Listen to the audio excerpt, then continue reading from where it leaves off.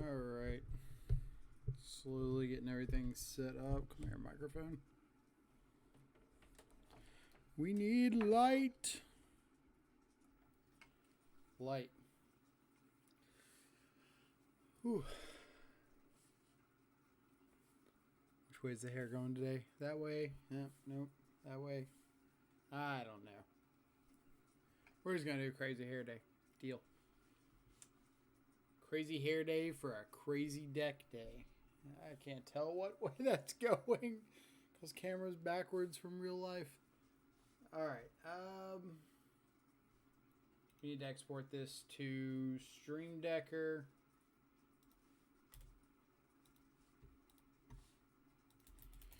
Stream Decker.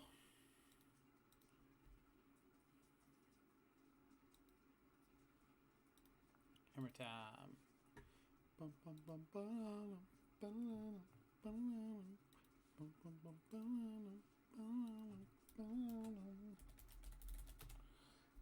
Boom. Deck is updated. Alright, so we had a donation request today to play some Black-White Hammer Time, which will be interesting. It's a deck that I've seen played a little bit, but I have never actually played it myself. So I'm kind of intrigued to see how this is going to go. Little basis about the deck. Let's find our lighting setting we like. Blue? No? No? Mm-mm. Alright, close enough. Now we're going back to the beanie. As soon as it gets to like where I can see hair being funky. Alright. Little background for Hammer Time. So, this is a deck that has kind of evolved in the last couple of years. It went from the Pure Steel Paladin free artifact package that was running like SRAM Mox Opal called Cheerios, kind of like a zero mana equipment draw spell storm deck. Now it has kind of moved on to a Pure Steel Paladin equip a Colossus Hammer deck. This is the card that was printed in M20 that kind of put the archetype into existence. So Colossus Hammer, 1 mana, +10/+10, equip for 8.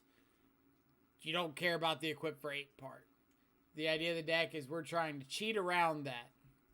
Either by using cards like Sigarda's Aid that let you play your equipment as though they had flash, and when an equipment enters, you can go ahead and attach it to something. And Pure Steel Paladin that lets you equip for free as long as you have Metalcraft. So we're using cards like Steel Shaper's Gift, Stoneforge Mystic to help find our Colossus Hammers, or situationally something like Shadow Spear, Cranial Plating, equip it up to one of our creatures, either like an Ornithopter that we can play out for free, Mim Knight. We can equip it to Inkmoth Nexus for a potential infect kill, equipping to Stoneforge, Pure Steel itself, all fine options. Just have to remember that Colossus Hammer does lose flying, or the creature equipped does lose flying. So if you equip like an Ornithopter, you're not flying over anything. There are ways to get around this, like activate an Inkmoth, equip it with a hammer, reactivate the Inkmoth, and it gains flying again. So you can fly over blockers. Also with things like Sigarda's Aid, you're able to activate Inkmoth, attack with evasion. They don't block. Flash in your hammer, equip it, get in the lethal. Out of the sideboard, the most important addition to the deck in recent years is Lurrus of the Dream Den. Being able to play Companion out of this sideboard gives you a lot more grindability in the mid-range matchups. Gives you a way to rebuy everything from like Paladins and Sigarda's Aids to re-equip to actual equipment, rebuy hammers, cranial plating, shadow spear, whatever. Auriok Champion, fantastic against everything that's either running bolt effects, great against the Rakdos decks that are up all over the place, black-based removal. Pithing Needle, really good against combo decks. So things like Charbelcher, it's great against opposing paladin decks. Like if you're able to stop your opponent's Colossus Hammer after you've equipped your own, or if you're able to stop something to, like a Giver of Runes, to be able to attack through. Thoughtseize, another great piece for the combo matchups, the control matchups. Fatal Push for all of your mid-range creature-based decks, the decks that are going to kill you or kill your creatures while they're killing you. And then Unearth, another mid-range control piece you can bring in. Why is my TV called smart if I can't even put Twitch up on it? I call BS. As you should. That sounds like a terrible TV. Wagner, how's it going? So yeah, this will be my first couple of leagues ever playing this deck. Kind of interested to see how it goes. So let's go ahead and jump into our first league. See what happens. Because there's no time like the present to learn, right?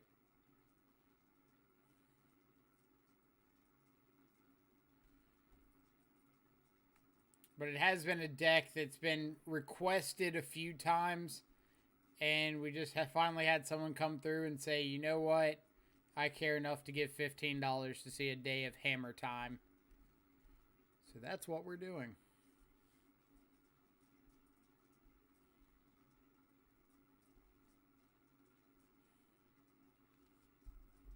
But it should be fun regardless.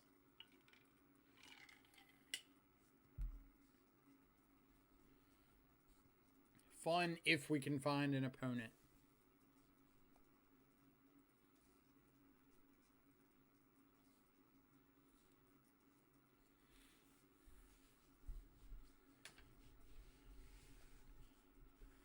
All right. Round one. Fight. And we win a die roll. Heck yeah.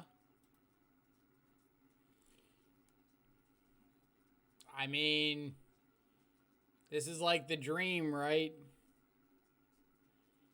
Turn 1, Ornithopter aid. Turn 2, aid and a hammer, hit for 10.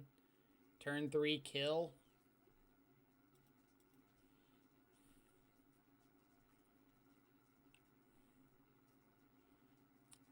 Are we doing this right?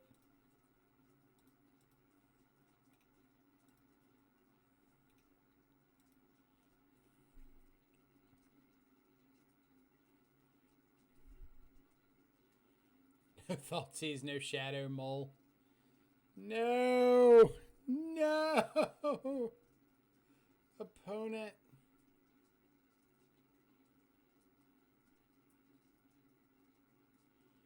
Why do you dislike our fun, opponent?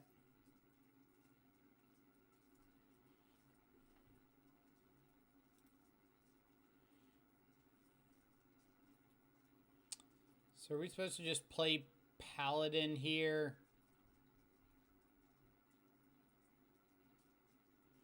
Like, do I play Paladin to protect it from hand disruption and plan on Shadow Spearing next turn? Do I play Shadow Spear, equip attack, keep Paladin in hand, like add Lurrus to hand next turn?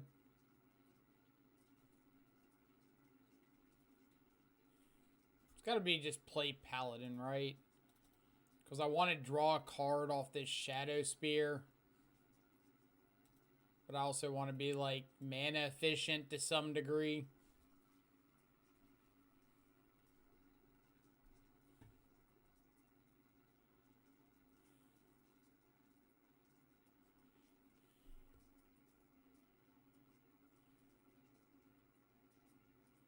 Just like double bolt.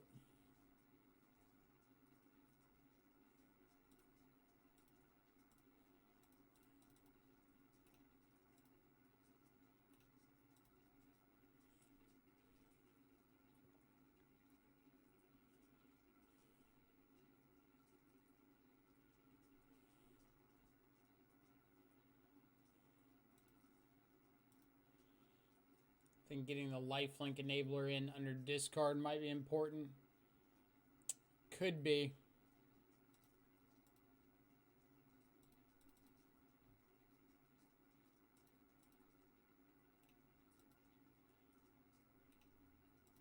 Like, I think the odds of us winning this game in general are pretty low.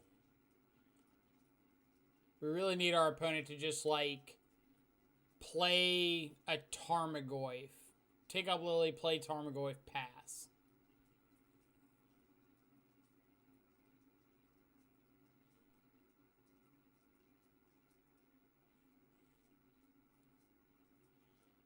Just without the whole bolt thing in there.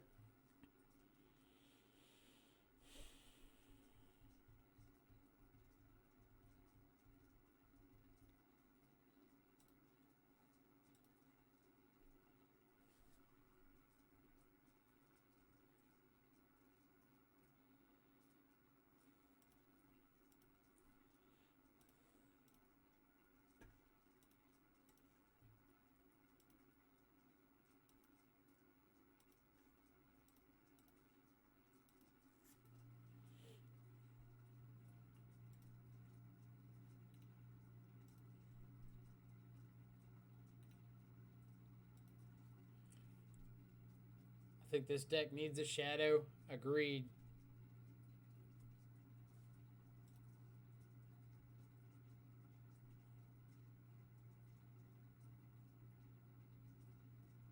But I mean, like, we just rip a hammer off the top, and it's not like we're in bad shape here, right?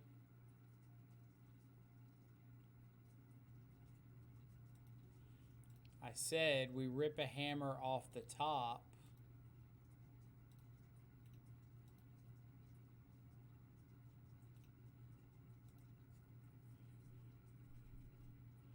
Hello, Mr. Indoor Beanie. I mean, y'all are making it sound like you can't wear a beanie indoors, like it's illegal or something.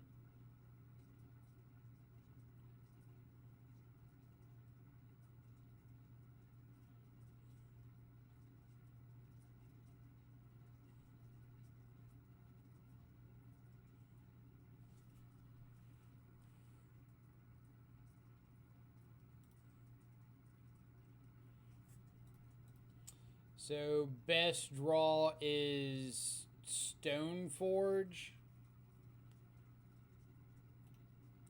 Alright. But why? Because it's cold and my hair looks bad. We already have Silent Clearing as a shadow enabler. Seems like a pretty free inclusion to me. Agreed.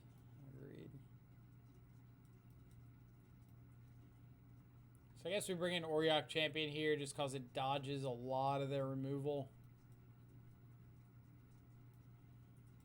Considerations, but not sure.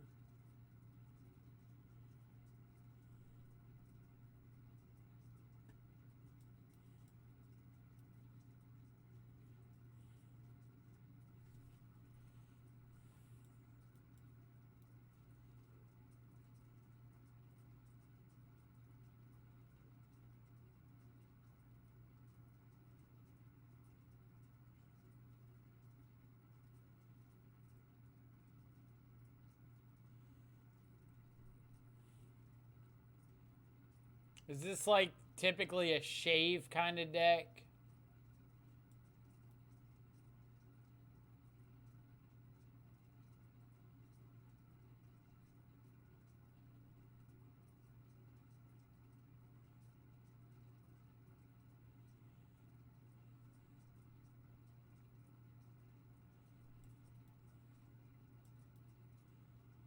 Something like that.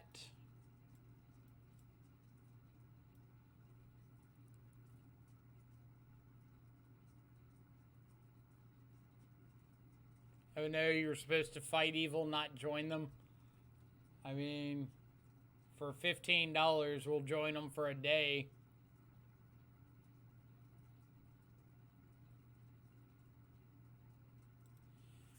After donation leagues, you'll see Shadow Time. Today is only Hammer Time. Don't know yet.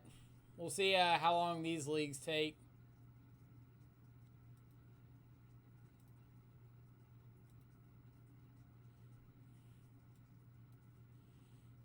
All right. 8 into Auriok champion seems pretty good.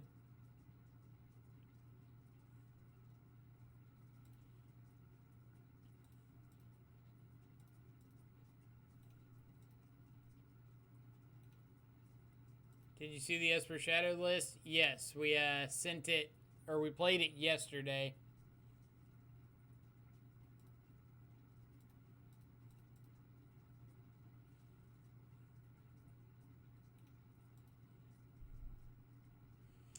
What signal do you think you're sending with back-to-back Stoneforge decks? The wrong thing. The wrong signals indeed. We're a hoe for white, apparently. I'd do anything for $15. Exactly. Like, somebody comes around and they're like, hey, I'll buy you a decent dinner to play this league. You're like, yeah, absolutely, I'll play that league.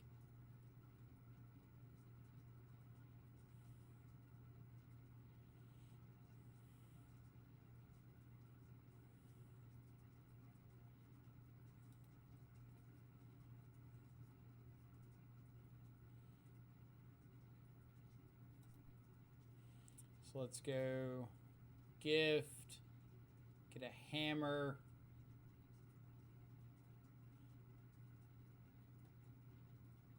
We like going ahead and gifting for another hammer.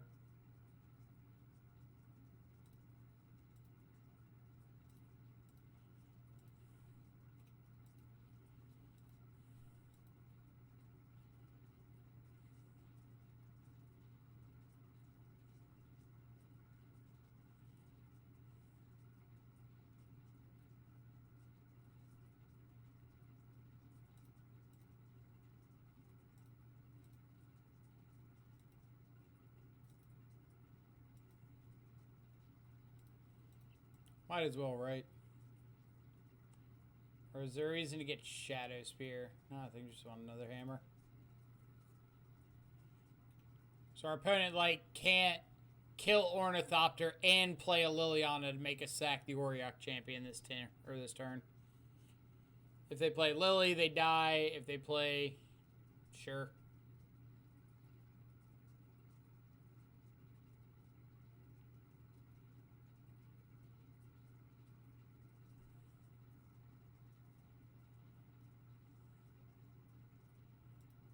So I think it's just going to be attack, Giver, add Lurrus to the hand.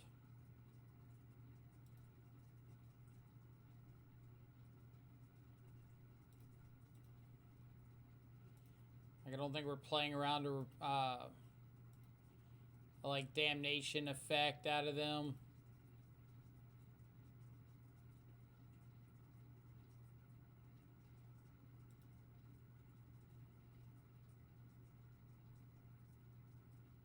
You got it.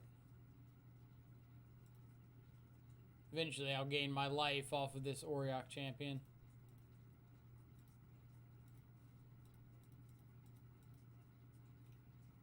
Alright.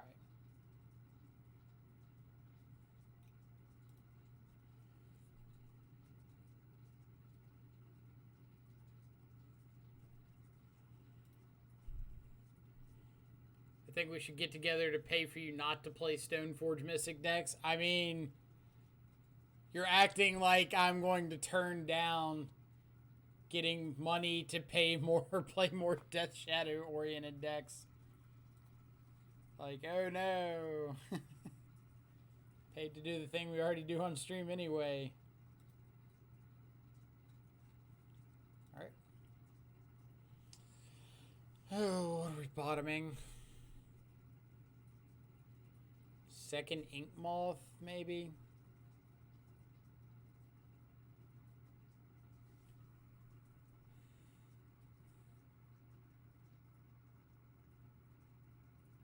Yeah, I can get behind that.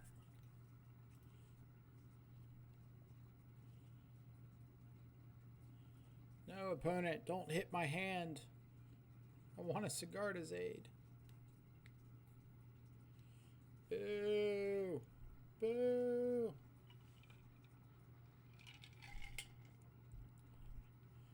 Anything to feed the 1313.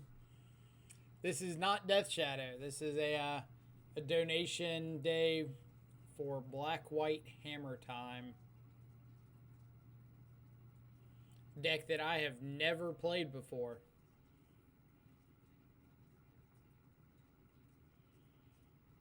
So confused.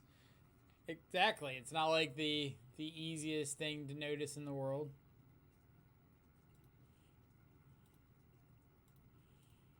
Alright, so we have a way to get a hammer, so let's get a hammer. Say go. I mean, we're basically Shadow, right? Like, we've got Mishra's Bauble and some amount of fetch lands, and I've even seen Thoughtseizes and Fatal Pushes, like Ashiok Dreamrender.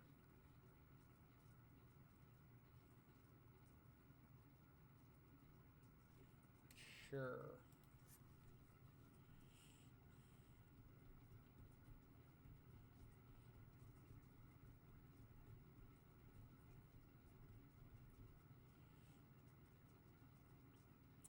So am I supposed to just play Auriok Champion here, even though I know they have Ashiok? No, I just need to, like, go ahead and get my Stoneforge value in, right? Need to get Godless Shrine because we do have a push and a, what's it called? Like, my expectation is I'm going to Stoneforge, go get something, and they're going to Fatal Push my Stoneforge. So, Auriok Champion would be, like, playing around Fatal Push, but then Stoneforge would be dead. I just get Shadow Spear because I can equip it.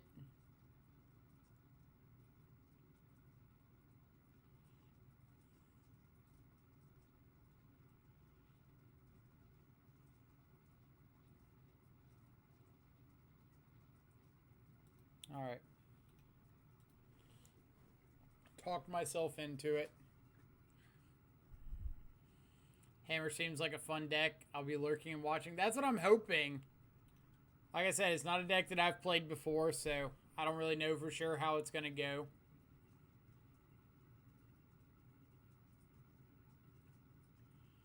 Having both Spellbomb and Ashiok seems like a lot of respect for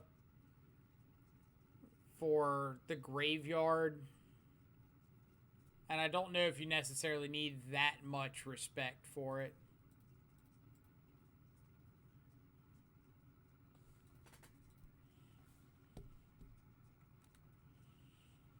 Let's name Liliana of the Veil.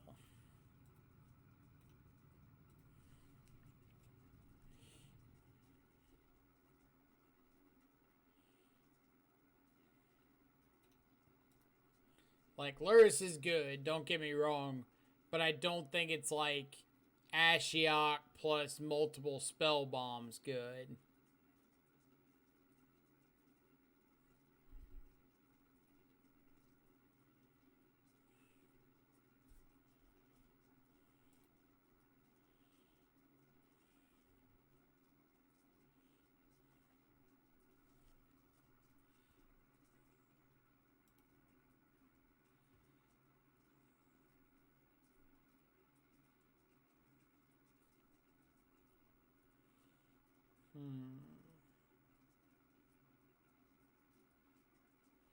So if I Shadow Spear, I can for sure kill Ashiok next turn unless they play a blocker. I could add Lurrus to my hand. I could hit them for 2 infect.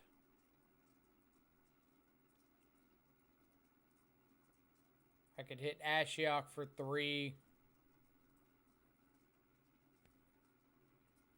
Hammer time, how the turntables have turned.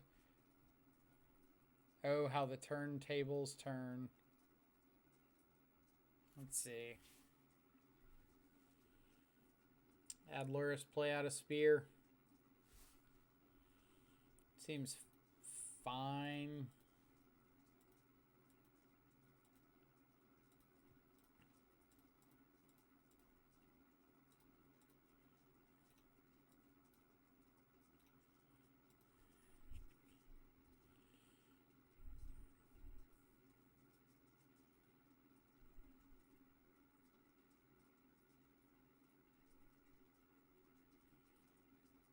Like, they're just really going in on this stop the graveyard plan.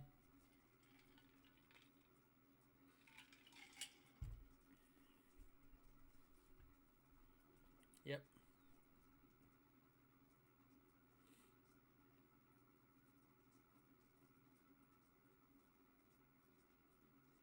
Unearth off the top. Or not.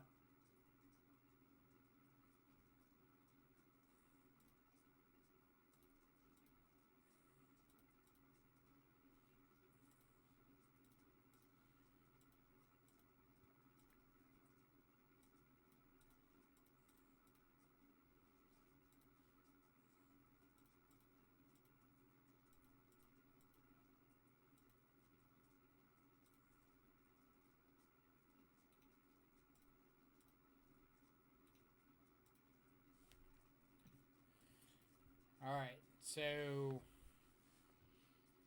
best draw is Pure Steel off the top. I think.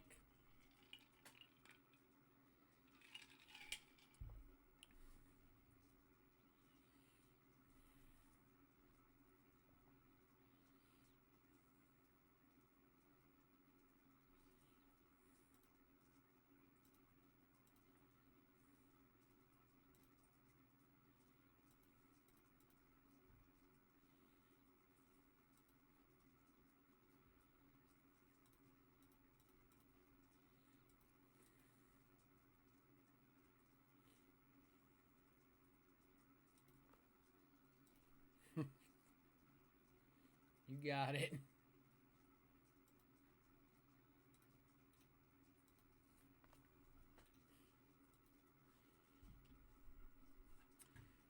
Chuck coming in with the 11-man raid. Thank you so much.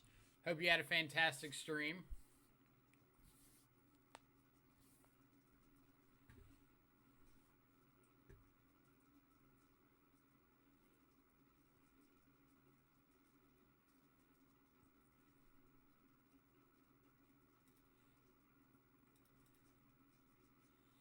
Could have fetched cranial plating if you were going to go for the infect kill. Could have. I didn't really think I was going to be taking the infect kill too seriously. It's just kind of like, if my opponent is going to have to deal with this part, I might as well get some infect points in. K command.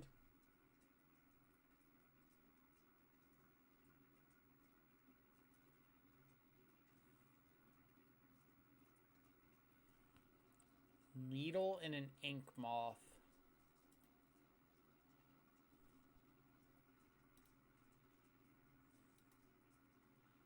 That seems fine. Like, if you Liliana and down tick, I ditched this Ornithopter that I've been doing literally nothing with since I played it.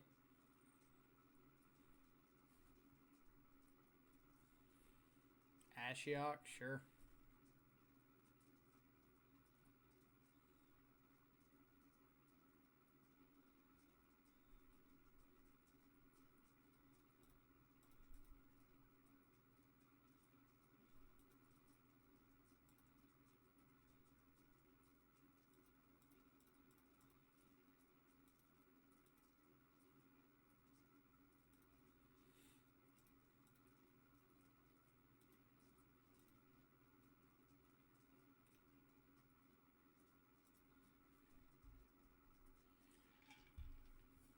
Where's my Shadow?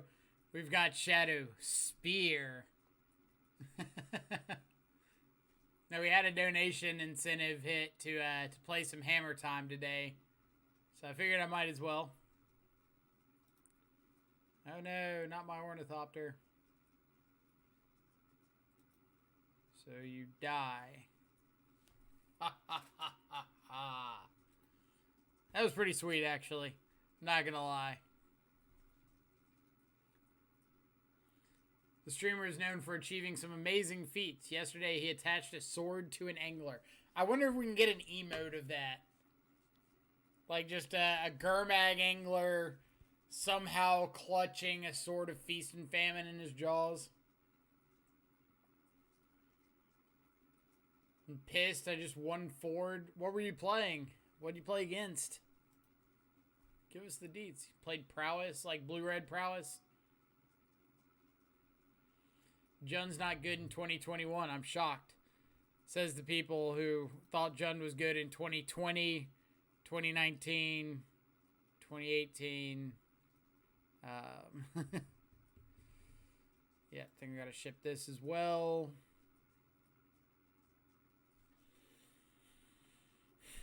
Am I supposed to just go to 4? I feel like I am.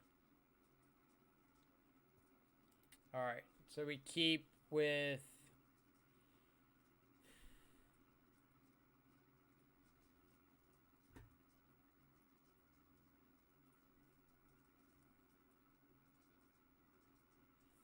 Bottom Shrine. Bottom Stone Forge.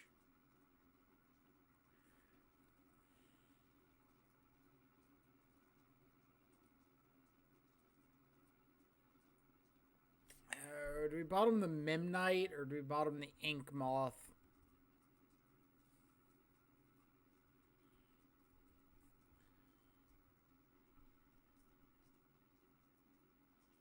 Played 1 league with 4-color Uro in under an hour. Did your opponents just scoop as soon as you played the first Uro? Oh, Ink Moth or Memnite, Ink Moth or Memnite, Ink Moth or Memnite.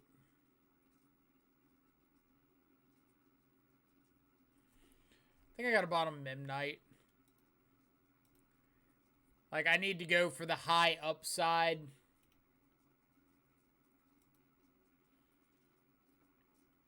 And I think the high upside is like Paladin, play Hammer.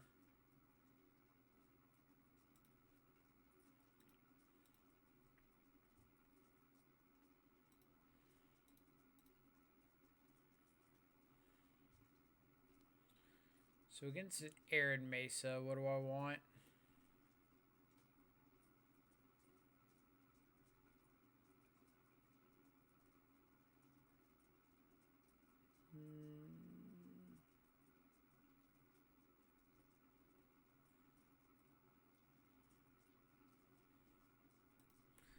Guess we just get second Hammer.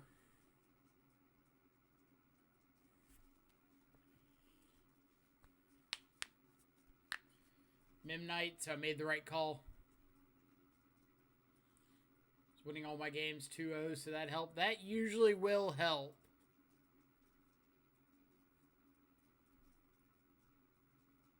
Did you just get like the 5-0, 10-0?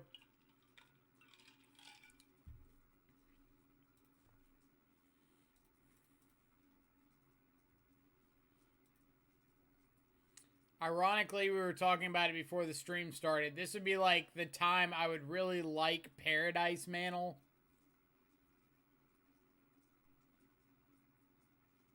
But we opted not to run it.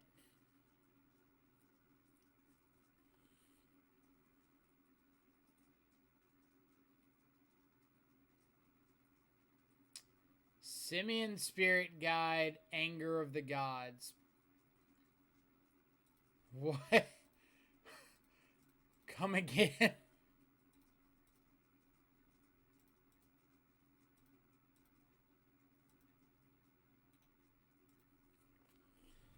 So opponent's dead next turn if they don't have anything. Or if they like can't kill this paladin.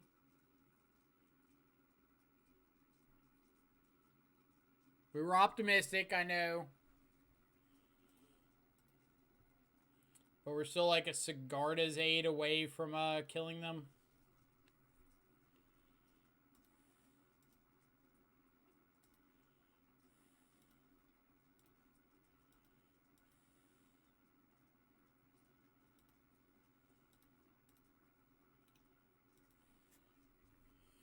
Hold this hammer in hand in case we draw into a Sigarda's aid or another Pure Steel Paladin.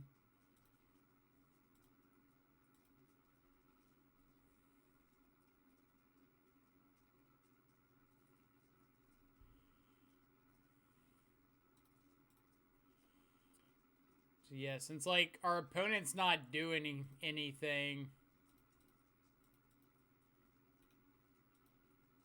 we'll just play it slow. Like,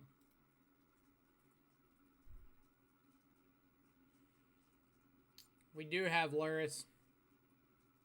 Now we have Lurrus in hand.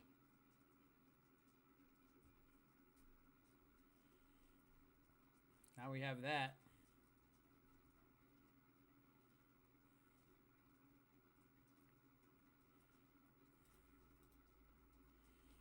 If we had one more mana,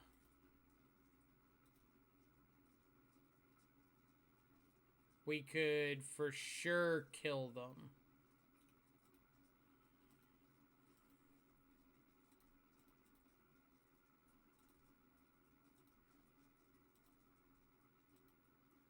All right.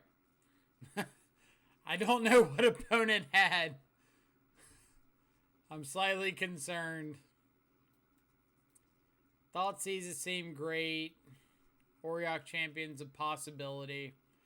Like, I wonder if we're just, like, out-racing them and don't need Auriok Champion. Because that does just slow us down. But I am expecting something like, Chalice of the Void. Because usually if you see Lightning Helix, that means they're on Chalice of the Void.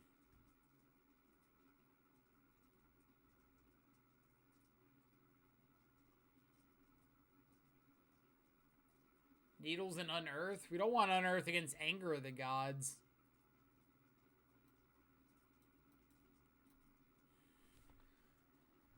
Like, what are we bringing out? I could see Giver being a little lackluster.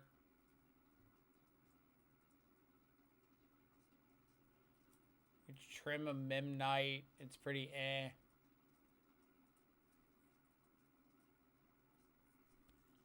Well, if they're playing Chalice, they're not playing Bolt.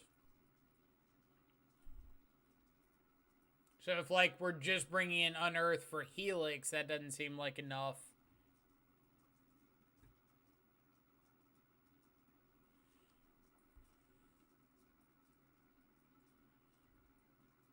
I also don't want to go too overboard on bringing in black cards. Because if they do Blood Moon, which is extremely likely, then I'm just cut off of black if I don't have Springleaf Drum.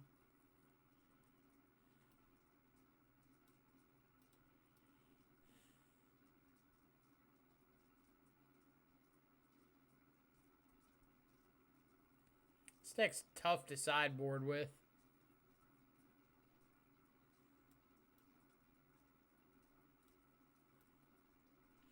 I think I'm just going to rely on Thoughtseizes. See what happens. You picked a different list. The one I saw had 2 sideboard disenchant. There were a few different lists. Like, you had some with Paradise Mantle, some with Disenchant, some with 3 Pithing Needles, some with Unearth in the main. Like, kind of all over the place. Alright. Hand's pretty good. Turn 1, Memnite plus Springleaf Drum. Turn 2, Pure Steel. Play Hammer, equip Hammer.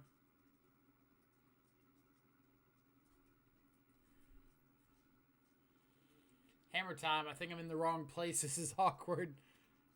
You're in the right place. It's just the wrong place because money was involved. Alright.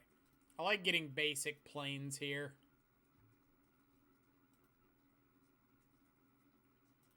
So, Springleaf Drum.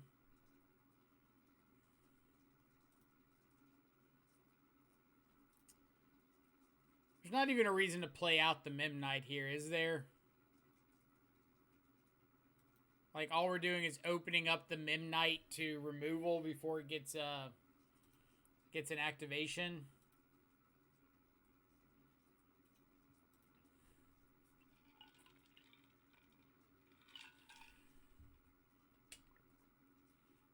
Just you wait. We're going to find a way to combine Hammer Time with a Shadow deck. It's going to be sweet. Alright, so we go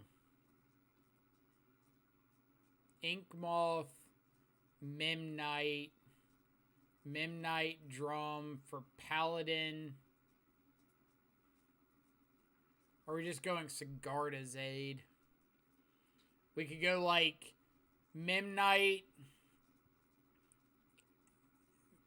Or, yeah, Memnite, Ink Moth and Memnite tap for Stoneforge. Go get another hammer. Play Sigarda's Aid. I like that.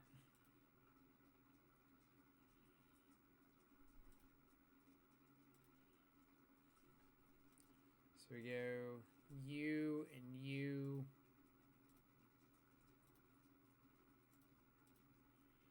For you.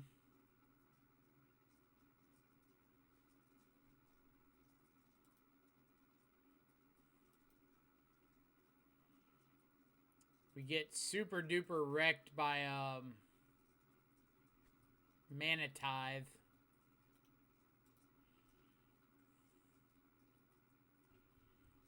But otherwise, red or red white outside of like Wear Tear, Disenchant. I'd usually a ton of ways of dealing with Sigarda's Aid.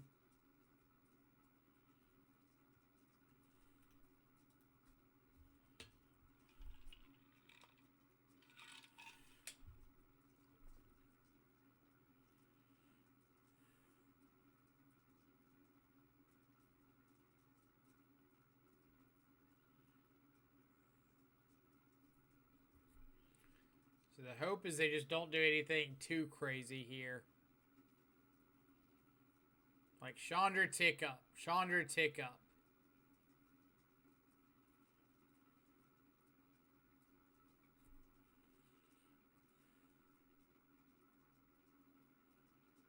Nahiri.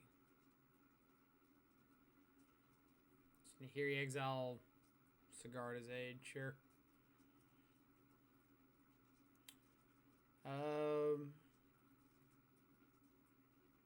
So we're 1 mana off of killing them. Because we can play Paladin. Use Paladin to animate Ink Moth. But we don't have a mana available to equip Hammer.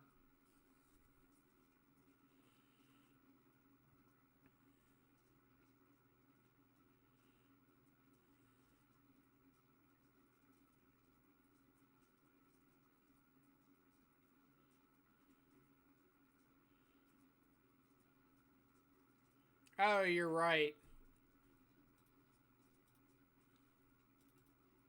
Paladin, Hammer, Springleaf Drum, Paladin, play second Hammer, equip,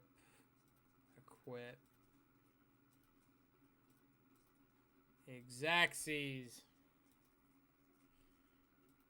Oh man, math is hard. I saw 21 and I was like, well, there's no way Double Hammer kills them at 21. Like, Ornithopter can't do that. And oh yeah, it is a Memnite, isn't it? That does have a piece of power. Viking, how's it going? Currently playing some donation leagues with Modern Black-White Hammer Time. And we're currently 2-0 somehow. Explain that one. Magic is a lot harder when you don't have Temur Battle Rage. Truth. Oh my god, truth. You think I know how to count to 20? No. I just know how to count to me being at a low life and having Temur Battle Rage.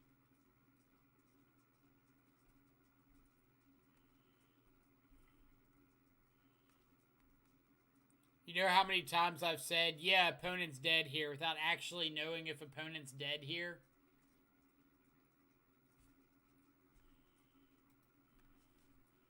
like 5 times the league. I've yet to see you lose with Stoneforge Mystic. I feel like that's not correct. Like, I think we had some losses yesterday. Oh, Hammer, Gift, Stoneforge.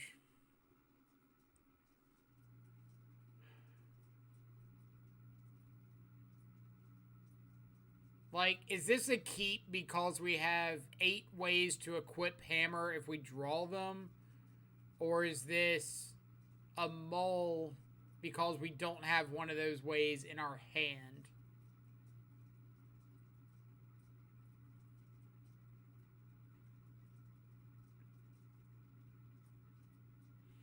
Like, we could just get cranial plating so we have sort of a backup. So I guess we keep... But, like, this is kind of the ins and outs of not having played the deck before. I think it's a mull. Adnaz. Or spirits. Got there.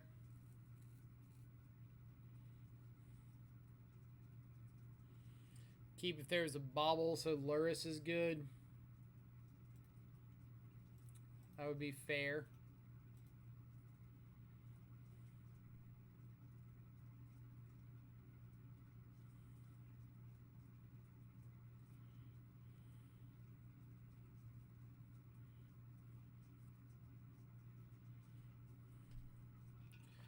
But like Ink Moth plus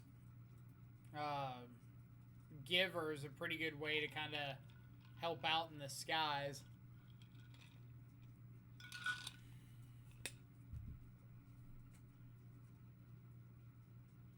I feel like there's been a lot of spirits decks around recently. I have no idea why that uptick.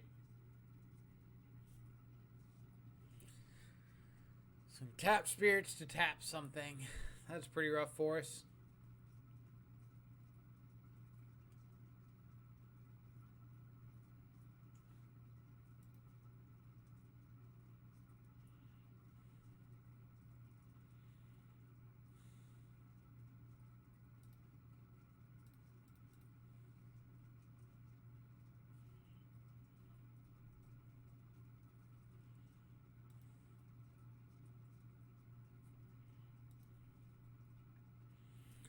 So, do I just get cranial plating so that I can play something? Or I guess Shadow Spear is just better here, right?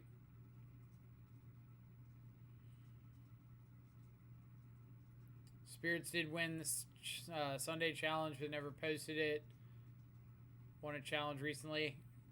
Fair enough. Shows how much I respect the spirits. It's a herd mentality. Got it. Yeah, herd mentality is extremely relevant in Magic, especially with like the online metagame where people can shift decks day by day with something like Mana Traders.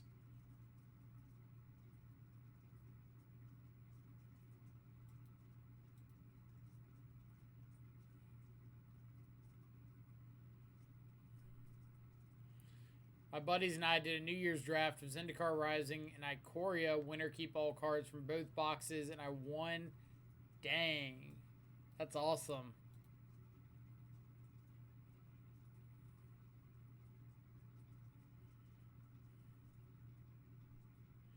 I'm sure you'll never guess which trophy leader is playing Spirits. Is it by any chance a Dr. Queller?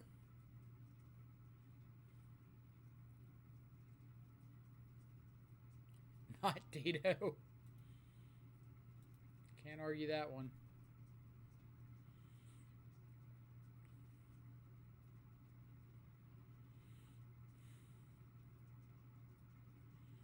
So we could go like Shadow Spear, strap up Stoneforge, and start just attacking.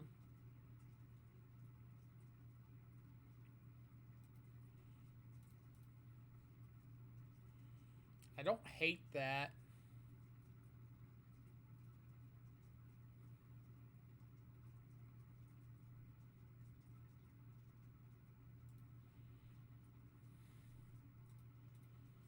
So we do that, and then next turn we maybe like second Giver of Runes, Steel Shaper's Gift for cranial plating.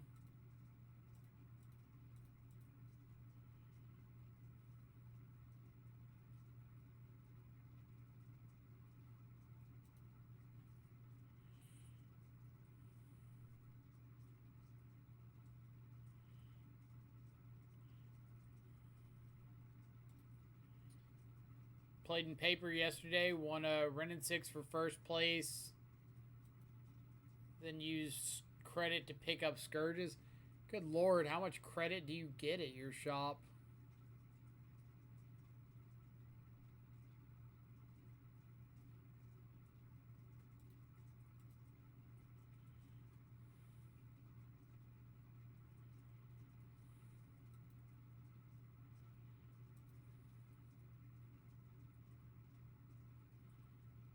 So I'm tapping down off Giver here, because if they path my Giver, like, I just have a bunch of things I can do with my mana. So I'm not exactly upset about that.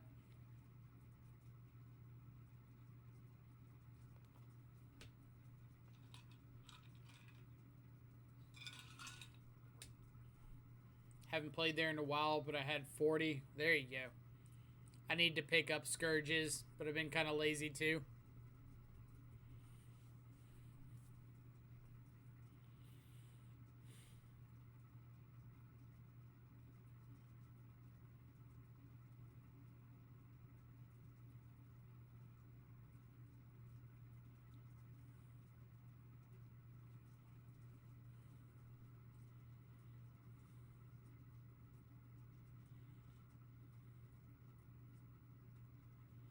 And we are just like a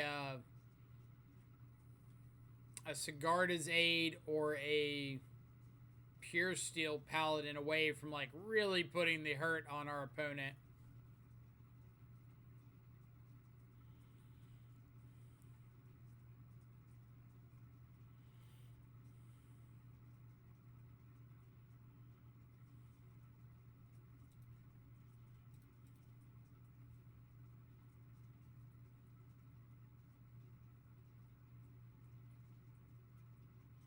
Or just 3 lands away from actually equipping our hammer.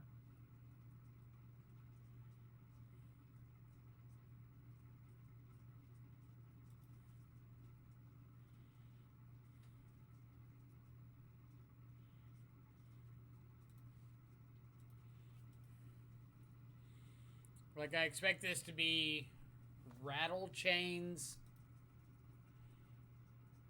Maybe just like end of turn Rattle Chains.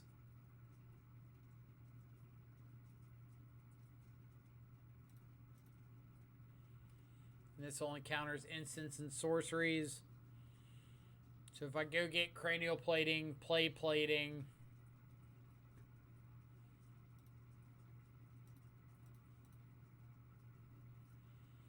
play Ornithopter,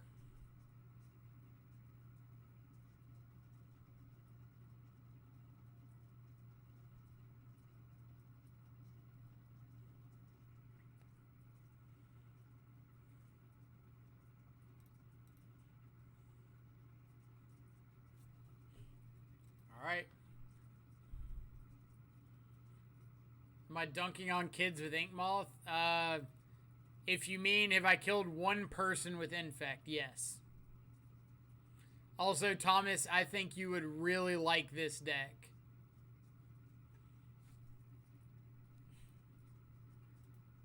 Oh, Spirit 2. Spirit 2. Is Pithing Needle worth it for Shacklegeist and, like, Aether Vial? Or is that going too far down the rabbit hole? Also, what's the wording on Worship? I don't even know if they're still playing Worship, but I want to make sure they can still die to Ink Moth. If you control a creature, damage to reduce your left hold, yes, they can still die to Ink Moth. Just tuned in. Yeah, this looks my style. I figured it probably would.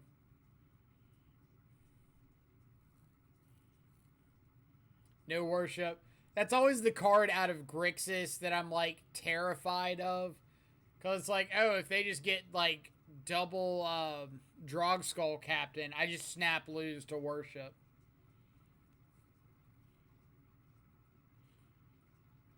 Alright.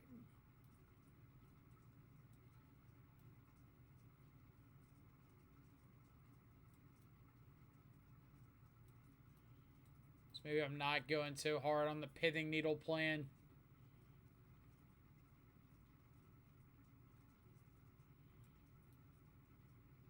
Something like that.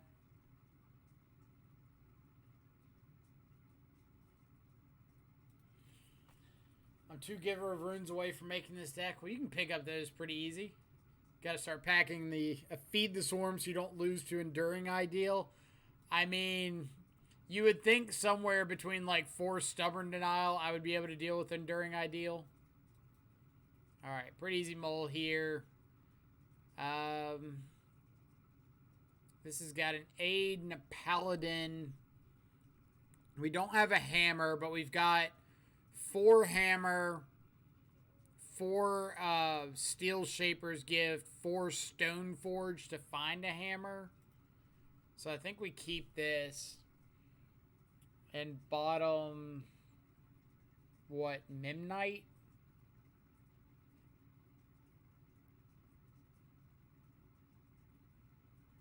But we kind of want Memnite for pure steel. Let's see.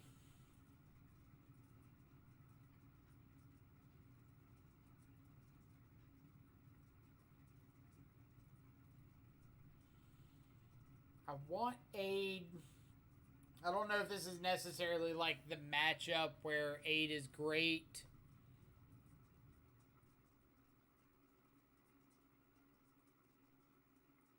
I guess I can just get rid of Memnite, because if I have Sigarda's Aid, I don't really need Pure Steel Paladin's equip ability. It gives me like a backup.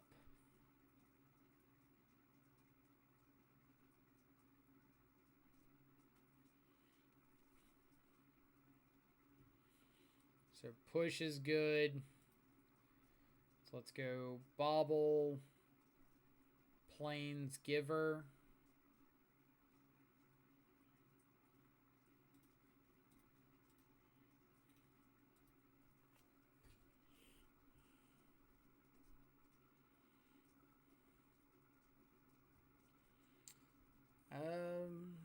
Yeah, I guess I can go ahead and crack this, because like I just need more cards, right? Pulled Infect out of the box for the first time in months last night. Forgot how pretty it was. It is a pretty beautiful deck. For those of you who don't know, Game Align over here is one of my friends locally, and he's got a beautiful foiled out Infect deck with a few sign pieces here and there sprinkled in for a little spice.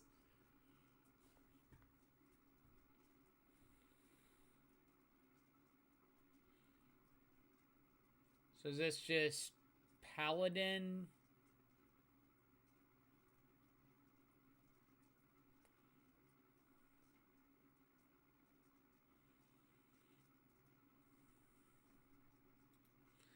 Like, there's not really a huge reason to play Sigarda's Aid if I'm not doing anything with it here.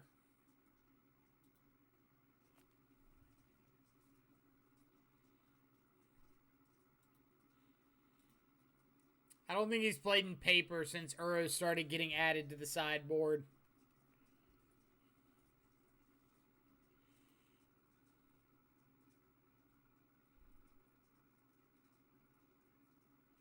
Last I played Infect was when people were playing 4 Goyf in the sideboard.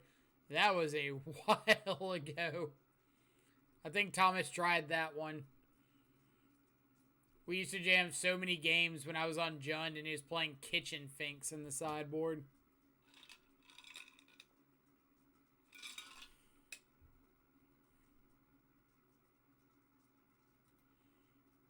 Rattle chains, sure.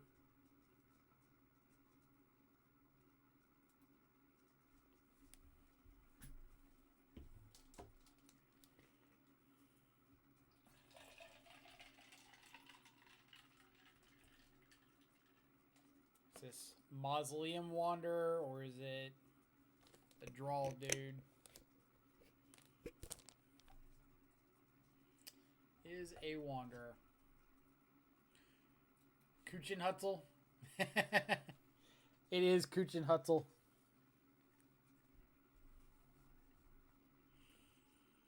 One of the most fantastic translations ever.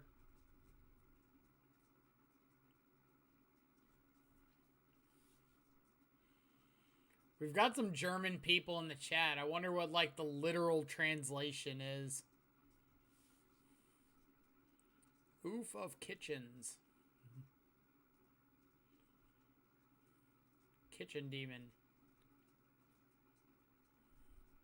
German here. See, I told you.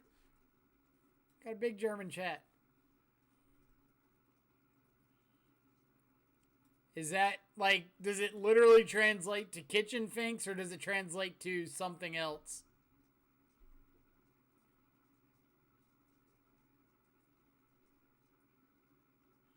Got to draft an Oko on Arena the other week. Card is broken in every format. I'd give it like an A- in Vintage Cube. Like, it's really good, don't get me wrong. But I don't think it's quite at that, like, A+ power level. But only in Vintage Cube. Legacy, Modern, Standard, non-Vintage Cube, Limited, A+ across the board. Easy. Skyclave Apparition. That's not nice.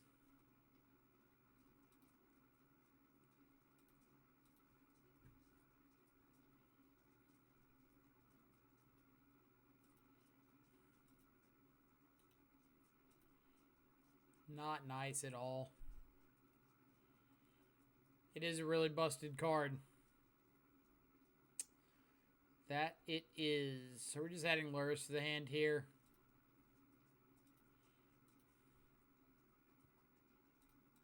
I think we have to.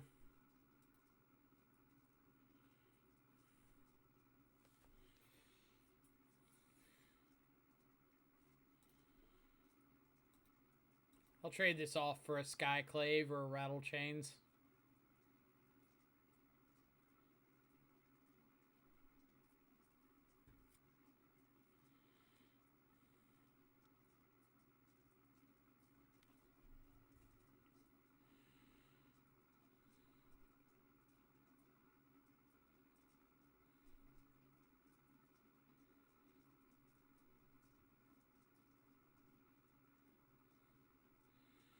Like, we're so far off of Metalcraft that if I get the opportunity to, like, trade Pure Steel for a creature, I'm pretty alright with that.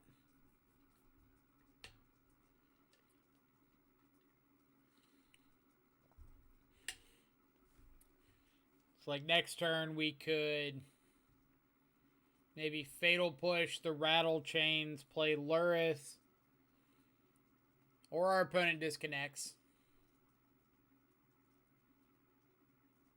All are possible options. What's the middle card they have? Oh, have you not played since this monstrosity got introduced to Modern? So, Skyclave Apparition enters, you exile a non-land permanent, a non-land, non-token permanent, and opponent controls CMC 4 or less. When it leaves the battlefield, they create an XX Blue Illusion token, where X is the CMC of the card you exile.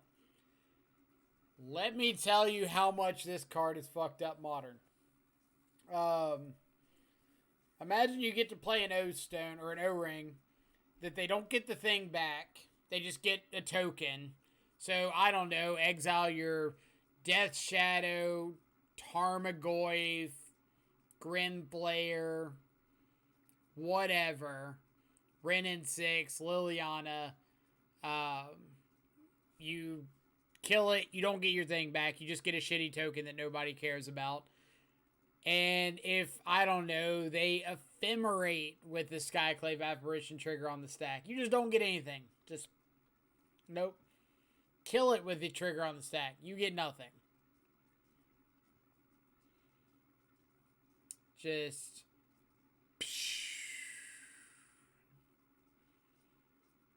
This card is horrendously designed.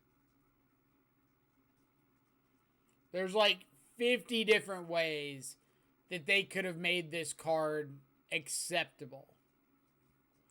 Make it all one line of text. Don't divide up the ETB and the leave the battlefield ability. Get your thing back instead of a token. Like, it is remove anything.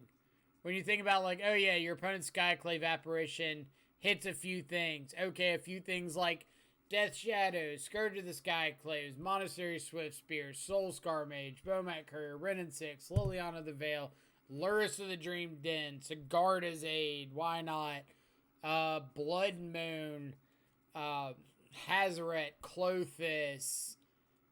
If we can just keep going down this list for quite a while. Uro. Bridge from Below. Ensnaring Bridge. Yeah, not Bridge from Below. Jace the Mind Sculptor. Little Teferi.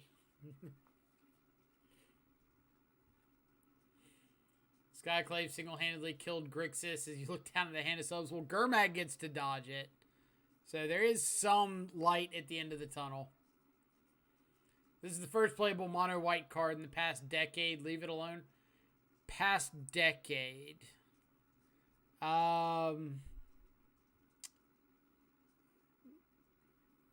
Let's see if we can come up with some comeback for that. Giver of Runes was printed in the last decade, last couple of years even. Thalia was the last decade. Leonin Arbiter was the last decade. But if we're just thinking about recent years, Giver of Runes, I don't think you count Maul of the Skyclaves yet, or that new Archon, the new Canopy lands, but that's not really mono white.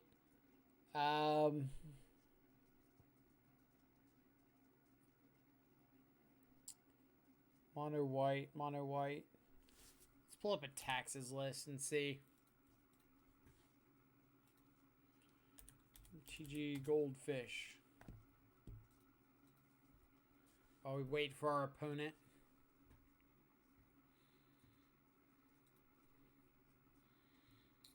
Last couple years. Stoneforge got unbanned in the last couple of years. I feel like that's got to count for something.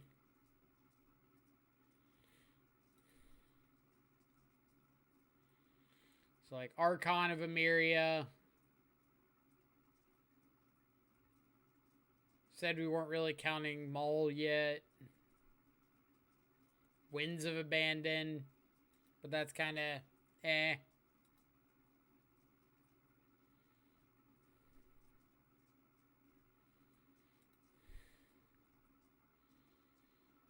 Heliod. Heliod's a pretty big one that White's gotten in the last couple of years. Aspirant's not bad.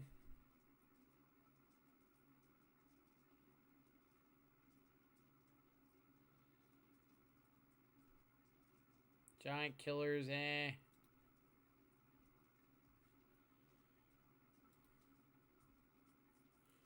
feel like they've gotten a few okay pieces in the last few years.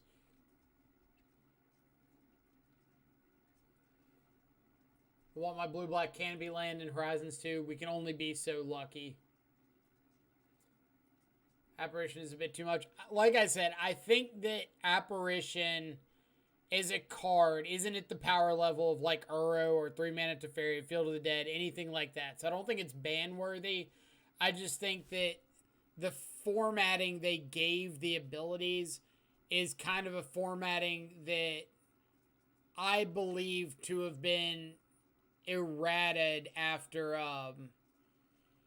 Tide Hollow Sculler, so that you wouldn't have the separate ability issue anymore. I think that it should always be one line of text. Like, you kill the thing with the trigger on the stack, they don't get the effect.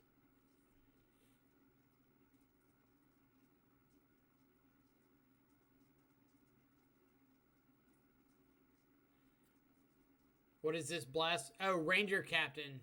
Good call, Tukey. What is this blasphemy? This is Black White Hammer Time / rant about Skyclave Apparition. At least Apparition doesn't gain 3 life, draw a card, ramp, and come back multiple times. No argument. But at least Uro doesn't kill my Shadow. Nobody gets to bully White. I will absolutely bully White. Heliod's a combo card, not just a white card. Agreed, but there are mono white Heliod decks. So I feel like it did give White some sort of an advantage. And, like, you don't play those combo decks without White.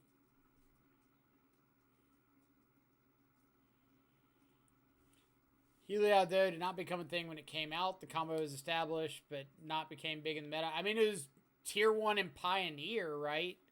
It just, like, hadn't adapted to Modern yet. Sad timing someone out like this. I don't like having an opponent time out. I would rather finish the match. But I can't control if opponent disconnects. Like, I have never and will never play to the clock in a game of Magic. I'm just going to play my spells.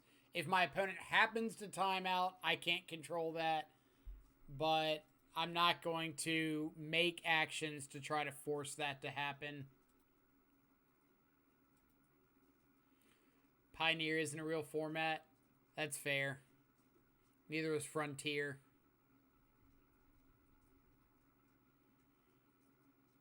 Talk Titan to me. It's a brilliantly designed card. Absolutely not ban worthy. I don't think it's ban worthy. I just think that I would disagree with it's a brilliantly designed card. I think that the general effect of it isn't formatted the way that they have been leaning in recent years. And so that makes it not problematic, but against the grain.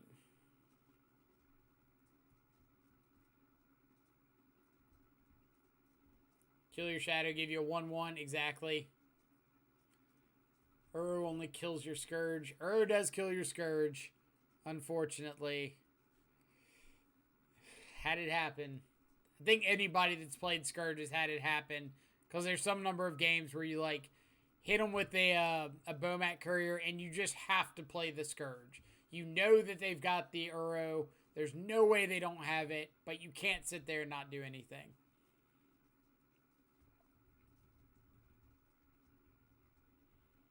Also, it doesn't target my Titan, so I'm okay with the card. See, now we're just going with, like, results-oriented thinking, right? Like, oh, yeah, it doesn't kill Primeval Titan, so I don't care about it. It's a fine Magic card. Like, I don't know if it's a fine Magic card.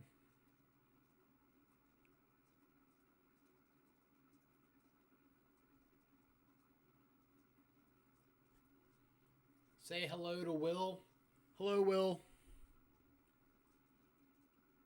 Who is Will?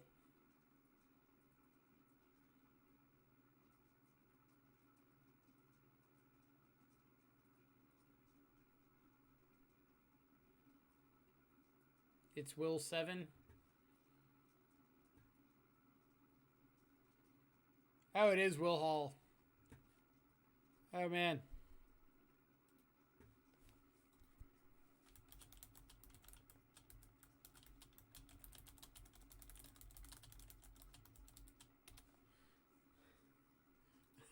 Didn't even notice who our opponent was. Alright, pretty easy mulligan here. We need to find things that do stuff.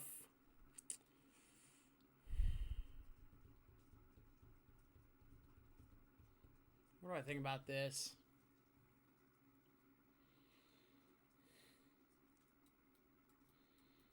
We just have to go looking for like a way to equip. Yeah.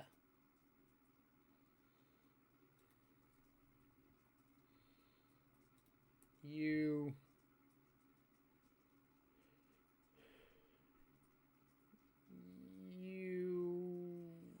That one. That one. Done.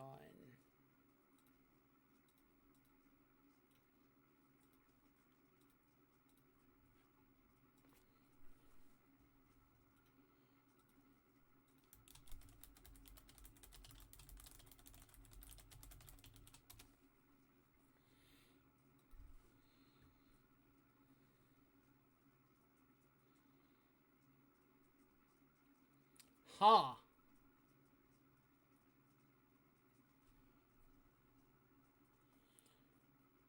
Why Mole to 6 didn't look too bad? The mole was because we didn't have a way to equip any of our big equipment.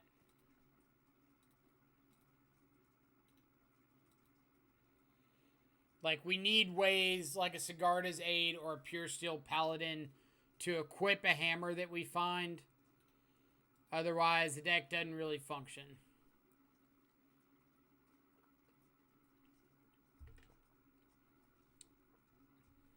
And since we have more ways to find equipment than we do to find ways to equip, we kind of want to lean on mulling to a piece of or to an equipper.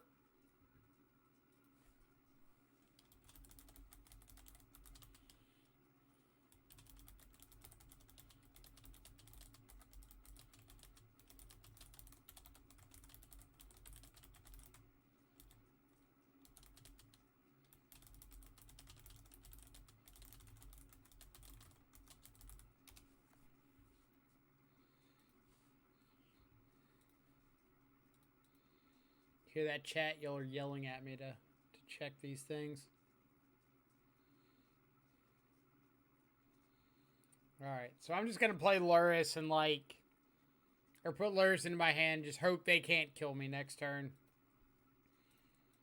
It's like, I'm on a deep mole. I've got to make something happen.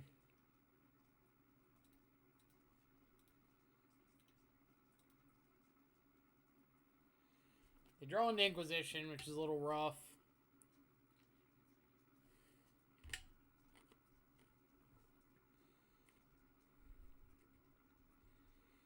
But if they do swing out and they can't kill us, we're just like a top-decked hammer away from killing them.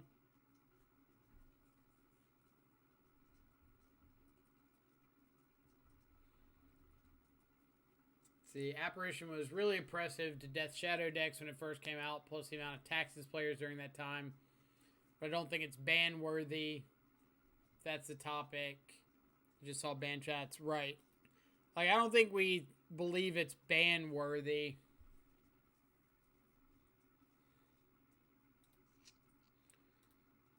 So we get the hammer.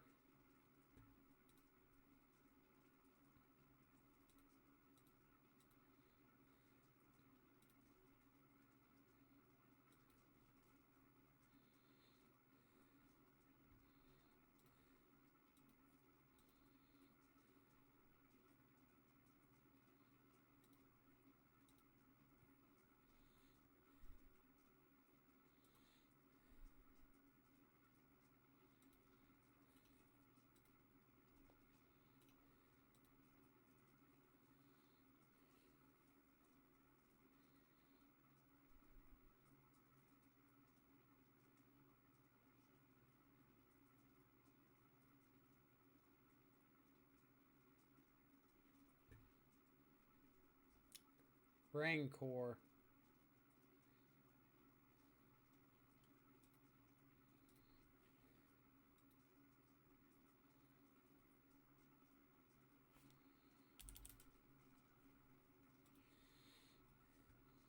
Alright, so pushes coming in for sure.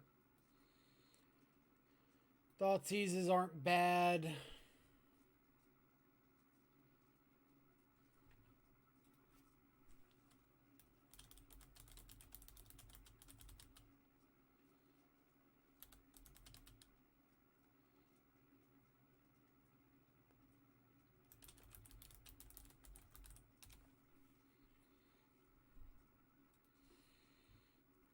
Let's see. Giver seems a little less exciting.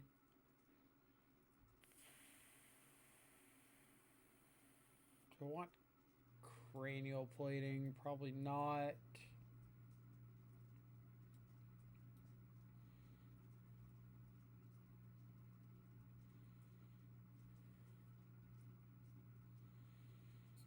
So, like, I know I want the fatal pushes, but how deep am I trying to get on these Thoughtseizes? Need to go fast. Maybe something like that's fine. Or do I want, like, maybe another Thoughtseize over the extra Giver? Like, maybe just Giver's not great here.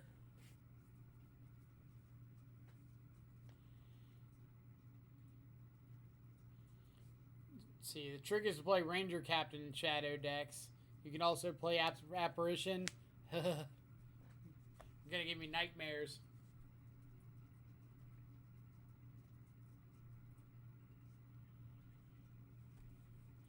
Don't like Ranger and Shadow decks. I don't want to be playing my shadows on turn 4. I think, to me, the issue with Ranger Captain is when you're playing the card, you have to cut some of your other slots. And typically that means cutting things like Gurmag Angler, Tarmogoyf, something like that, to make room for Ranger Captain, just to make yourself like 8 functional copies of Shadow. But then 4 of your Shadows miss out on the ability to come down on like turn 2 or 3. And I think that's kind of a deal breaker for me.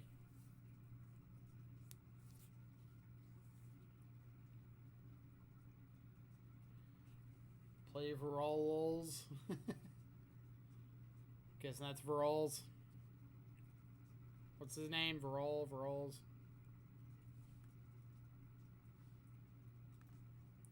I would love to play first. Scarred is a drum push.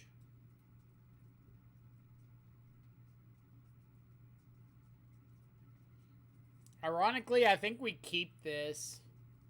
I think this is just like a hammer away from being a clear kill. We've got a piece of interaction.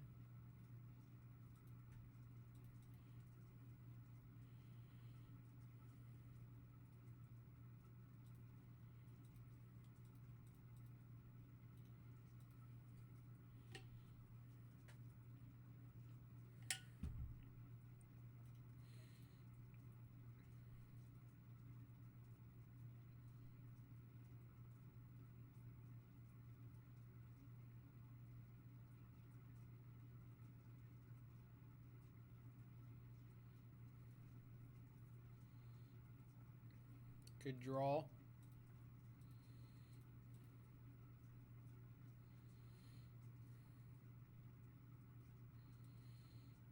So they've got a Plague Stinger, Glistener Elf.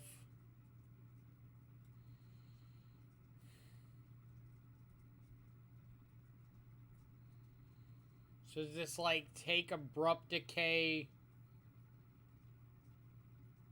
push the Hierarch? Or is it Abrupt Decay, Inkmoth, Springleaf Drum?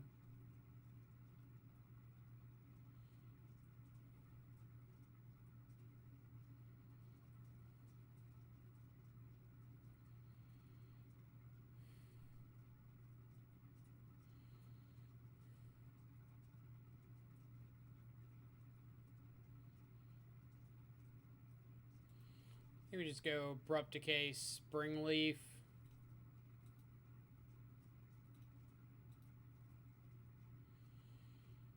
Like, I want to push the Hierarch, but the fact that he's got 3 Infectors left over is a little rough.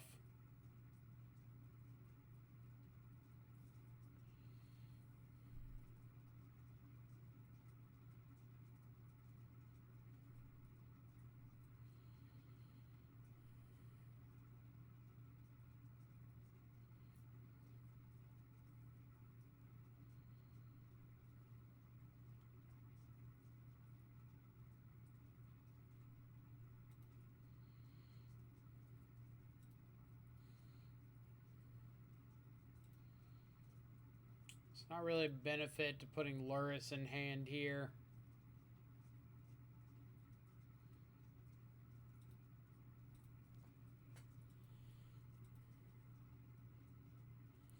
You also get stuck on 2 lands in Shadow a lot. Shadow stays ahead on tempo by having all your cards cost 1 or 2. Yeah, that's kind of one of the reasons I wasn't a huge fan of the Esper deck yesterday. Like, all of our spells were just pushing the CMC up the ladder. And so there were a lot of games that felt like we couldn't actually function if we didn't have 3 or sometimes 4 lands. And like Shadow just really needs to be able to double spell as early as possible.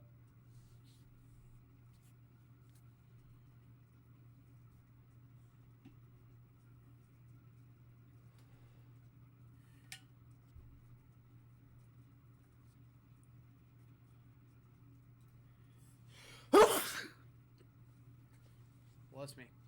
Alright. So we are going to Fatal Push here because they won't get the Rancor back if we do. And it clears a flyer out of the way for Inkmoth.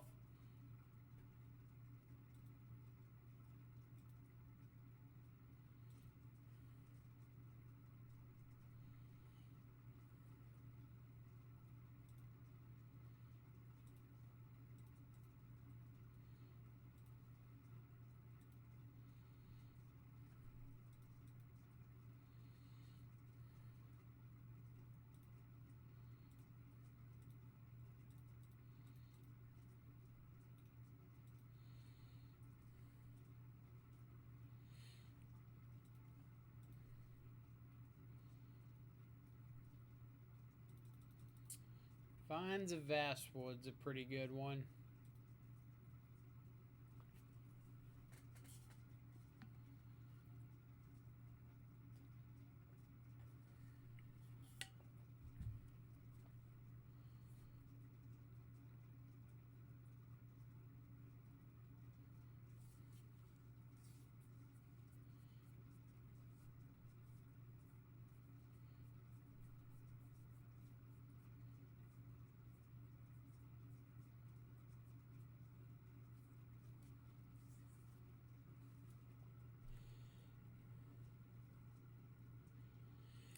I wonder how much nuttier Lurrus would be if it let you get back lands as well.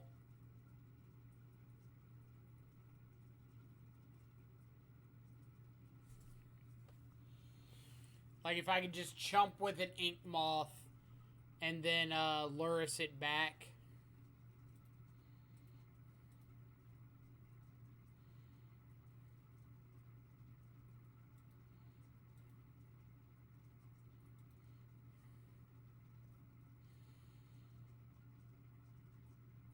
Alright, so he's wanting Divines of Vastwood, my Inkmoth, in response to a hammer coming down. Pretty heads up play.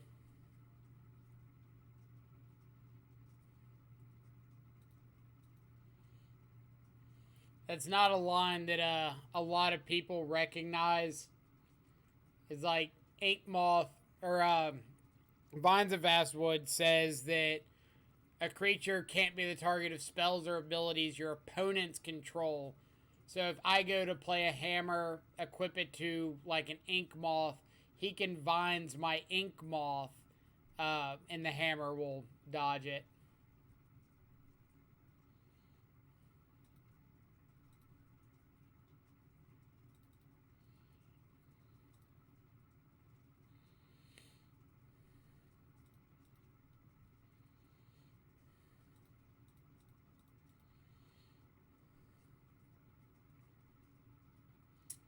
Nice blockers indeed.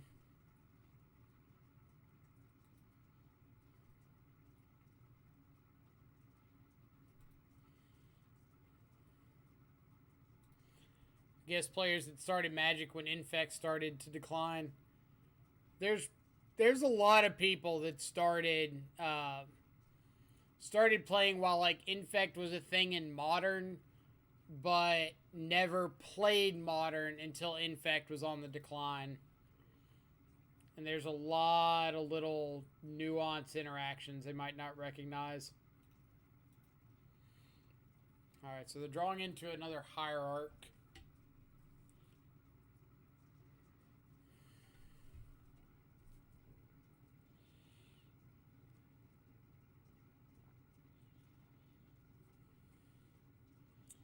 Which does mean I'm on chump duty for anything that they attack with.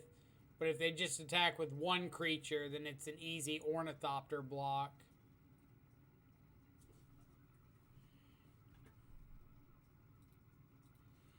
Yep.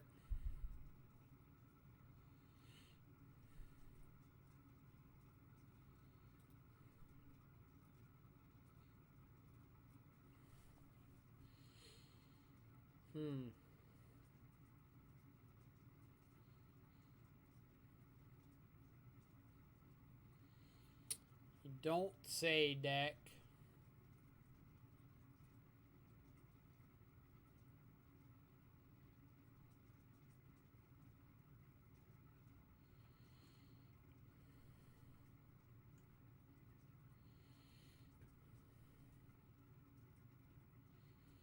He's not dead here because we play the hammer. Like, we could play the hammer to the board. He can Vines the Ink Moth if we like activate it and go to equip it.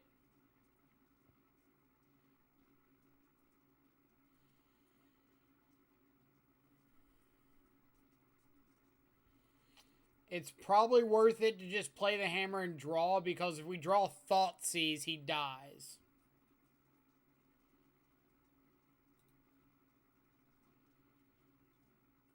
So I think that's worth it.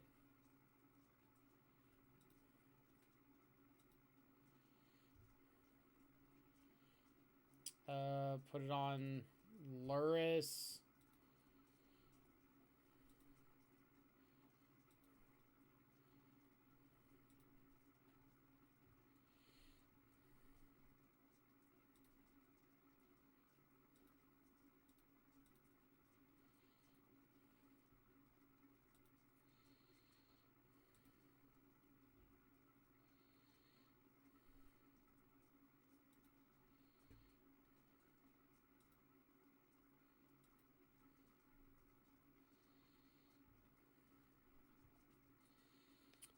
Are we attacking with Lurrus?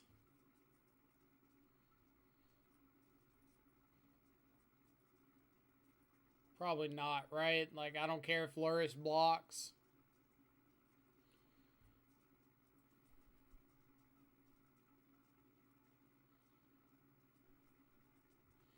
Or I guess if we get to make him like waste a Vines on this if he doesn't block. So this is just like a free attack, right?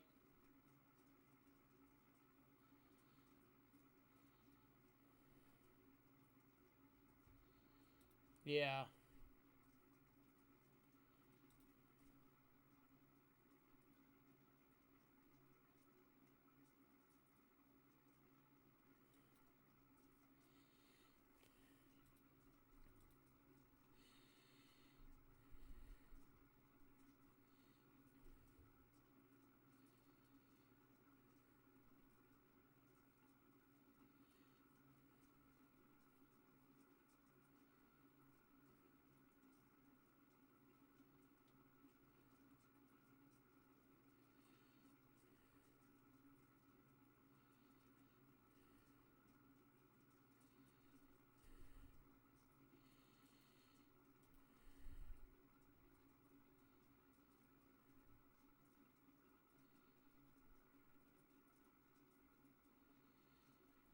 Cracking, clearing into turn. Yeah. It's a lot of spring leaf drums. Alright, so we go activate Ink Moth. Move, or I guess he's got his own Ink Moth up now. So we don't just get like the absolute free attack with Ink Moth.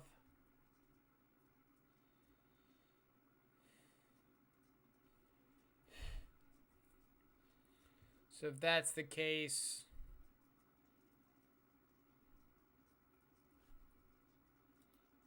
play Bobble, see what he's drawing.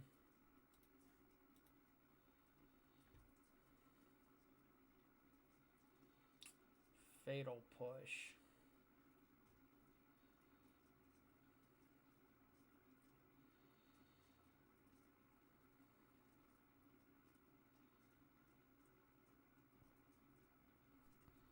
So we're just saying, or playing Paladin, saying, like,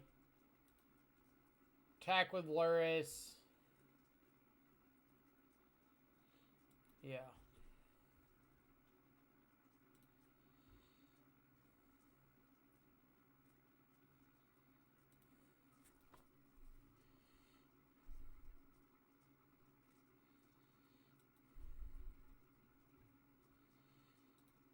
Play Paladin, say go.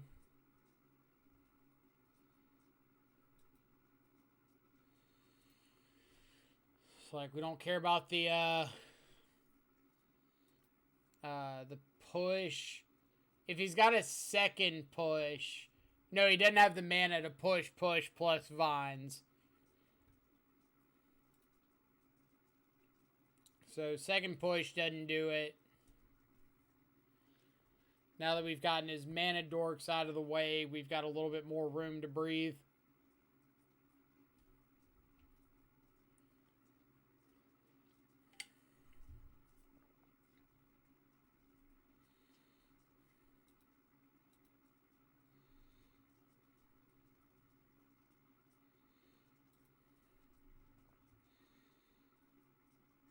I think I just flash in this hammer into turn.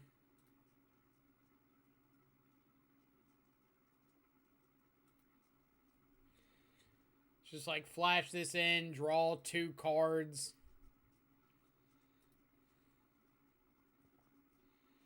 Equip it to Stoneforge, sure.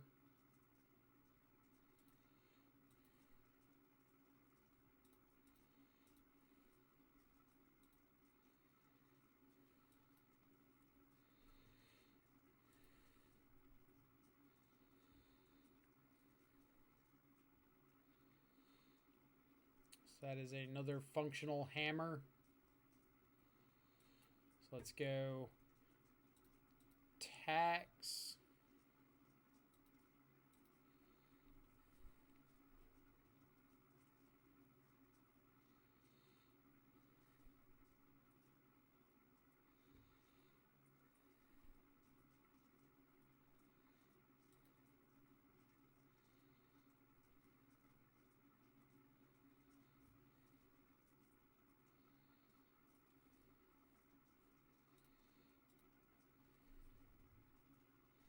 Mono white control.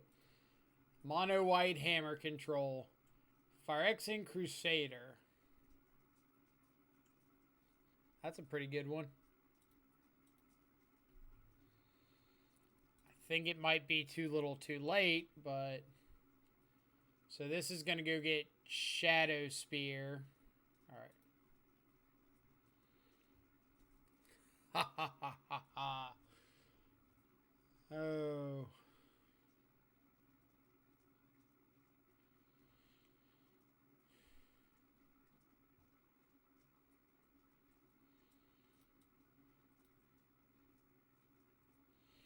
Is there any reason during that match I wanted Giver? Like, we saw Fatal Push. But, like, by the time it came out, we didn't really care about it. I think another Thoughtseize over a Springleaf Drum. Like, we were really Springleaf flooded that turn. For that game. And I think, like, we never want to see the second one. Like, the first one's pretty good. But the second one is just, like, literal dead card, right?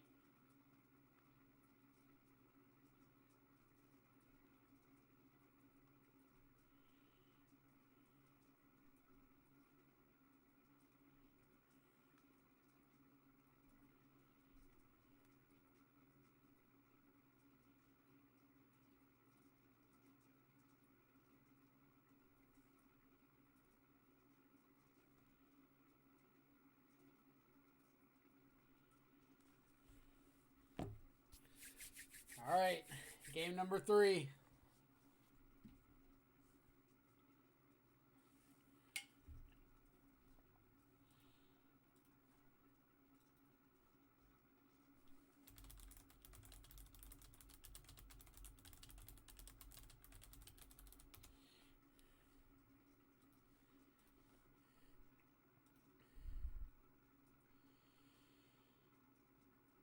We've got Aid, we've got Hammer, we've got Ornithopter.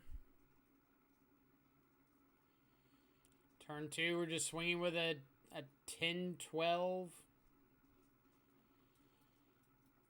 So, can't throw it back.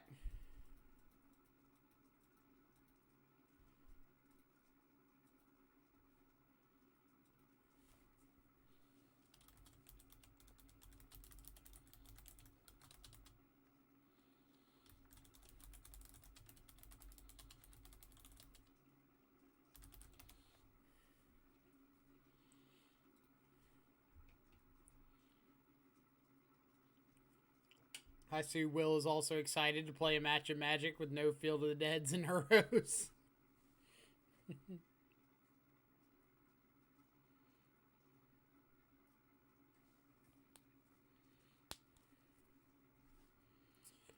All right. Don't Thoughtseize me.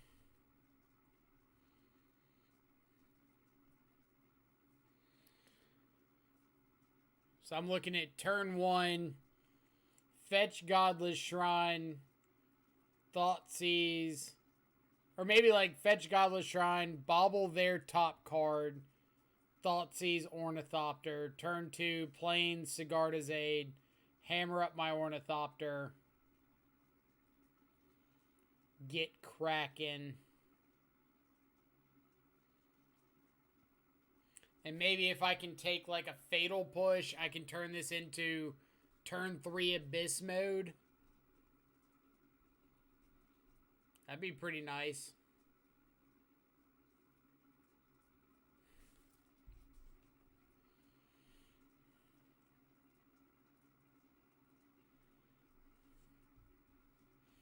Mold to 3.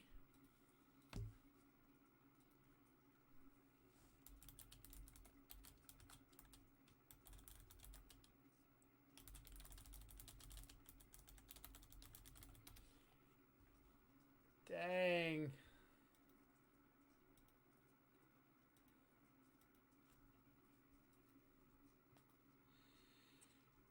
Well, you absolutely cannot count Infect out on a mole.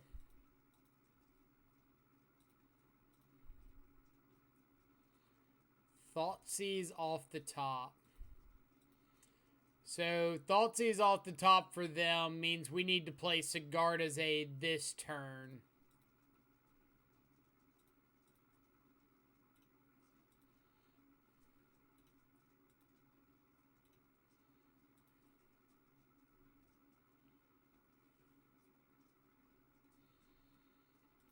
If we had seen any non-Thoughtseize card, then I think we pretty easily fire off our Thoughtseize. But because we see Thoughtseize, if we fire off ours and they take our Aid, our hand just stops functioning.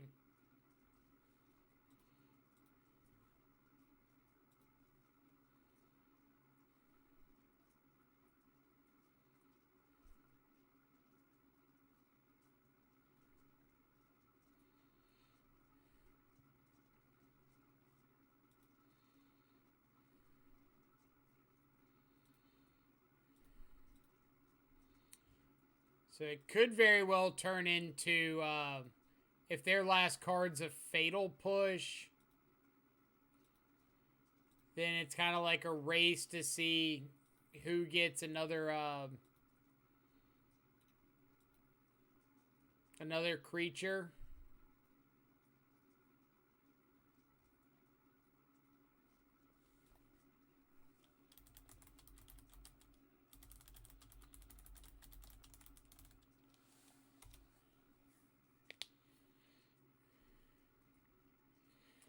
Dang. It's not how you want to see a match end.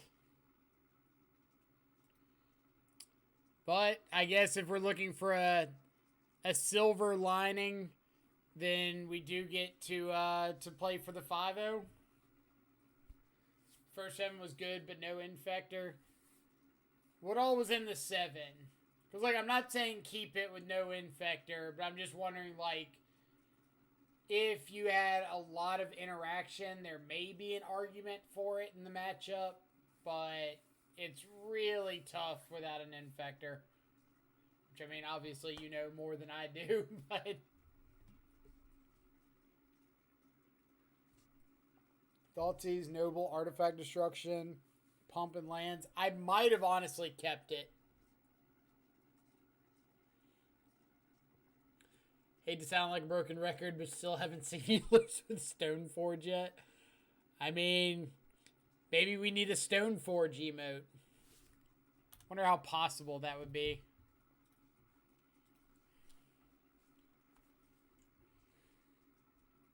Let's find us...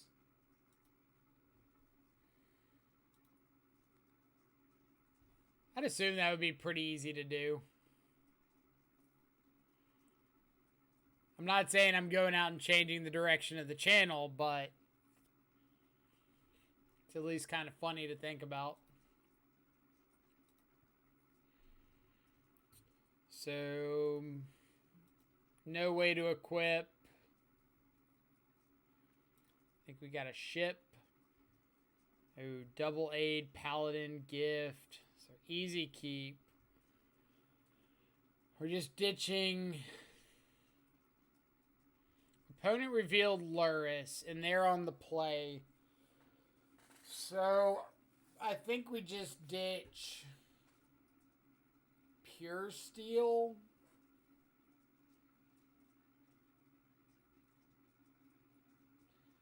Like, I want to pitch the second aid, but if our opponent just goes Thoughtseize, you take our aid, game's basically over.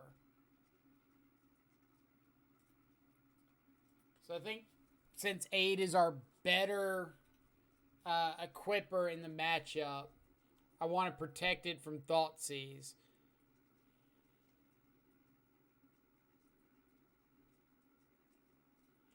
Or it could just be Hardened Scales, because, yeah, perfect sense.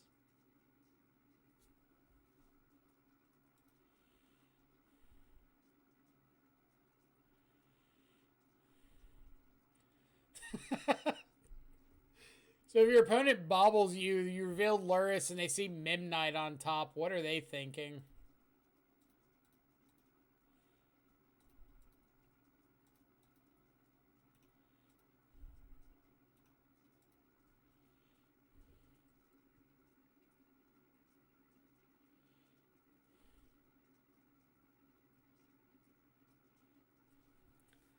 So I think this is a match where we're going to have to assemble, like, Hammer plus,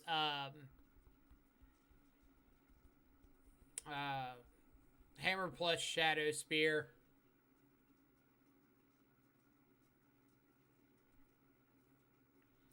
I can't imagine Hammer by itself is going to be enough.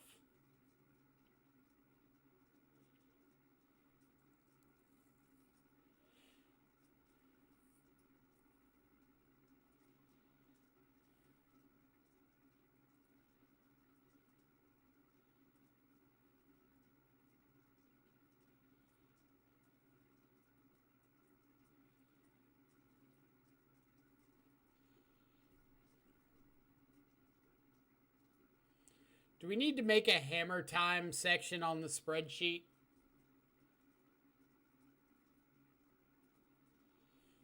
Like, this league's been pretty fun. I don't know if we're gonna play more Hammer Time going forward, or if this is just gonna be like the one donation day, call it even. How has chat in general felt about Hammer Time?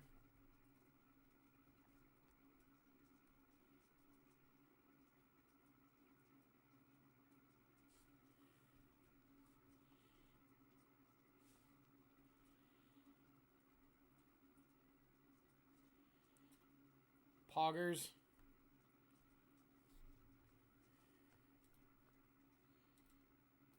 Oh, not that one. That one.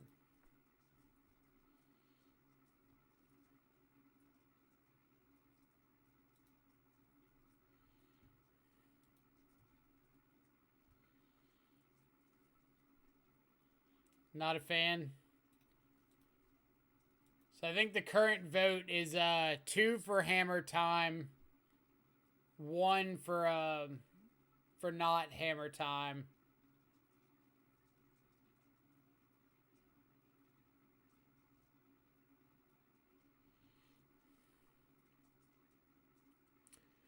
So I think I'm supposed to hammer the Memnite here.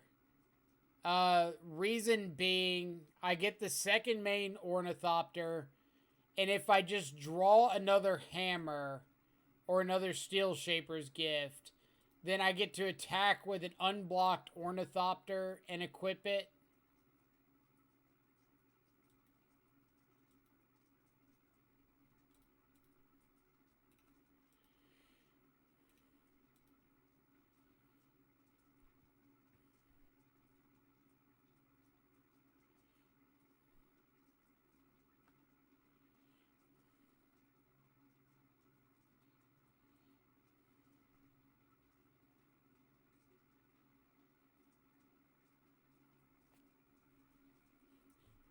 Affinity sure looks weird now.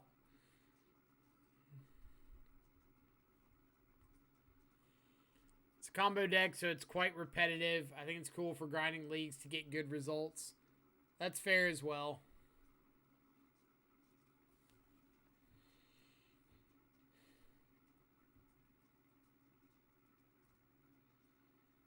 So they have to chump Memnite, which I guess is better than nothing.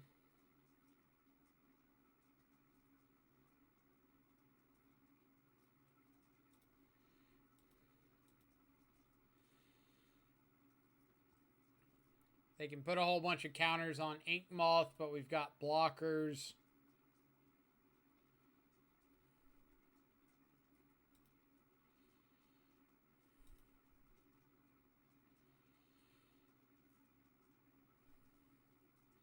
We just need them to, like, not have a walking ballista, right?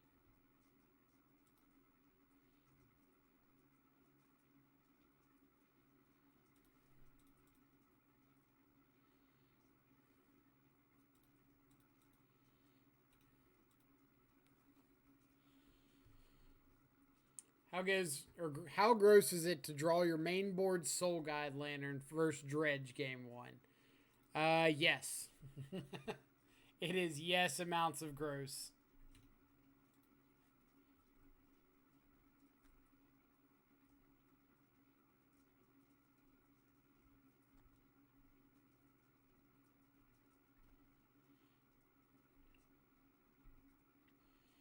I guess the bright side of Hammer Time would be the leagues are fairly quick, so we have more time afterwards for either extra leagues of Hammer Time or potentially something else.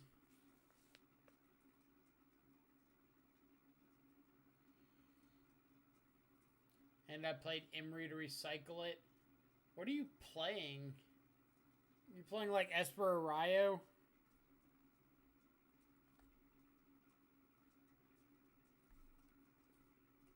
Something nerdy, weird.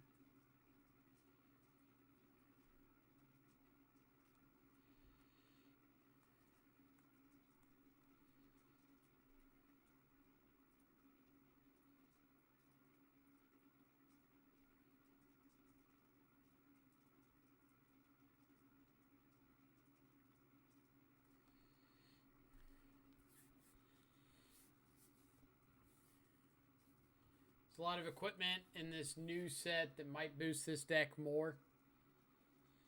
I'll have to check them out. I haven't really kept up with too many of the spoilers from the new set. We went over them like the other day, but the internet was, or not internet, Twitch was being weird. Temur Urza deck from the prelim. Gotcha. I can take some guesses on what's probably in it.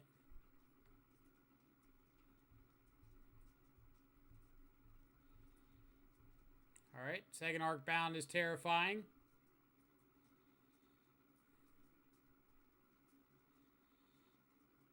That means we have to block this one, right?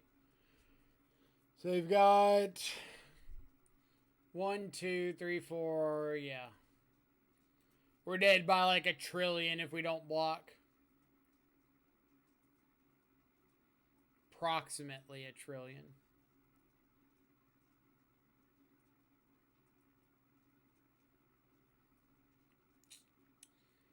So many clearings.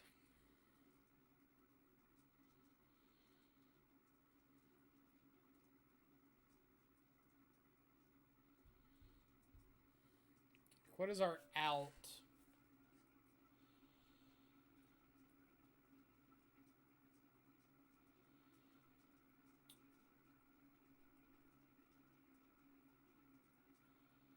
Like, is Shadow Spearing out? Not really, because they can just sack everything to make whatever blocks Memnite bigger than it.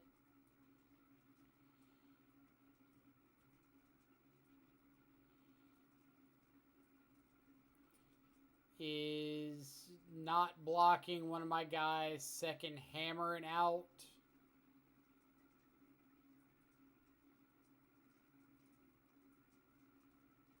Like, Lurrus just means we die, right? Because they've got the double Ink Moth that can activate. And it just makes it so that any of their guys are lethal. So we have to kill them now.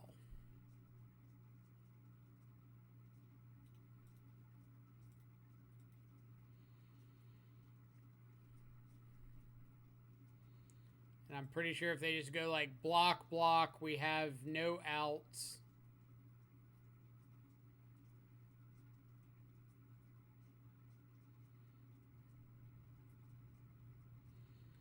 So what we'll do is we'll say, okay. Okay to blocks. We want them to sack this Ravager before damage.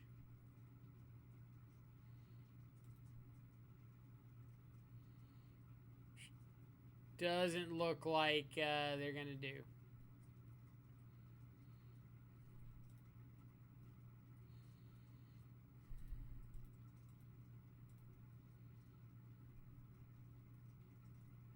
Alright. Our out was like them sacking the blocking Ravager to the other one before damage, us cracking, drawing into Shadow Spear, and Shadow Spearing Memnite.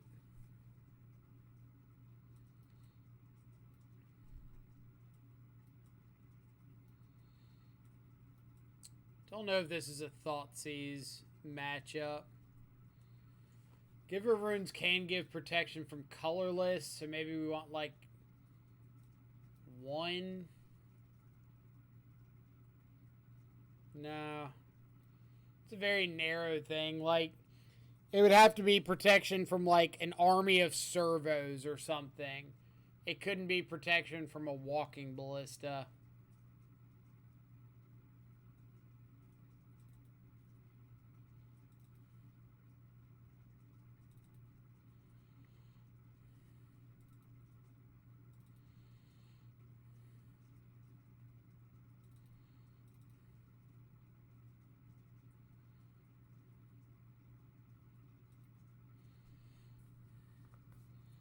Is this the 5th match? This is the 5th match. Somehow currently 4-0.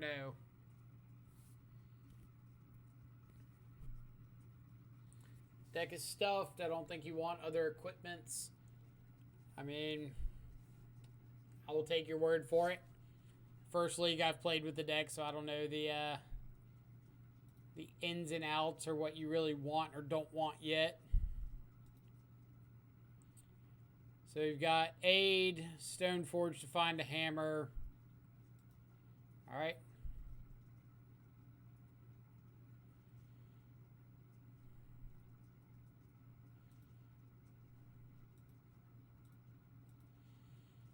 So, is there any reason to steal Shaper's Gift first instead of Aid? Like, I don't think there is.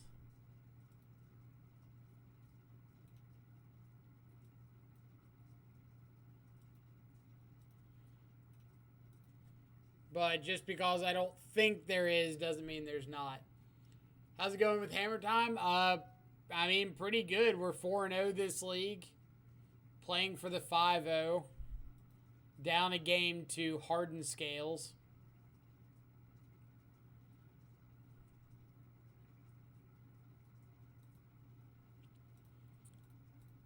So, I mean, if they don't have a blocker, we kill them next turn, which is pretty funny.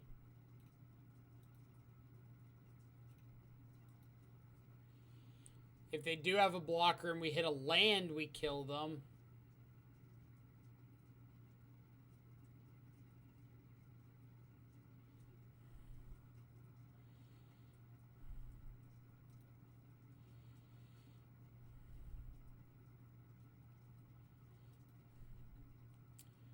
So I think what I'm going to do is attack with Stoneforge. If they don't do anything, flash in one hammer.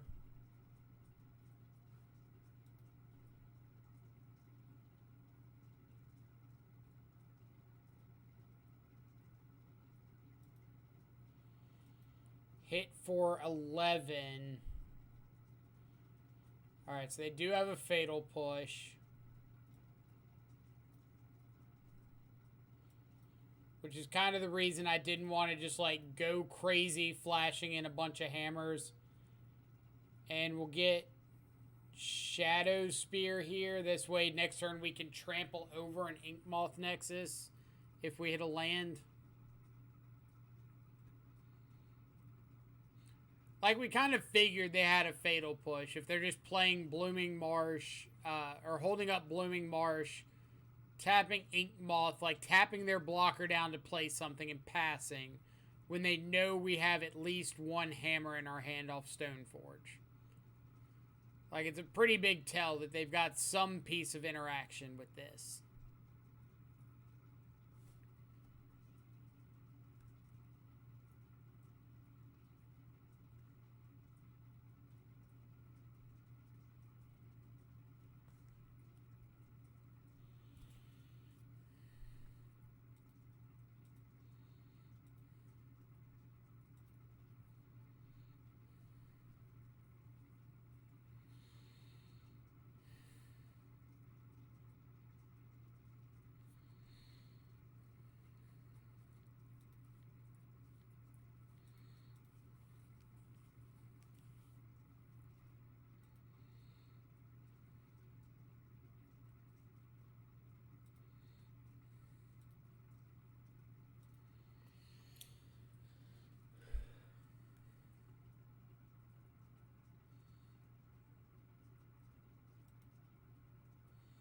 So, going for Stoneforge instead of the Inkmoth there, because I don't have the mana, or I don't have the mana to equip the Inkmoth, attack with it, Fatal Push if they block.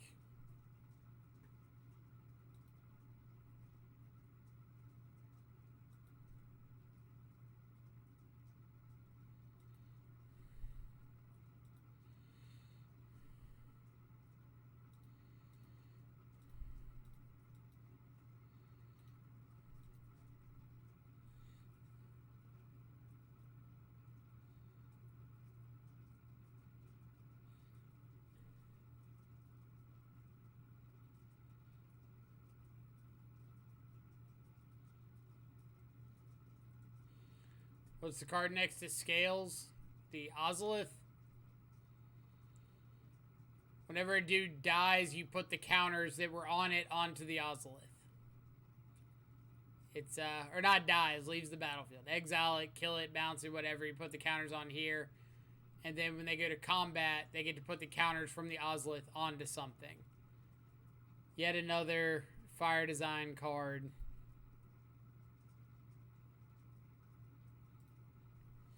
Like, am I just going for Hammer plus Shadow Spear?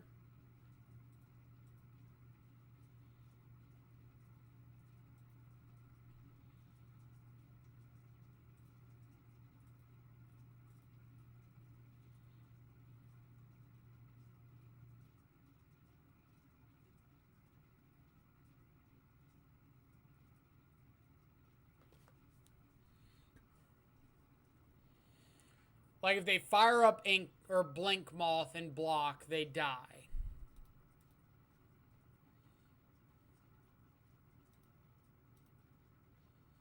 If they don't have another Fatal Push, they die.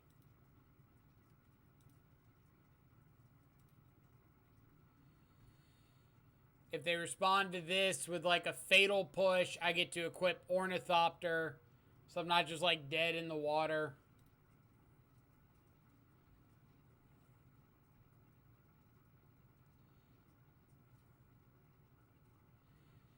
Alright, so we did see Fatal Push that game. Makes Giver a little more enticing.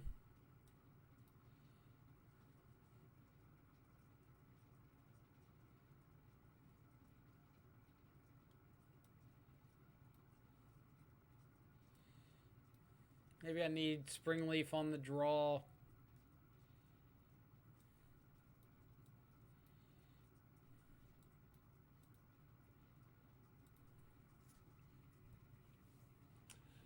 See, it's supposed to basically just store and move counters, but with Scales it also produces more counters in each interaction. Right. So like you put the counters onto Ozolith, you get an extra one. When Ozolith moves them to something, you get an extra one.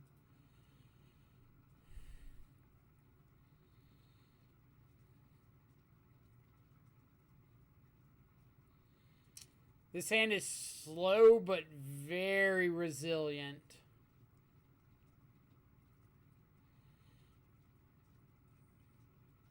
And we're just like a hammer off of killing them.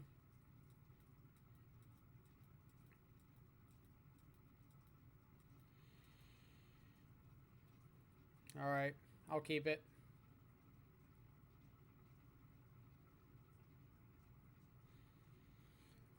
Just go like turn 1 Springleaf, turn 2 Memnite, Pure Steel, Shadow Spear, draw a card, equip something.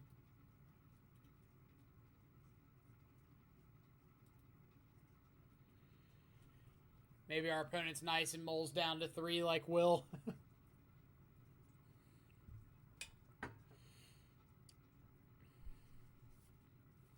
They just say, oh, you wanted that Hammer Time 5-0? Here you go.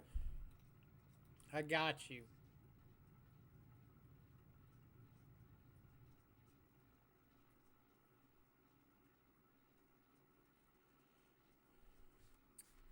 It's a good start for us.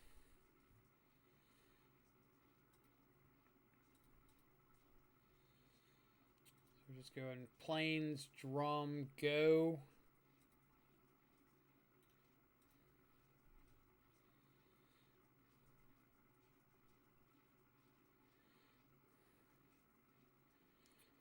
Turn 2 Ornithopter or Memnite, make mana, Pure Steel, Shadow Spear, draw a card, equip Shadow Spear to Memnite. Seems okay.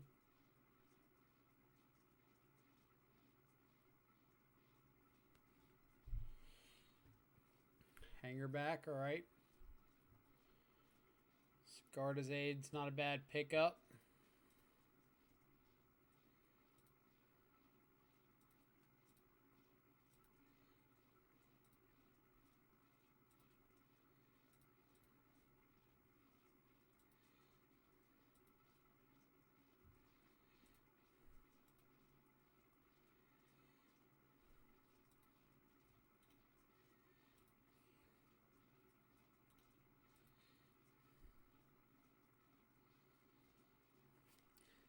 I probably should have put the Shadow Spear on the Paladin to protect it from, like, Hardened Scales plus Ballista for one, killing it. But, I mean, now that I've got the Sigarda's Aid, I don't care too much if they kill the Paladin.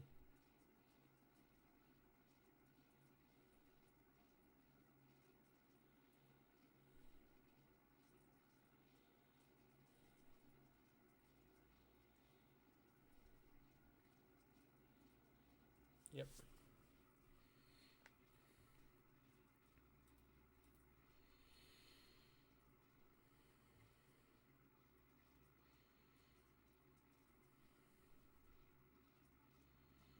So just like Luris.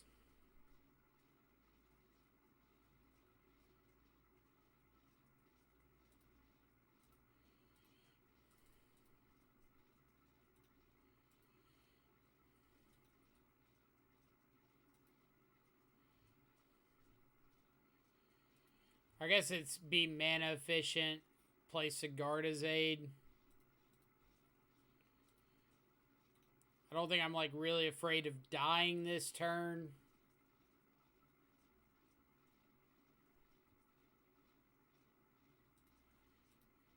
I just don't want them to find a Ravager.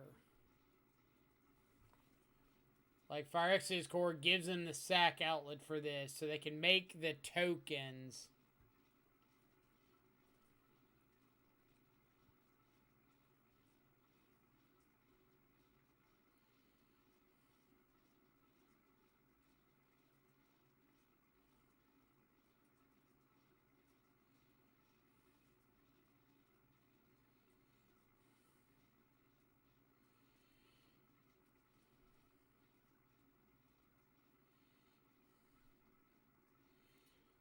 So I hammer this turn.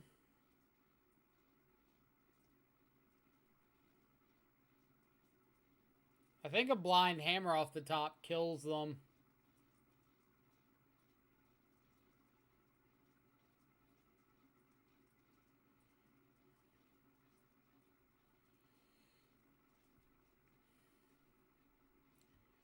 So I can go animate Ink Moth, pay 2 to move the Shadow Spear to the Ink Moth.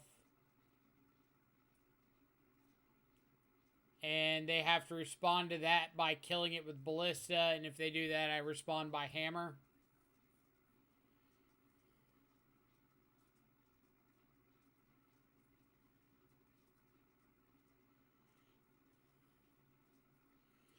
Otherwise, I think it's just like animate Ink Moth, attack for an Infect, Luris Bauble.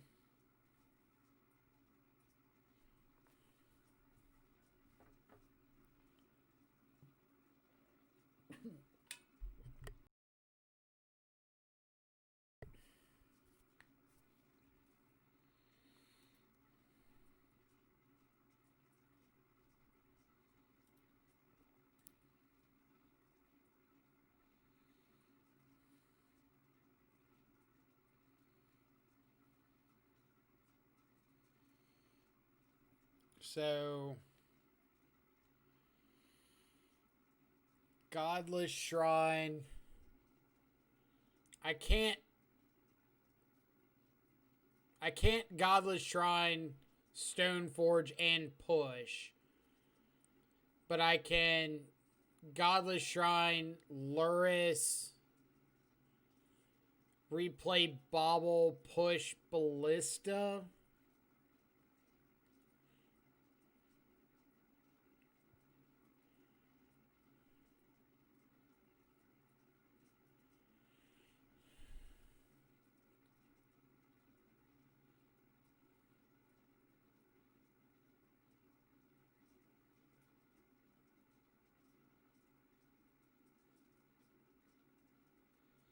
Then next turn, Stoneforge for Hammer.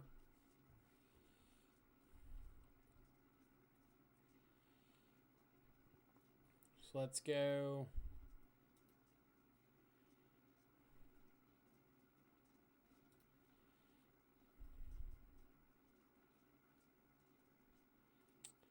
guess it doesn't really matter what land I do this off of because I have Springleaf Drum. So I go Lurrus. Replay Bauble.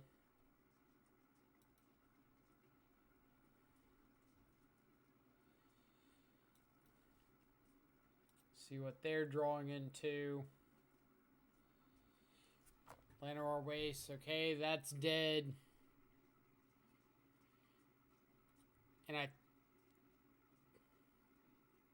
So if I push now, they get Phyrexia's Core for sure.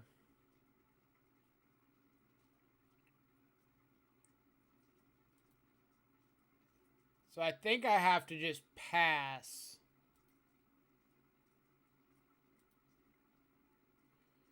Because I want them to commit mana to something. I want them to either, like, core this to put the counters to try to get them on Ballista, or animate the Ballista. Not animate, but pump up the Ballista.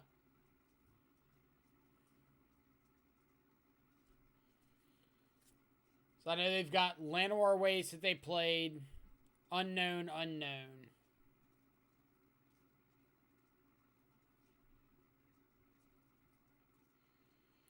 Yeah, like, I'm hoping this is put a counter on Hangerback, sack Hangerback to Phyrexia's Core, go to combat, and want to put those counters onto Walking Ballista.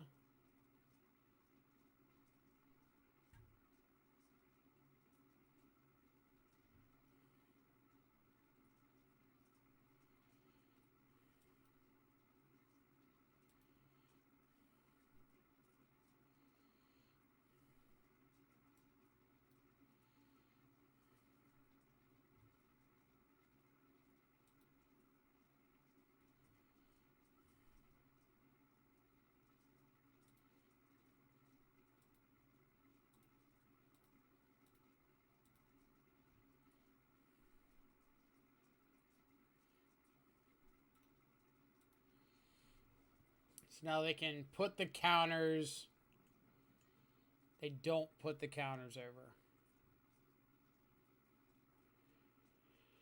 Alright, so what does that change up? Stoneforge for second hammer. Activating Moth. Hammer. Do I have enough for that? Land.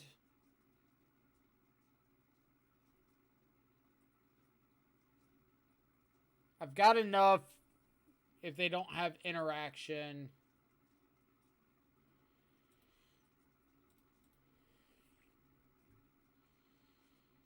So, like, if their blind cards weren't... or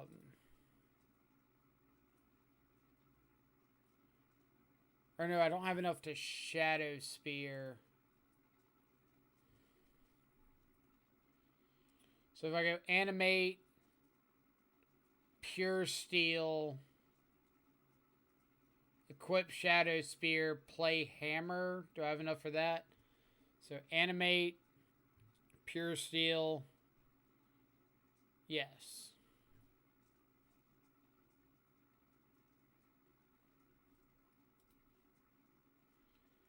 I want to animate first.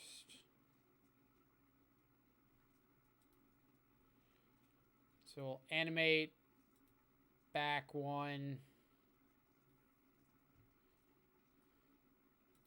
Cast Pure Steel.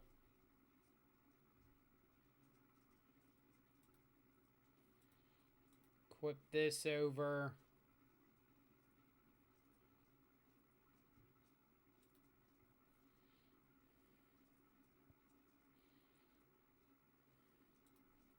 Attack.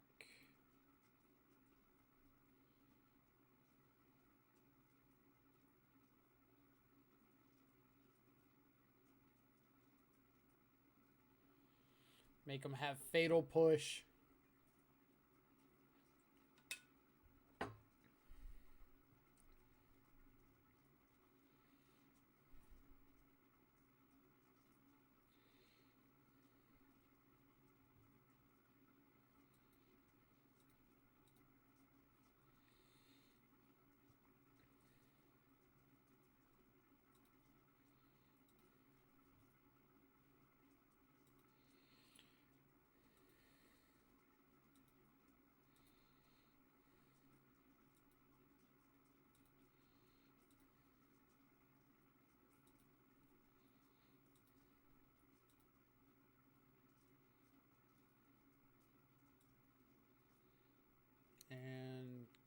go.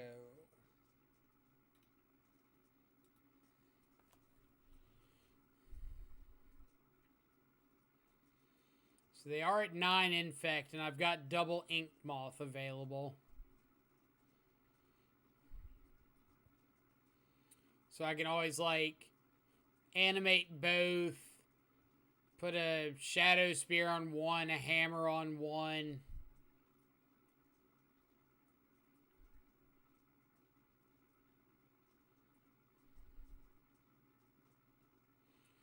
They should use core to sack my artifacts. I don't. It does say sack an artifact. Doesn't say sack an artifact you control. Ballista. Alright, so I'm pretty sure we beat... Guess we don't know if we beat Ballista with an Ozolith.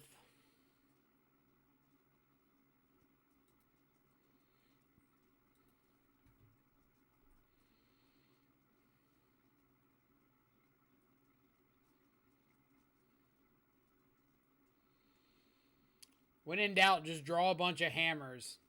It'll work out eventually. Alright. So if we animate an ink moth, go to equip, they ping with Ballista. Cool. If we go to equip on, like, Luris, do we just kill them? That's 3, 23, 33, or not 23, 24 trample. So that should just kill them, right? Yeah. Alright. Or opponent just scoops. Little hammer time 5-0. That was pretty fun. Let's see. GG indeed. GG's indeed. Open chests. Starting to sound like Corey.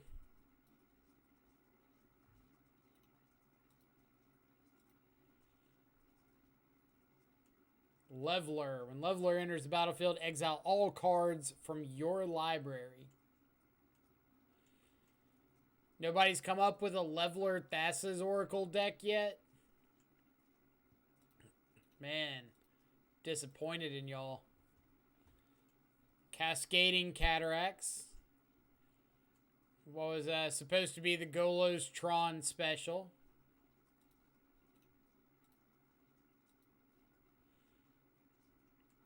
Shimmermere.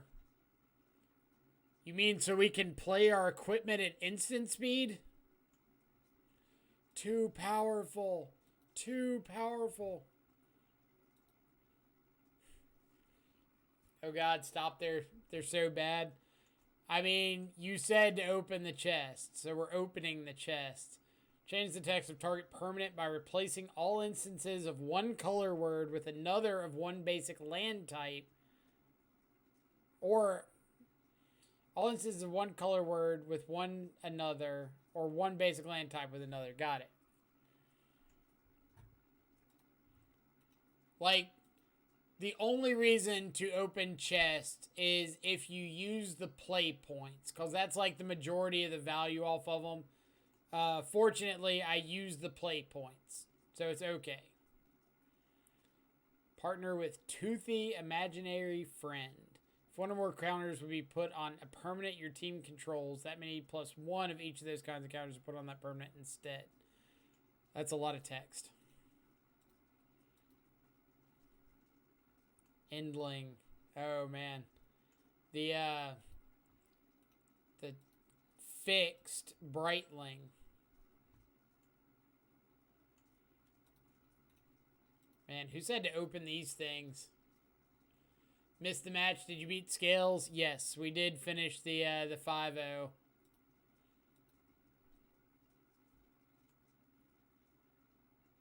Infinite Reflections. God, Thomas, these chests are terrible. Anawan, the Ruin Thief. Whenever one or more rogues you control deal combat damage to a player, that player mills a card for each 1 damage dealt to them. If the player mills at least 1 creature card this way, you draw a card. Oh, and Forge the Soul. 1/75th of the way to Charbelcher. But we got up over 400 play points, so we'll take that. Alright, let's jump into the second league. What's next? We got to play multiple leagues of Hammer Time. You can't stop on a 5-0. That's just like un-American or un-Canadian. Un-German.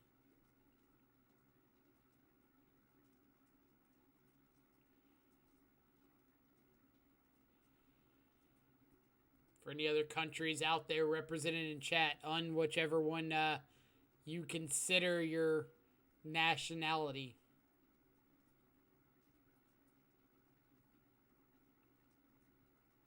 Am I German? No. No, but we've got a bunch of German people in the chat. Some German fans of the channel. And that was just like the first country that came to mind after Canada. Un-Brazilian, un-Portuguese.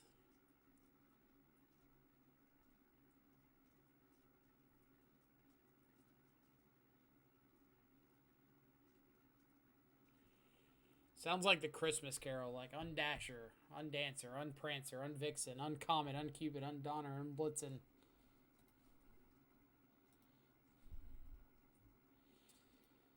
Alright. Gift, no way to equip.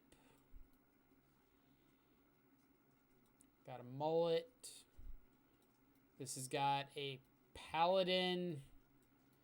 Not doing much after the paladin, but we've got a paladin, so it's got to account for something, right? Don't care about Godless Shrine because we have got a whopping 0 black cards in the main deck.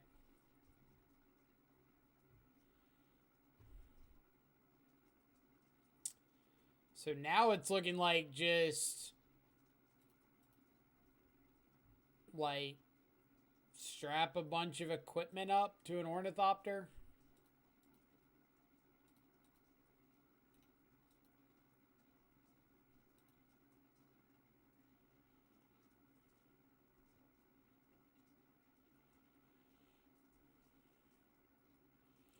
Germans are everywhere.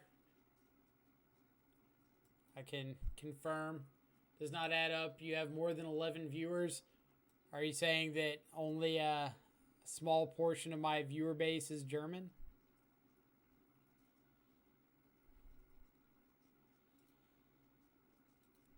So let's go for Stoneforge here. They don't counter the Stoneforge. So let's get a hammer and say go. I gotta keep this bauble around for Metalcraft.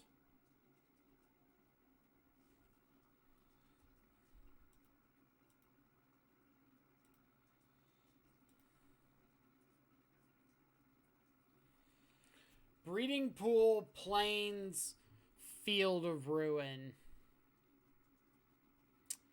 is a little sus.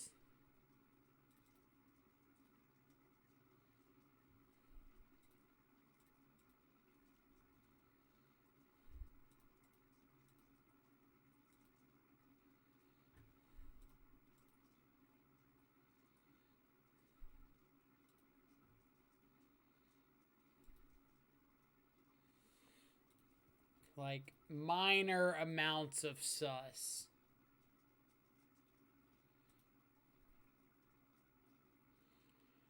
And then they take 11.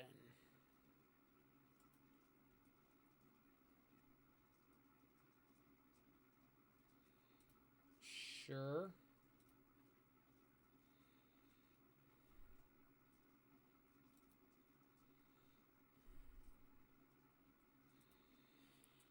Seems like a Queller, but field. I mean, I'd assume Queller would have involved countering something here.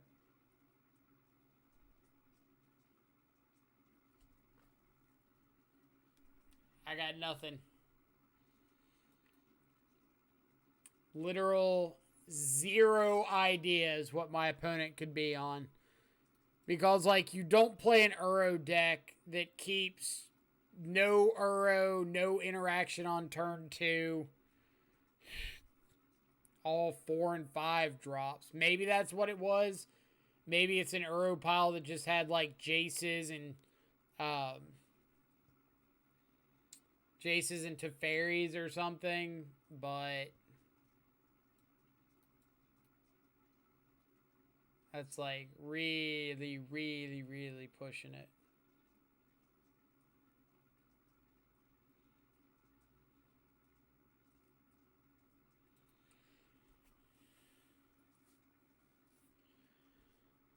Let's see. What is the least race you see in my area?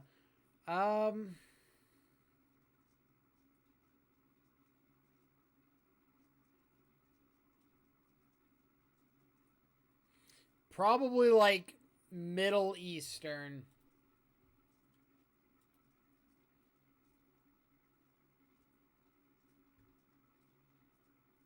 I think Middle Eastern's probably the least represented. I think we keep this. It's like the South has got a very high African American population, very high Hispanic. There's a surprisingly high Oriental population because of a lot of migrants, as well as there was an entire Oriental slave trade in like the Delta, the northern part of the Southeast U.S. And so there's a pretty good or like pretty big Oriental population.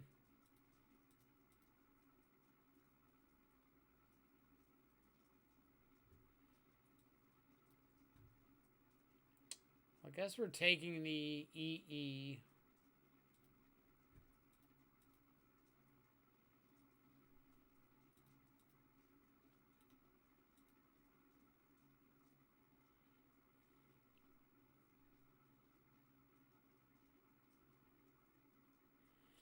See, I'm the Axis forces, Italian and German. Don't tell anyone.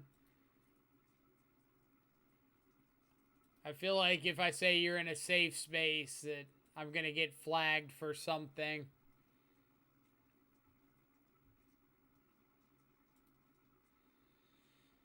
What do we think about these double Memnite beats?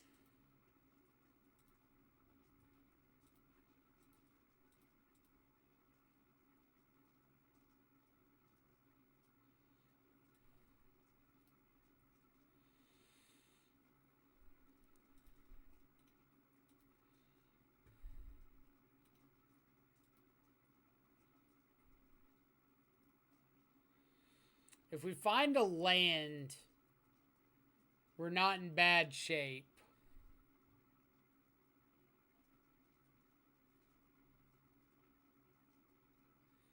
They're going to upkeep field us.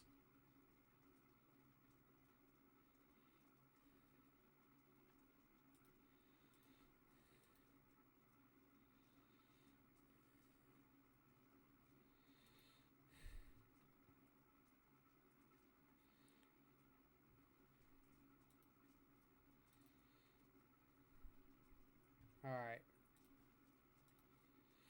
I mean, double Memnite is kind of a clock. Kind of is a very, very loose term there. But it's kind of funny because, like, if our opponent just next turn gets back Uro, there's a decent chance they just die.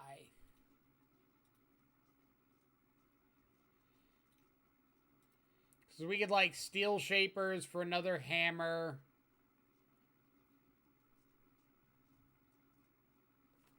Alright, so just relying on Cryptic Command.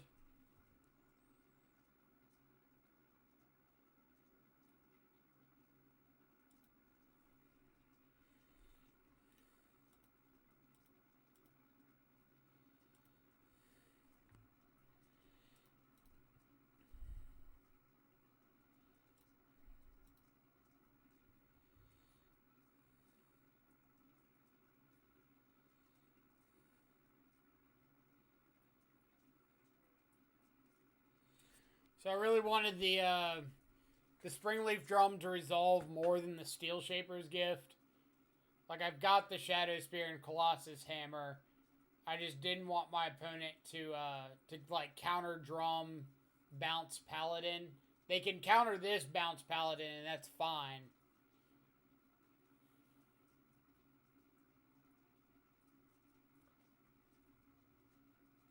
It looks like they're just going to counter draw. Sure.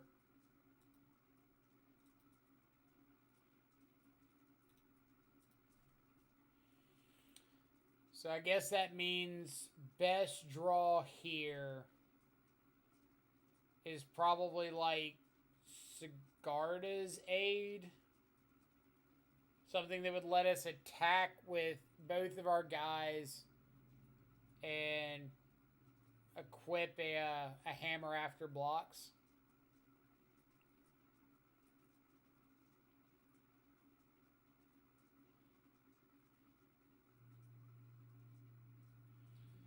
They could have a path, but I'm not playing around path.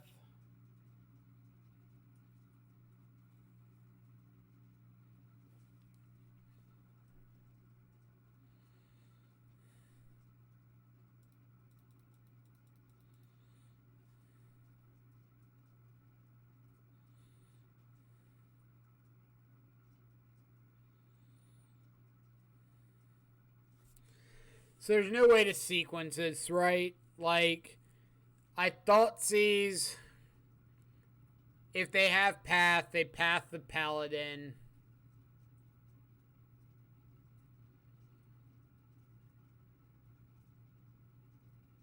And, like, nothing changes.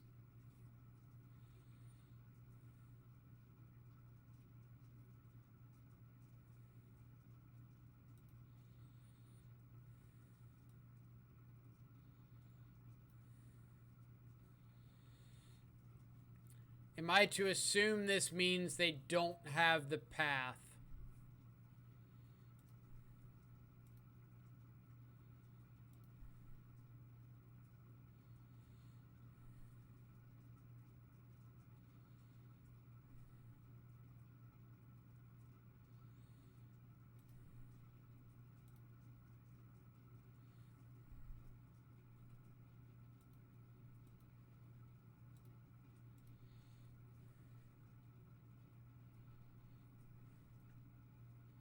Growth Spiral, Cryptic. Let's take Cryptic.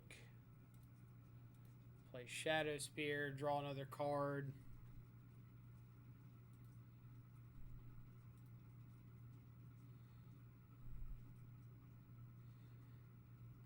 Alright, so we're equipping Shadow Spear to our big Memnite that they have to block.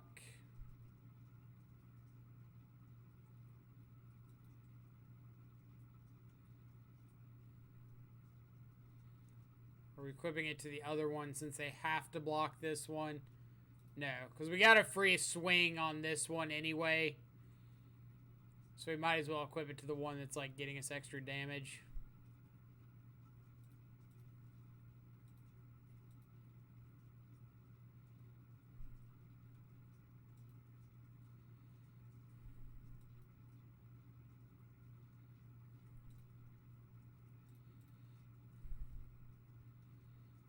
Then we'll Steel Shapers for whatever. Do I just get a cranial plating here in case they deal with pure steel?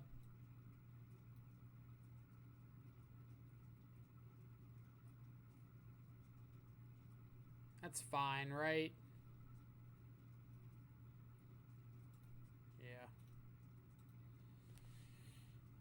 Alright, so they go Mystic Sanctuary, Mystic Sanctuary Cryptic back on top. Growth Spiral into Cryptic. They can tap my team down, draw a card. That would leave them with Field of Ruin, one unknown.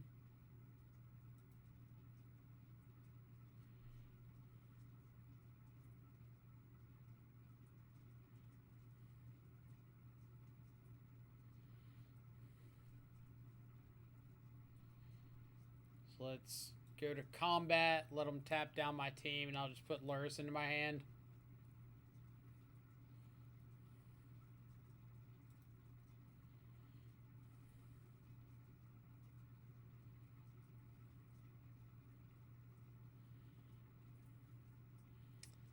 He could do it on my upkeep. I don't think he needs to wait. Like, I don't think you're really playing around anything.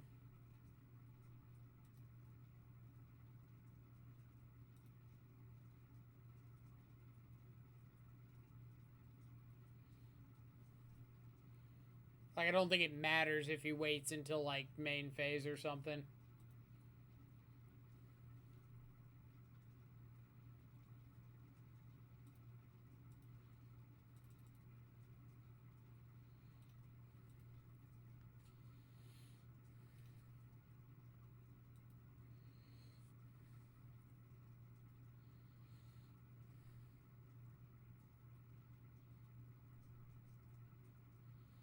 Do you just, like, draw into another cryptic command?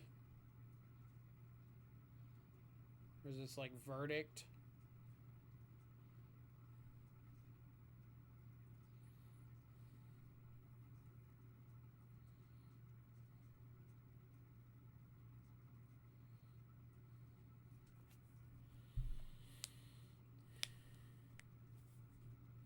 So I need to find Thoughtseize.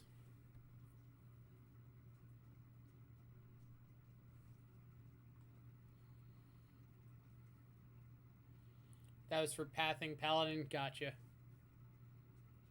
Gotcha.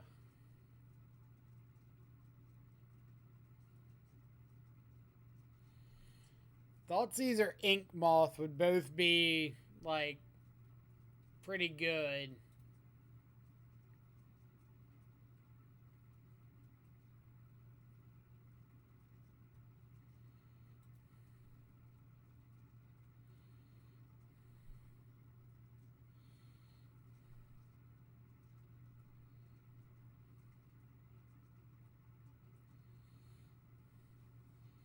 So, like, he has to tap, bounce Mystic Sanctuary.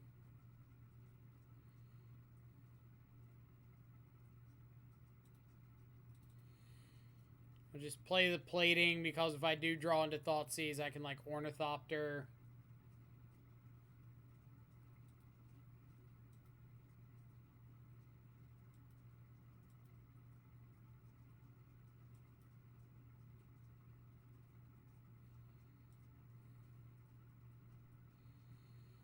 Alright, so we've got to pass, let him put Mystic Sanctuary back on top, draw into it with Jace, pass the turn, and then we Thoughtseize.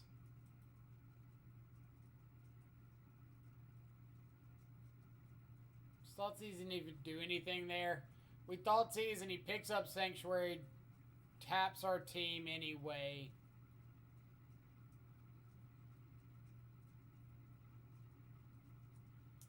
So I guess it doesn't really matter.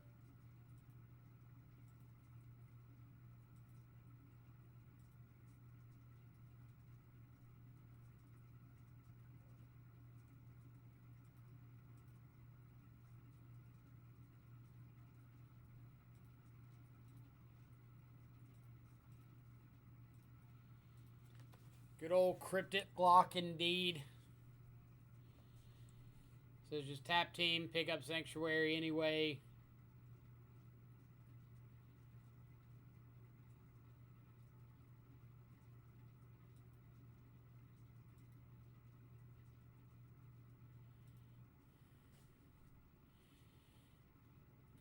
Yep. So we could keep doing this and hope we find an Ink Moth, but like now that he's got Field of Ruin up every turn, don't think it's really worth it.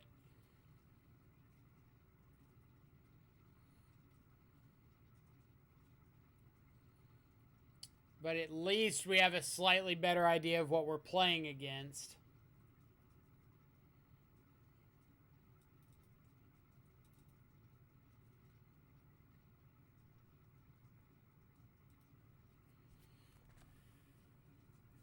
Oh no, one more card.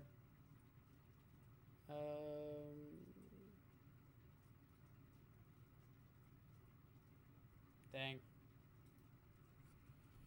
I hate how it doesn't let you, like, cancel your submission.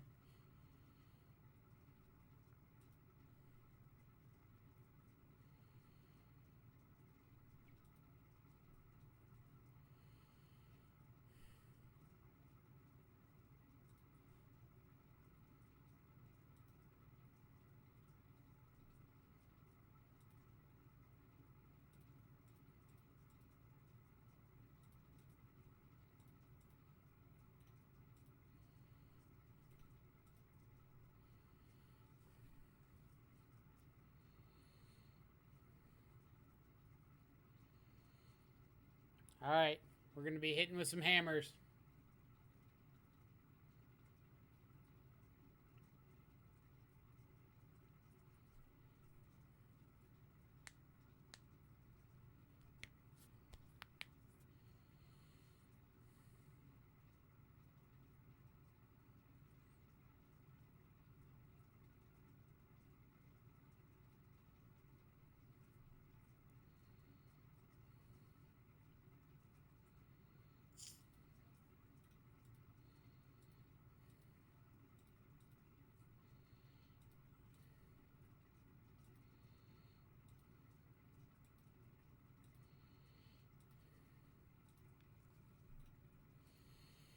So I guess our hope here is they take some damage, we draw another land, so we can Stoneforge for a hammer, then Sigarda's Aid plus strap up a hammer. Step 1.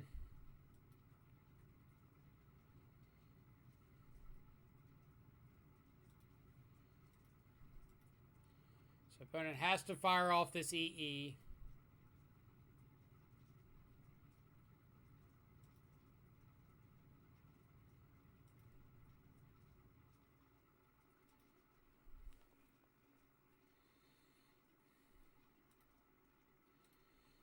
We Stoneforge for another hammer.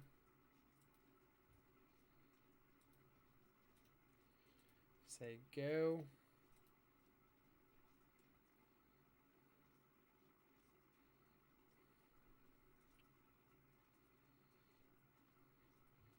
And we're like 100% just going for it, right?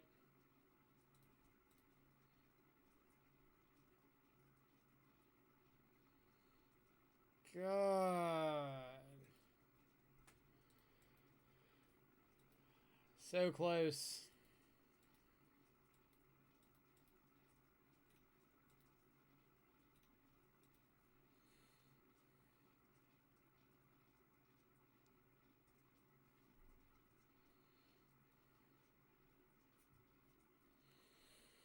Alright. So we can Ink Moth, put Lurrus into the hand.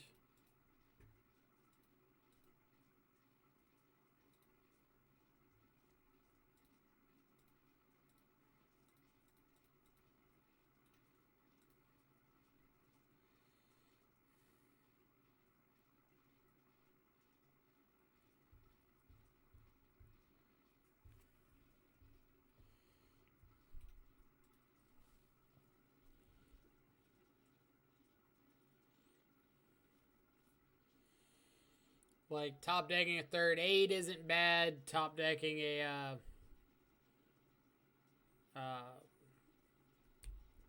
Pure Steel Paladin's not bad.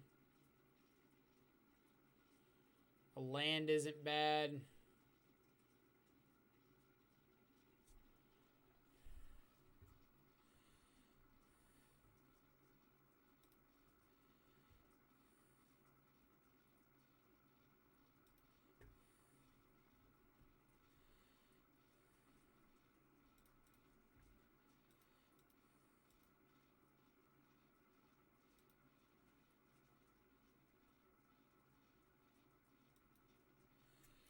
Not playing Lurrus into Cryptic Command.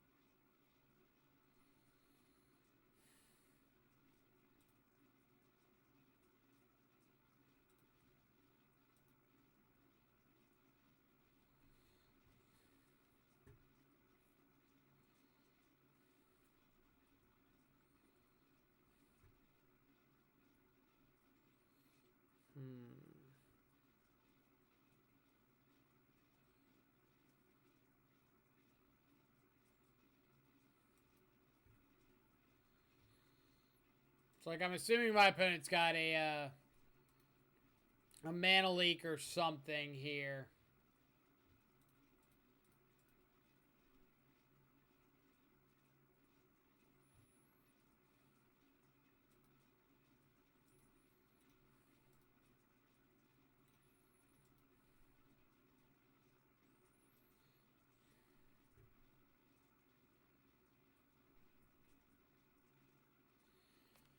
But if I can get them down to like 1 before they find a green source, then maybe there's a chance they just can't get back Uro.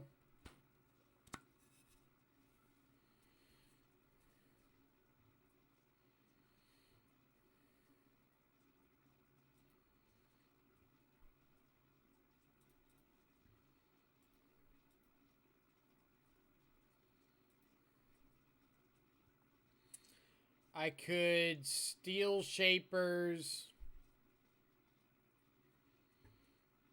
No, I guess we just go for Lurrus.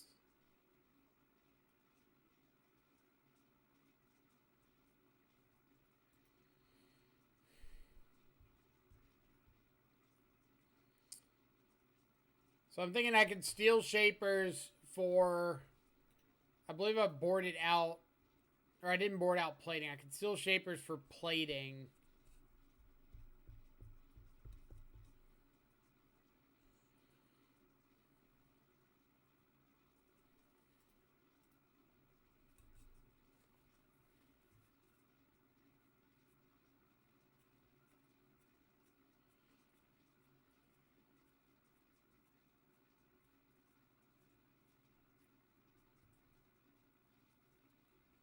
Yep.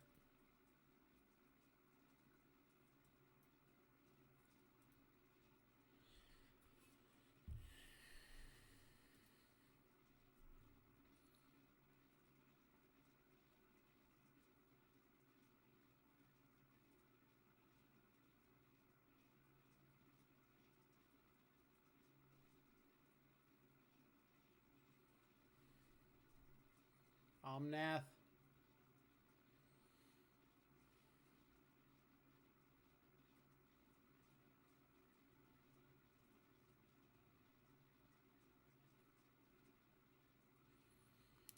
Omnath plus a green fetch land would be really annoying here. Because, like, they can't currently Omnath plus Uro unless they're able to fetch for a green producing basic land off of their fetch.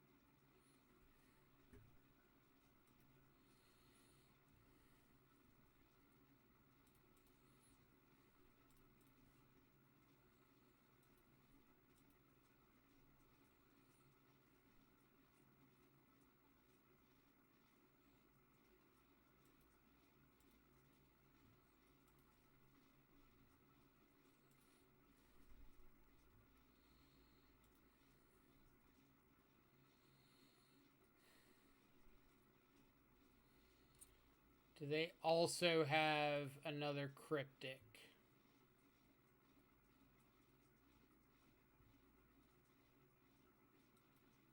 No.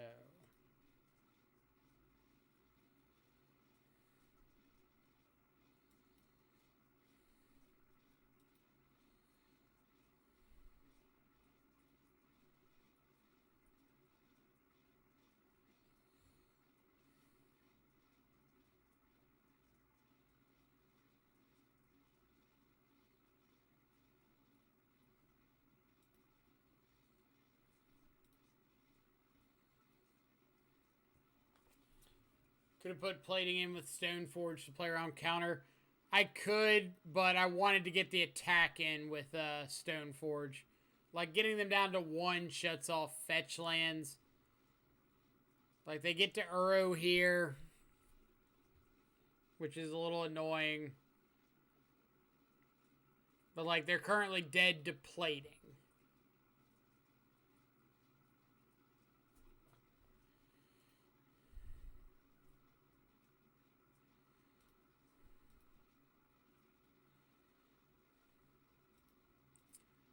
So maybe that means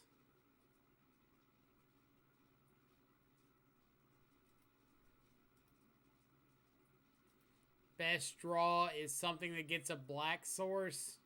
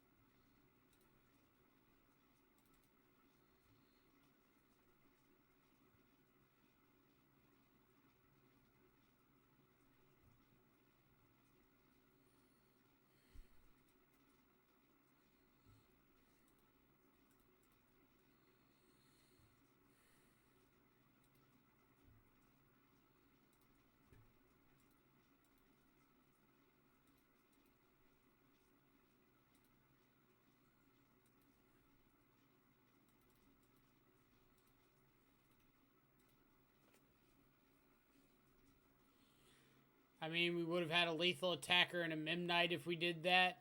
We would have put in a cranial plating, equipped the cranial plating, and they would have passed whatever we equipped it to. Then we would have the cranial plating on the board now. So, probably. We're just not getting out of this one. So yeah, that was probably right. Good call.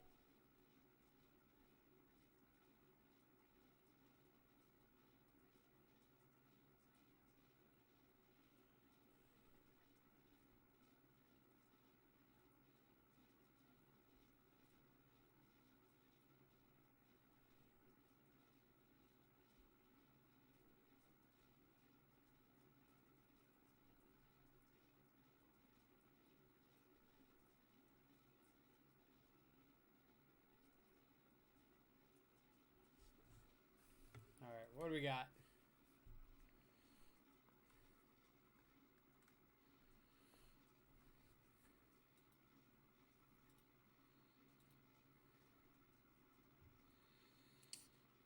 Don't think I can keep a triple Paladin Ink Moth hand.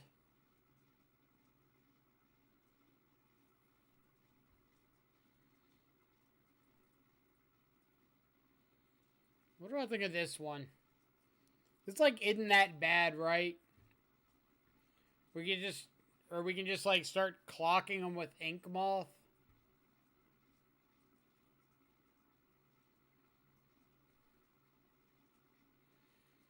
Like, I get that it's not a super explosive hand.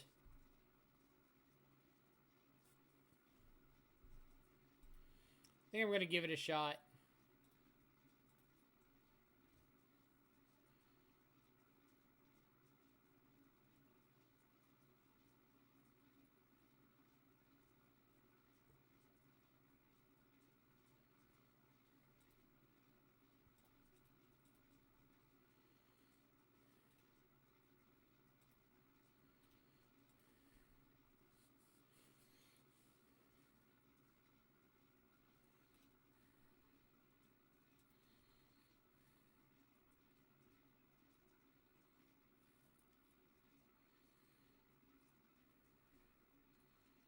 So we're just up against Nat Tron. Ugh.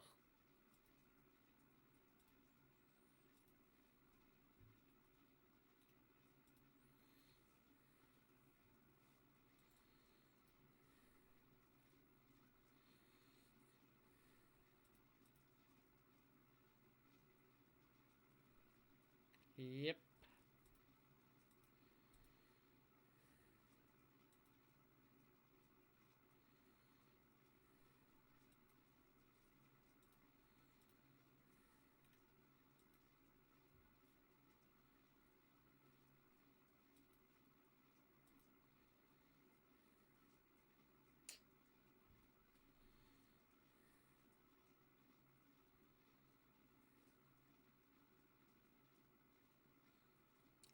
One mana off of just killing them here.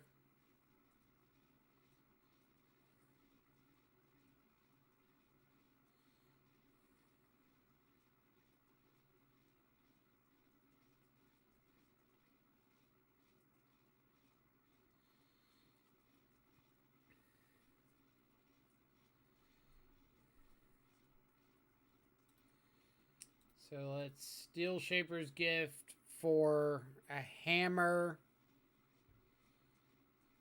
Set up the kill for next turn.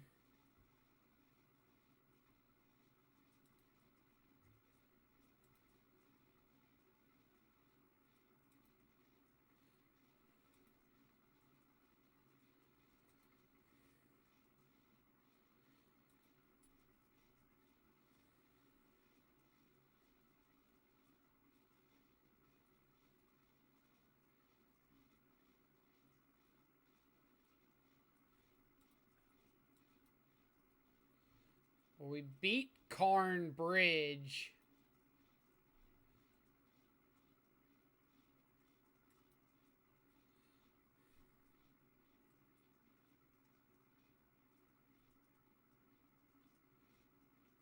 We don't beat Karn Pithing Needle.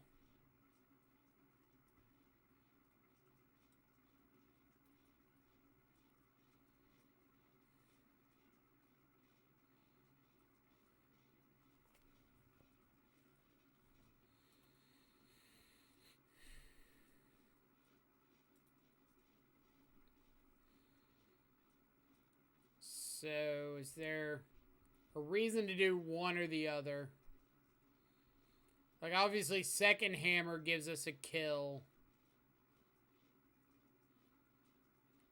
But the only things we have that get hammer are Stoneforge, Steel Shaper's Gift.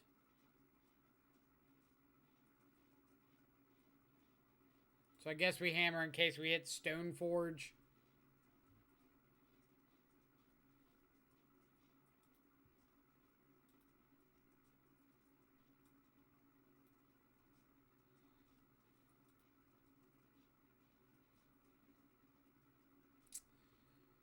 So close.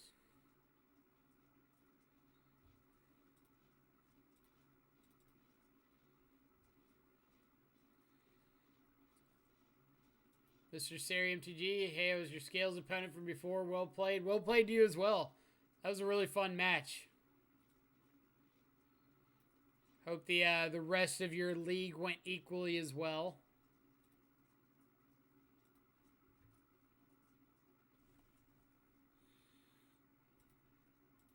Yeah, I gotta kill Karn so they can't get Bridge.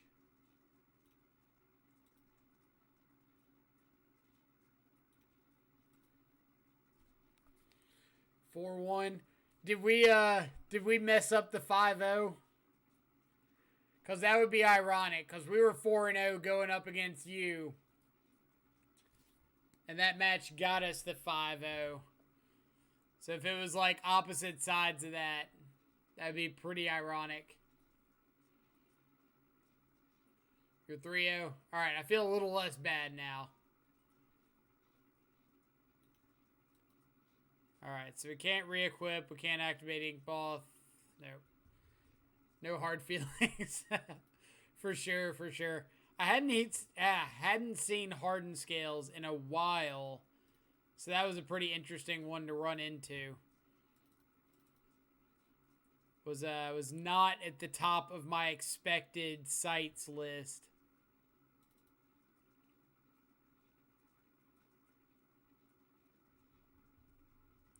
Am I just cutting all of my givers? Probably. Shave like a bobble.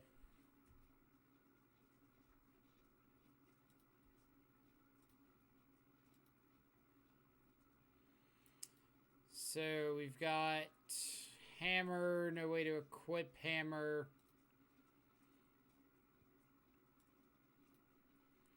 Again, we can get hammer, but we can't equip hammer.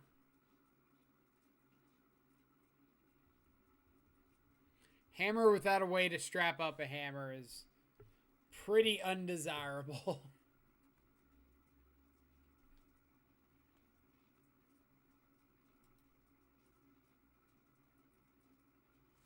All right.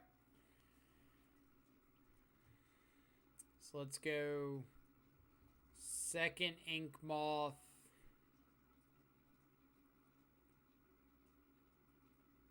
Do I want the second ink moth? How many am I mulliganing? 2. So we can go 1, 2.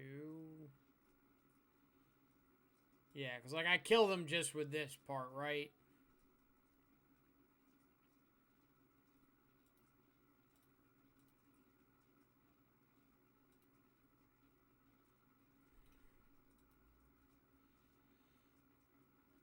Doesn't really matter what I or how I order here, as long as I play out Ink Moth on turn 2, Steel Shaper's Gift for the hammer, then I've got turn 3 kill. I can also Pithing Needle a Chromatic Sphere, but that does not stop them from sacking it, making mana, so don't do that.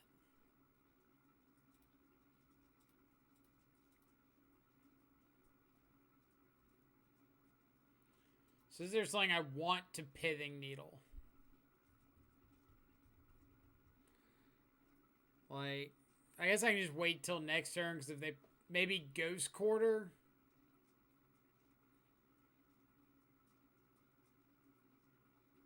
I think Ghost Quarter, because, like, we're blind killing them before Karn matters. If they have a Dismember, they have a Dismember. We can't stop it. So I think we just name the thing that stops us from killing them on turn 3.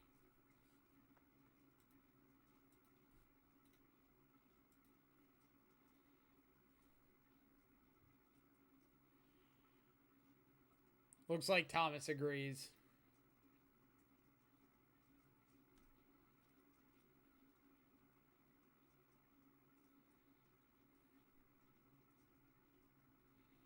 Oh, now we just get to Thoughtseize too.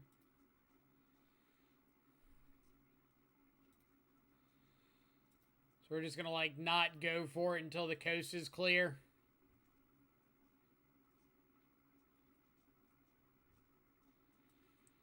Spatial Contortion.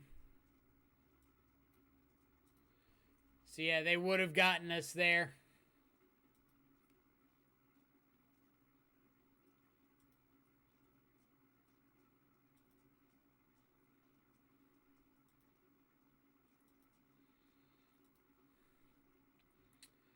I don't know why they wouldn't crack that sphere into turn. Like, you don't need the green mana on your turn, and it gives you a chance of, like, drawing a Tron land plus drawing into, like, interaction or something. And not having to use the mana on your turn.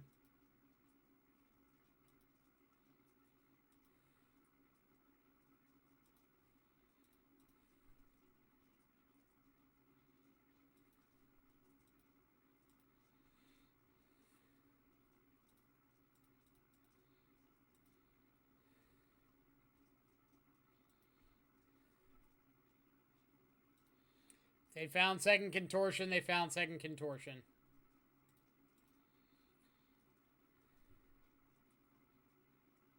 They did find second Contortion. Holy crap.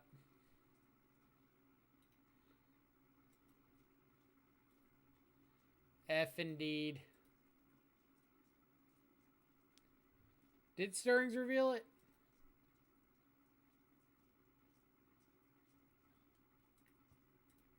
Are you sure?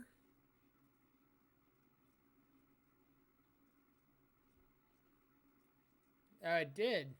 Why didn't it show up over here?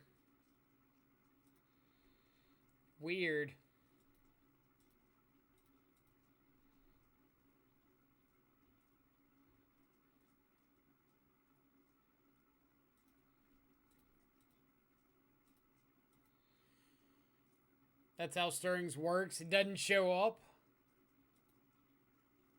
Like, I figured since you reveal the card you get, yeah, you may reveal a colorless card, that it would automatically show up in your revealed card zones.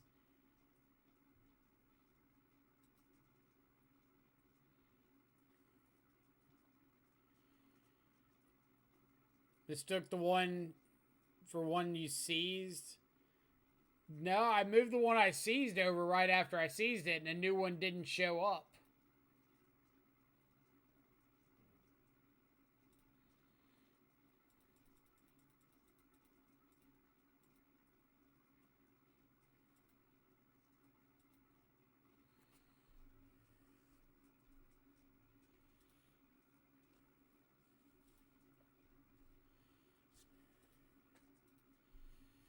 Now, all that being said, we did mold to 5 and couldn't play around second spatial contortion anyway. So I don't think we can say, like, oh yeah, well, if we hadn't have not noticed that they got a second spatial contortion, we would have won. We would have just not attacked and let them assemble Tron and O-Stone, and yeah.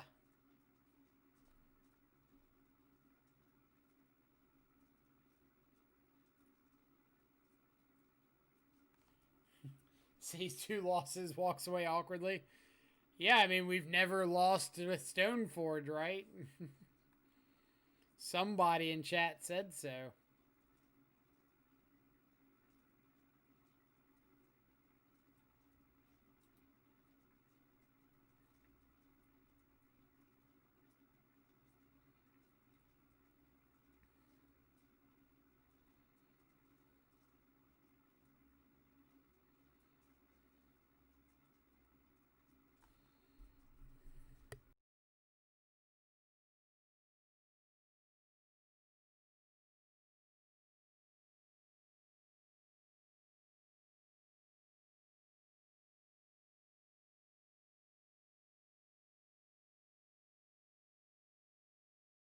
Yeah, we need lands.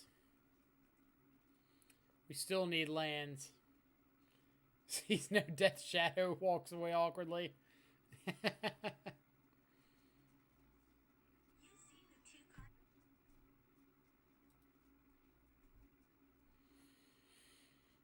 Alright. So, gift, drum.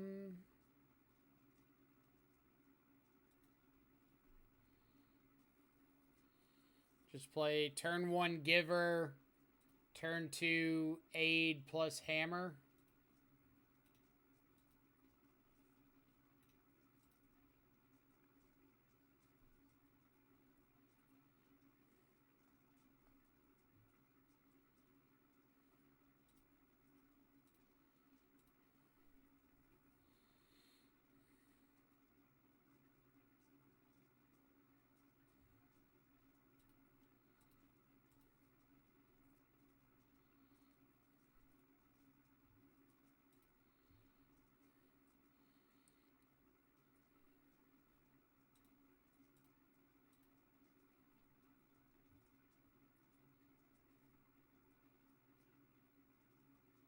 Do you have a force?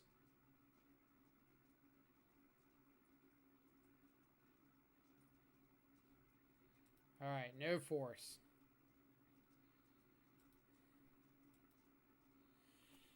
Imagine Shadow equipped with a +10/+10 hammer and TBR. That's like 4 trillion damage. Approximately. Give or take a billion. I don't know the math off the top of my head, but they're probably dead if you do that. And our opponent's dead because we did this. So, Spirebluff can now opt. To me, screams Storm. I don't know if it screams anything different to anybody else, but to me, I think Storm.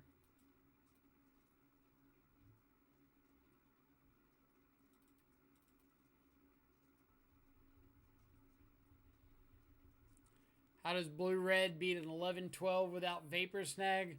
4 bolts. Untap, Mountain, Ritual, Bolt, Bolt, Bolt, Bolt. Easy.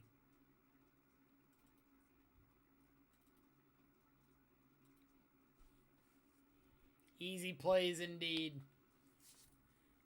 You got to play around those quad bolts.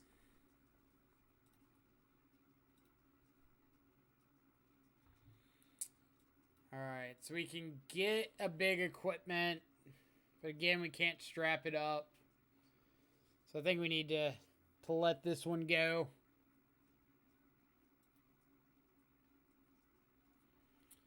Steel shapers. Nope. Nope. So we're at 4. So if we go like 1, 2,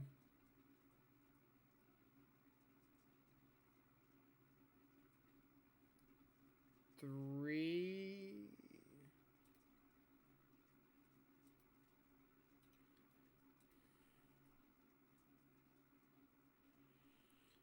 Watch it happen. Opponent moles all hands without 4 bolts.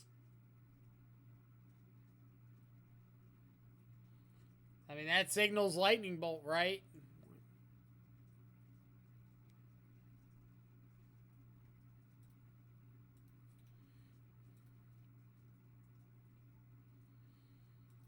Could just be like blue-red, Kiki Jiki, Boyle control. Did they keep a one-lander with bolts?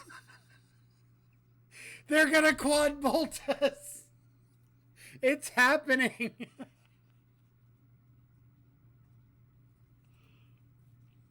Oh, man. You best believe I'm not playing out this Ornithopter. What you gonna do? Bolt my face? Dang it! Dang it!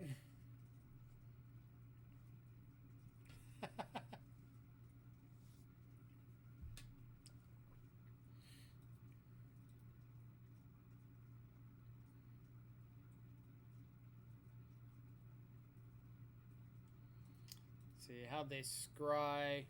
One top, one bottom. So like 100% put a third land on top, right?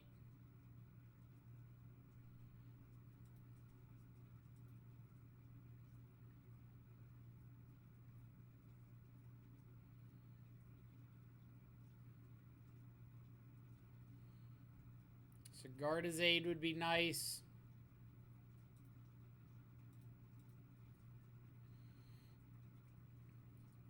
Alright. Check this out. We're going to play Ornithopter first main. Pass into combat. They're going to lightning bolt it.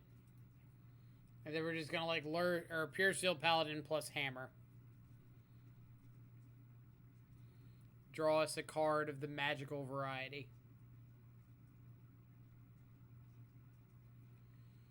Or opponent might force of will our Ornithopter. We don't know.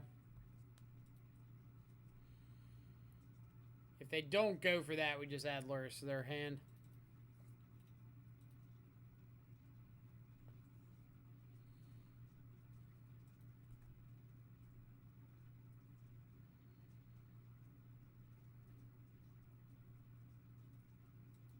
It is Storm.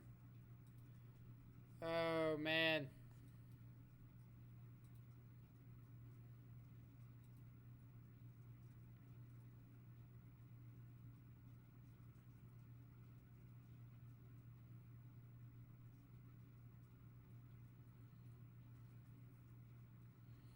So I'm kind of assuming we let them untap and we die.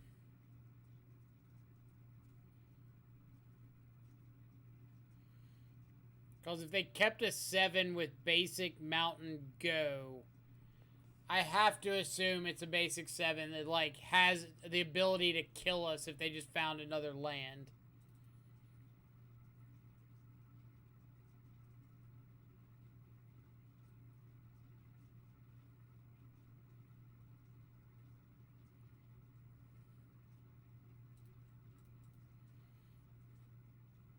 This is a bad matchup. It seems like it's kind of play draw.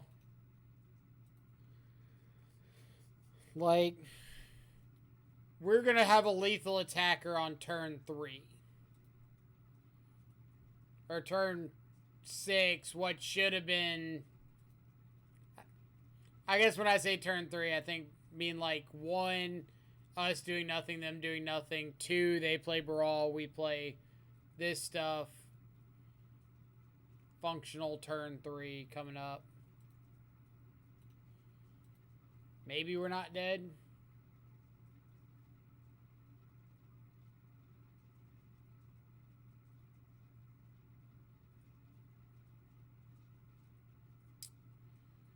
We are, in fact, still alive.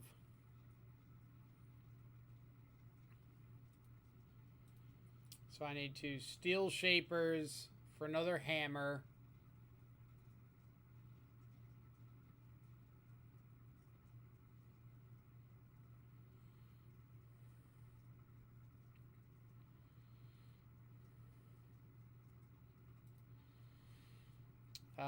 Play Paladin.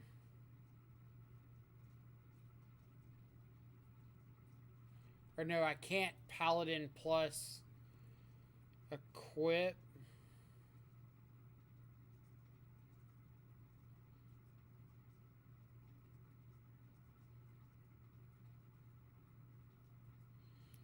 So that means I need to animate Ink Moth and equip.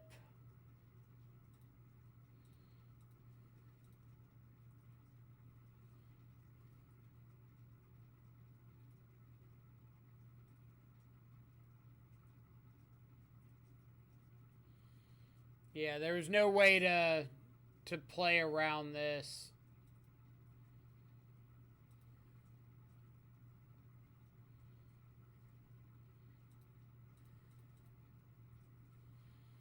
Like, if I play the hammer, they respond. I don't get a chance to, like, animate and equip in response.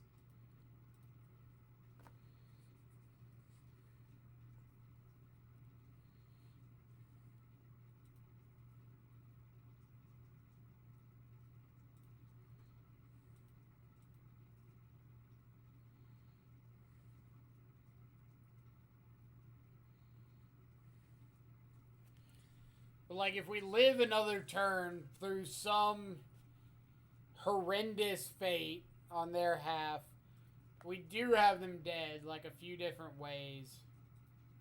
Equip to here so they can't bolt it. Say go.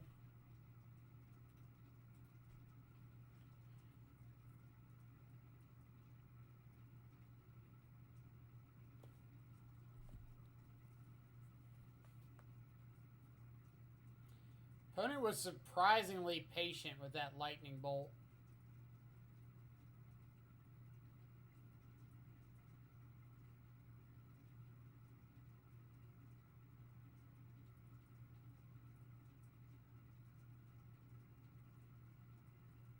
Wait a sec. Why does this deck not play Shadows? What's happening here?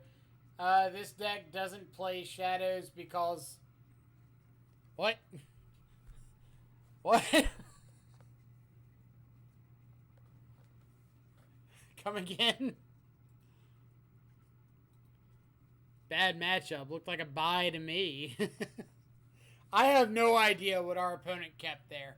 Like, maybe they had empty plus like 2 Aria flames or something, and they were just dead to the Ink Moth. But I don't know. I don't have a clue.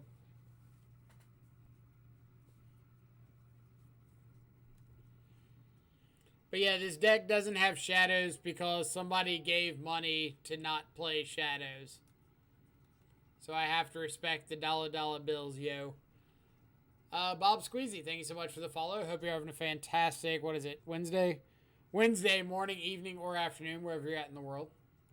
Appreciate you coming by and hanging out for a bit.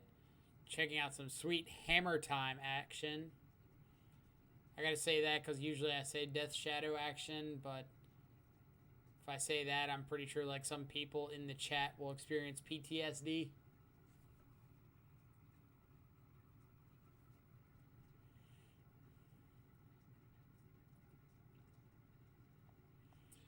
for everybody hanging out in the chat today. Appreciate y'all coming in, chilling around, checking out the deck, even though it's not the normal Death Shadow that we play.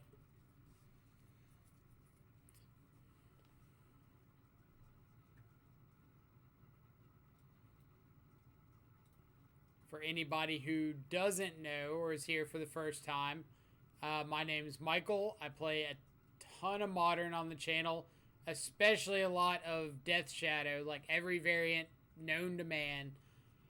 Today we just happen to be playing a donation deck in the form of Hammer Time.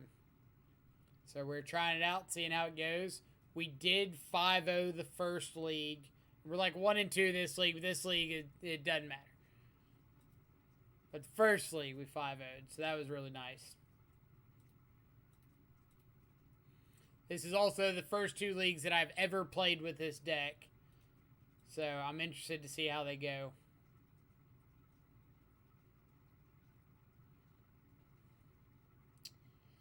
Tapped Hallowed Fountain, go.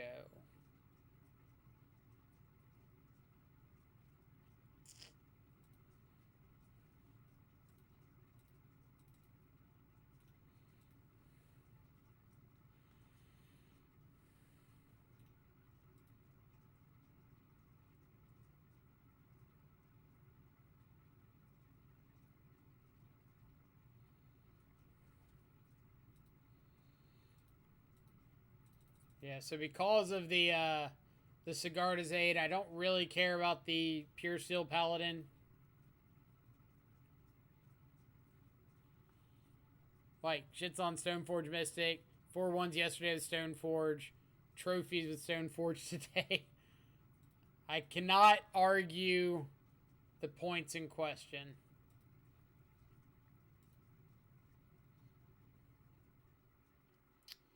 Flagstone. So it is just like Jeskai control.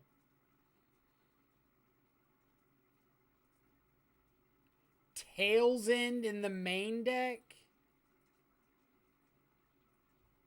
Oh, so it's Spike's Jeskai Lotus Field deck.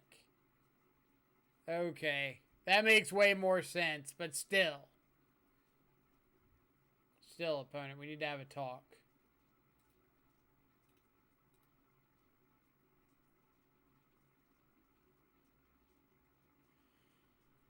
So, Thomas, I guess you haven't gotten to see this deck yet.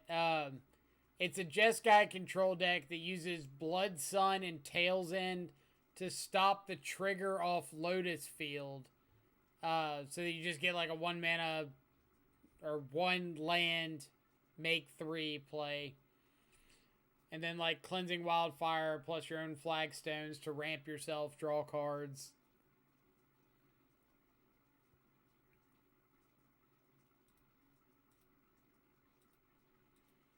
We need a dude.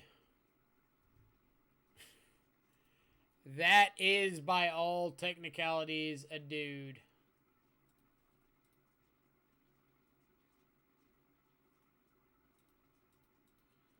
Opponent's got a dead card on top of their library, so we're going to Memnite.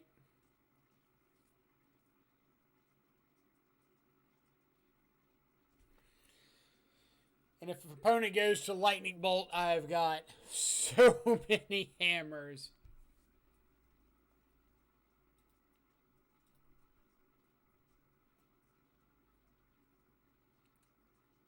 Can't hammer that one. Alright, so we know they're drawing a dead card. So our hope is just that the last card in their hand is dead as well.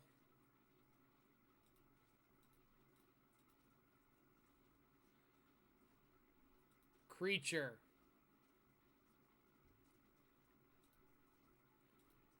Is, again, by all technicalities, a creature.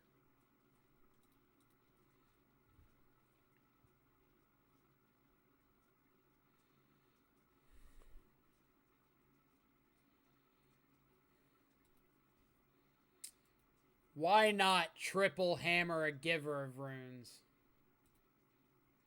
as Richard Garfield intended. Because that's why. Holy crap. Calm down, opponent. It's just a game.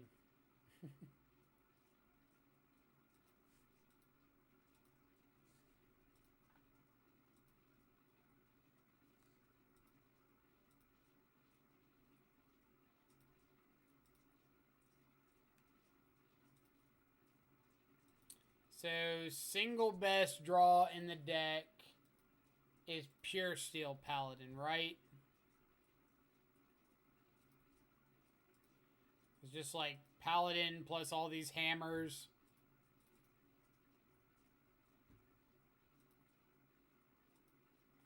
So this time we get Shadow Spear, say go. Maybe I should play out the second aid. Too late, we're here.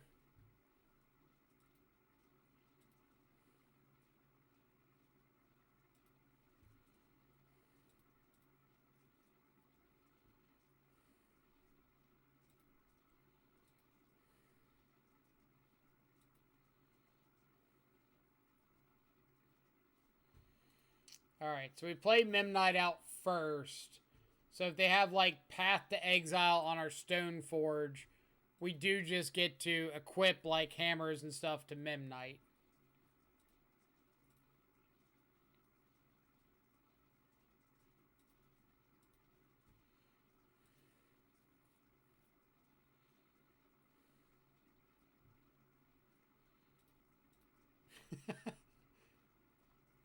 Opponent.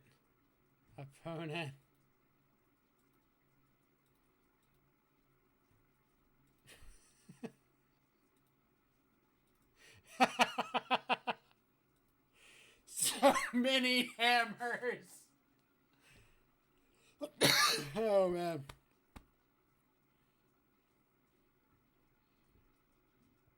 That was kind of fun. Not gonna lie.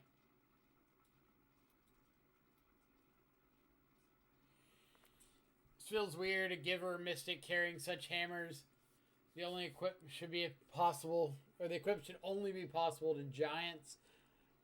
I mean, I kind of like the idea of like these little frail core just with a giant hammer.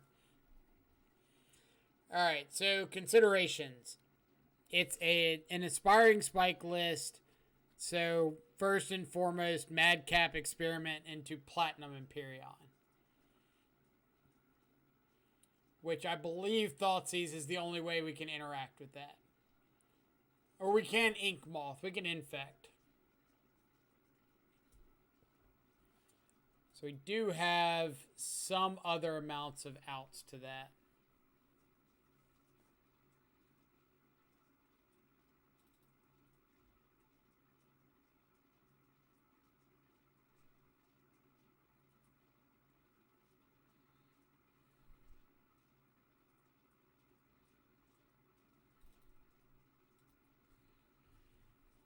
I don't think Shadow Spear is going to be as good here, but I like the idea of infecting.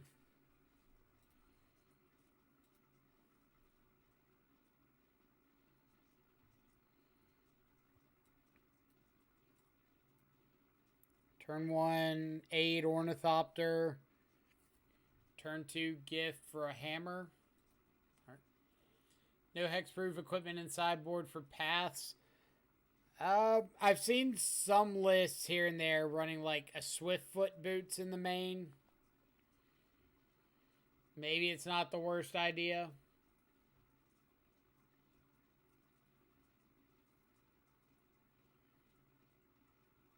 Like with enough targets, you can always do some sort of a like gift or Stoneforge package.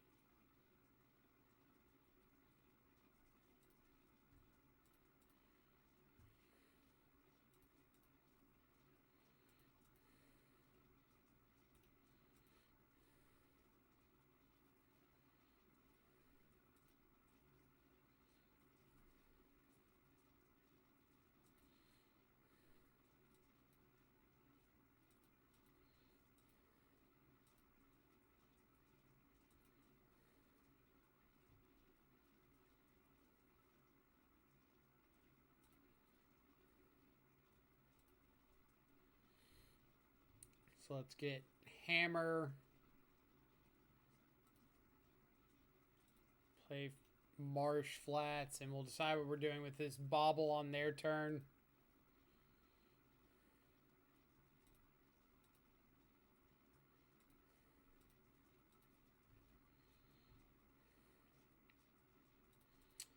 Don't really want to Windswept Heath.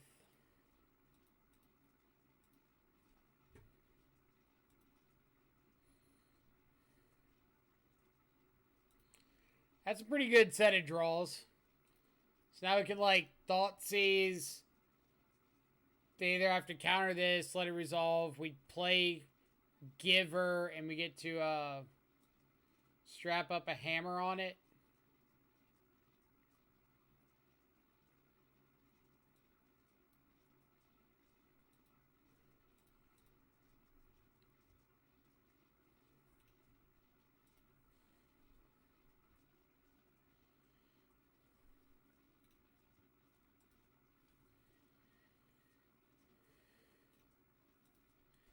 Yeah, I don't think we're firing off this hammer yet.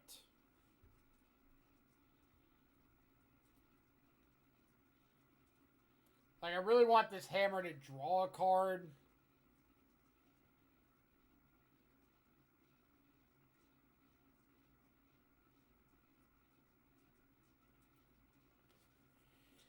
Need to keep Bobble for Metalcraft. I think once Ornithopter goes out the window, holding on to, like, Bobble and stuff for Metalcraft just becomes like a pipe dream. I just don't think after that part you're getting a reasonable chance to keep Metalcraft online if you're holding equipment for, like, Sigarda's Aid.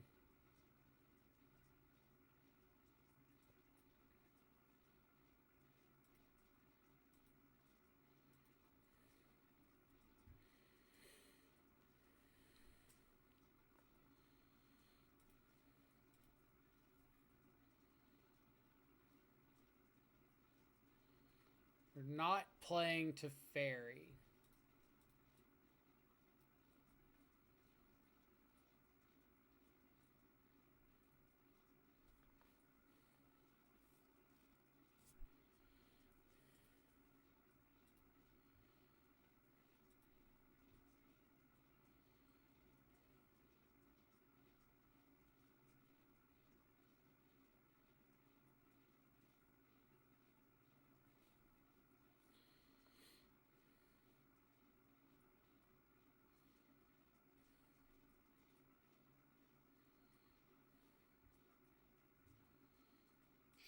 Sure.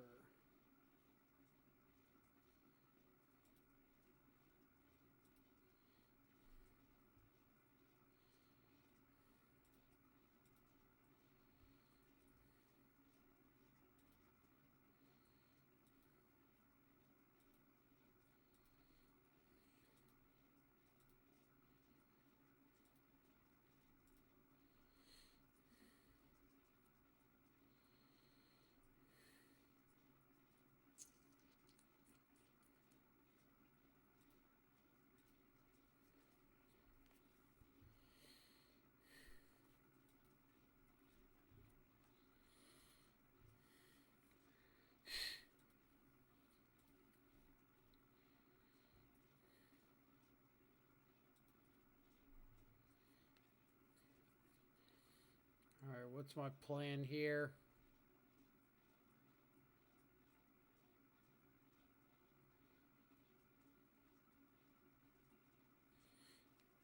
Guess just pass.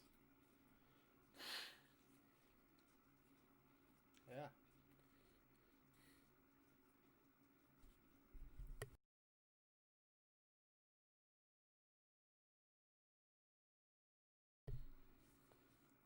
Yep.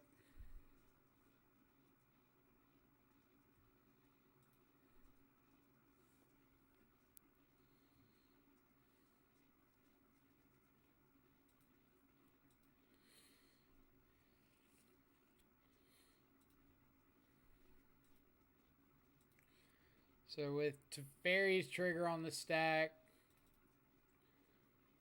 flash in plating, equip to pure steel. It's like we can always move this if we see a way to kill them. I think we go ahead and fire off Bauble. We've got Metalcraft.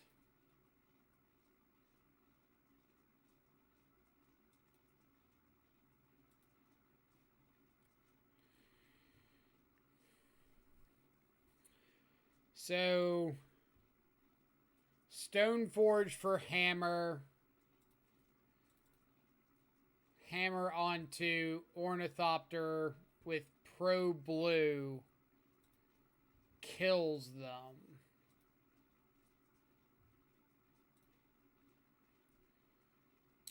Question is there any reason not to go for it?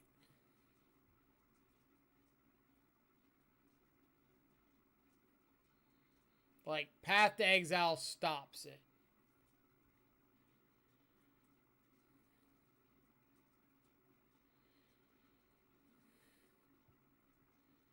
How bad is Path for us in general? Like, yeah, they revealed Path, but they're drawing that on their next turn. So we bobbled end of turn.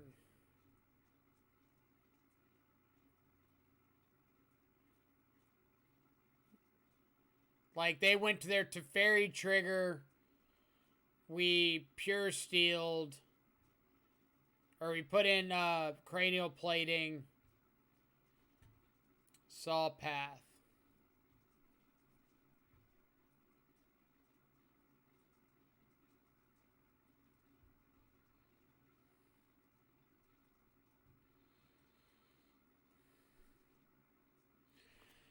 So, like, my wonder is, are we okay?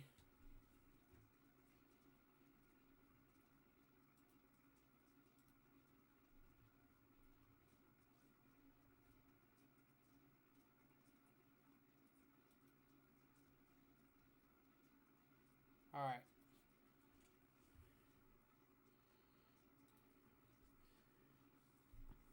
right.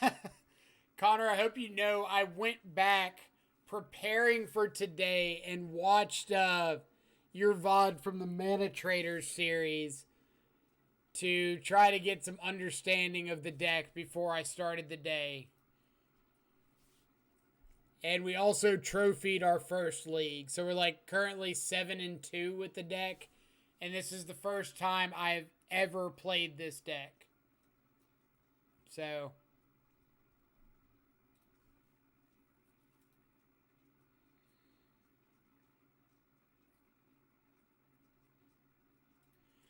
can I bet my life savings on you winning the next match? If your life savings is more than like $10, I would say no. No, you can't.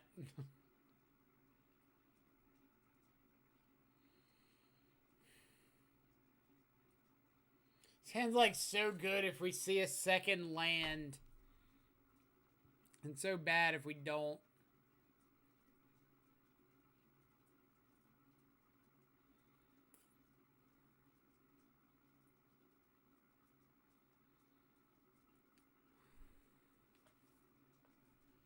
Yeah, I think we've got to keep it.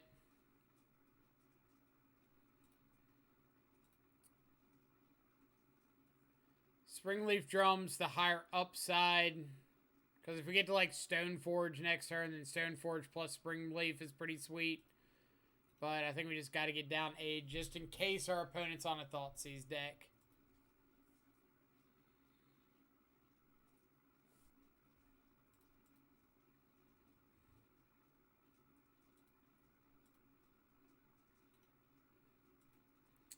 Opponent's on the weirdest Thoughtseize deck I ever saw. Is this black-white taxes?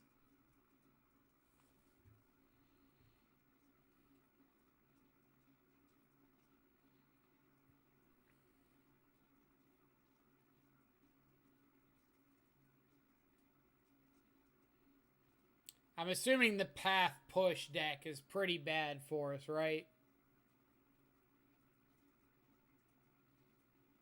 Or the path push Leonin Arbiter deck.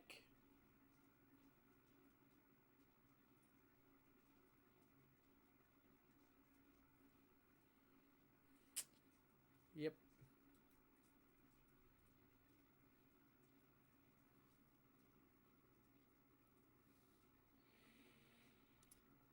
Oh, man.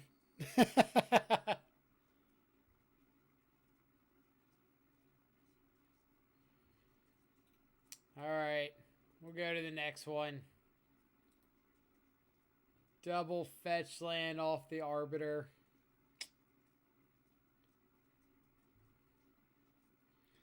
Alright, so what am I expecting out of them? Black-white taxes.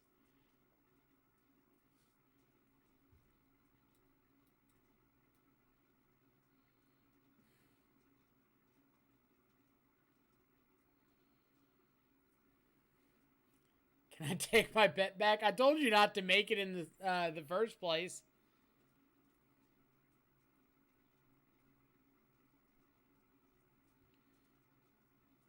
All right.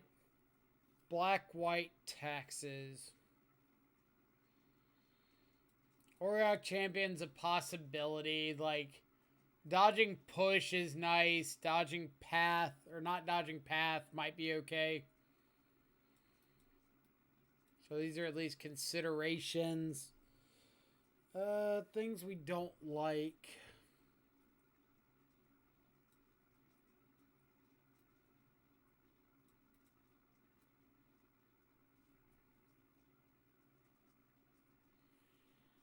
Not a huge fan on Auriok. Yeah, I think I agree.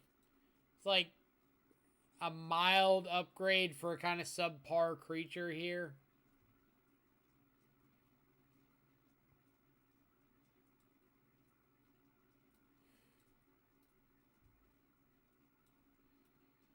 Memnite's not looking too great here, so maybe just like that.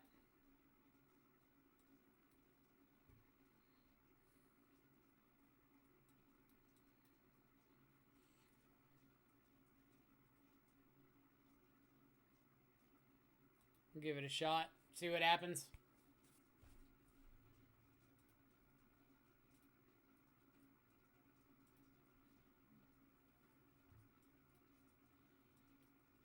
No way to equip, so I think we got to ship this.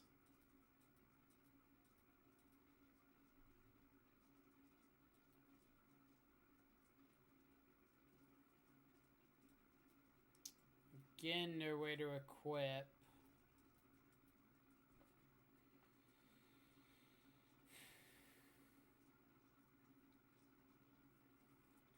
Like, we could just get...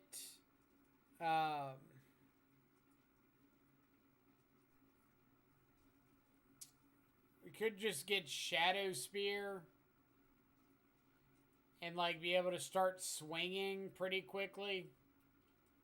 It's like maybe just an Ornithopter with a Shadow Spear could get there. Like, Shadow Spear plus plating an Ornithopter.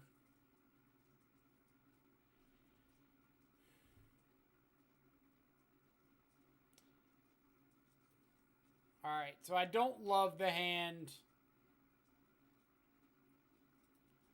But I'm going to keep it on a test basis.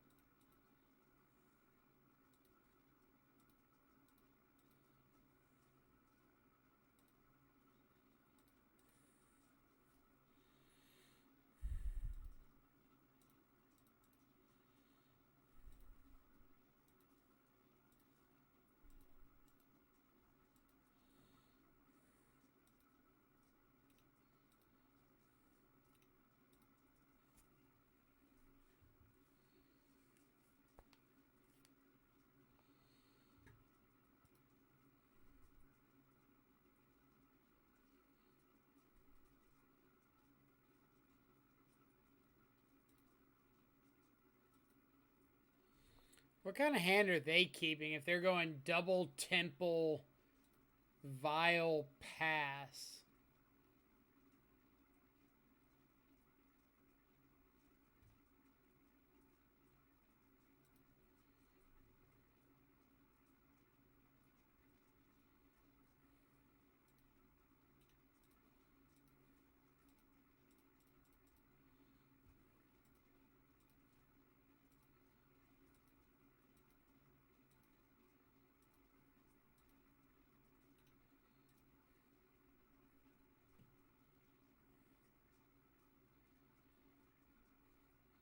Yeah, from what I hear, just drawing aids pretty good.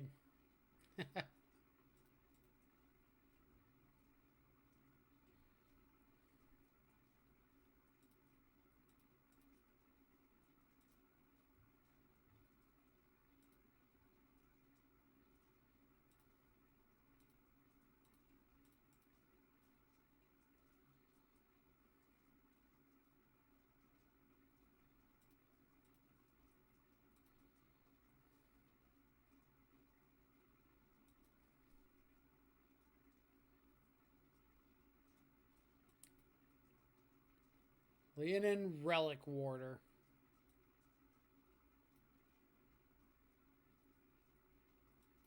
Huh.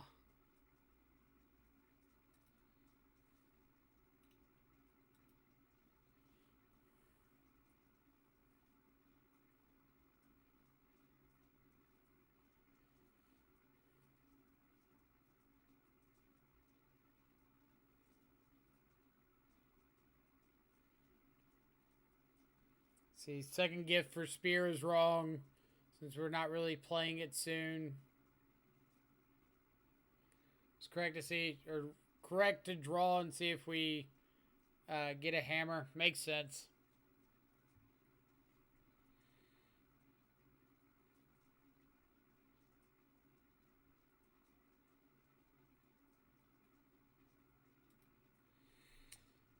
Well.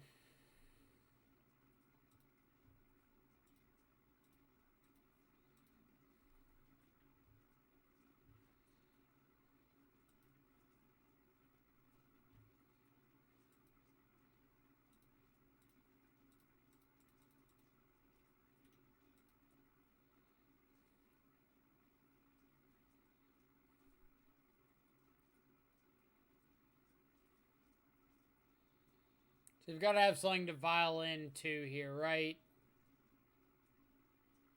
It's like there's no way you ghost quarter yourself and...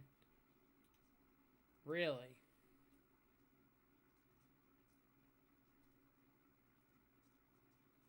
So why ghost quarter yourself and put in Wasteland Strangler if you don't just like have another thing to do with Vile?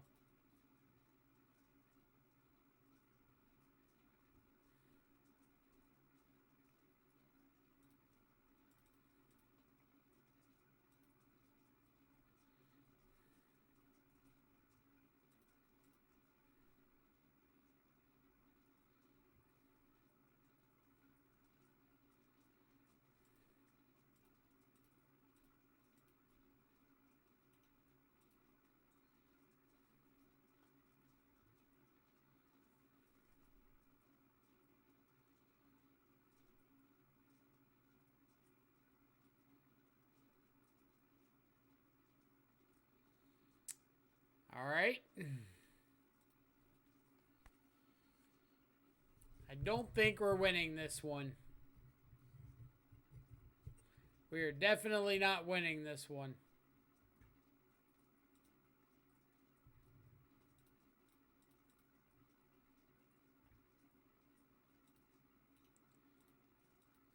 Dang. They ran us over.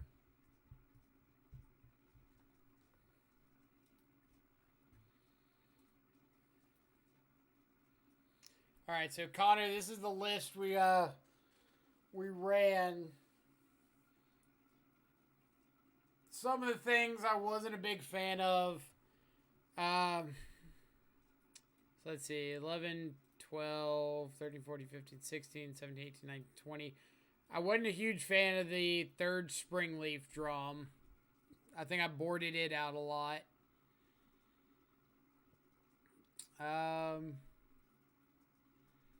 Plating was okay. Shadow Spear was great.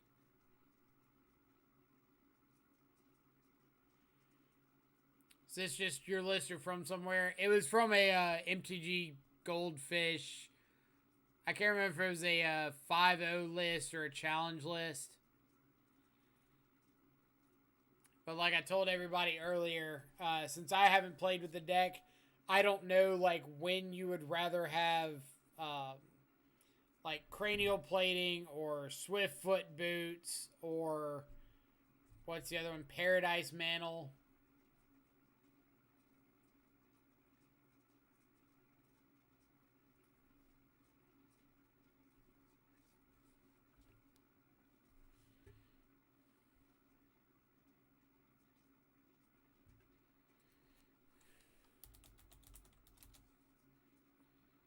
Yep.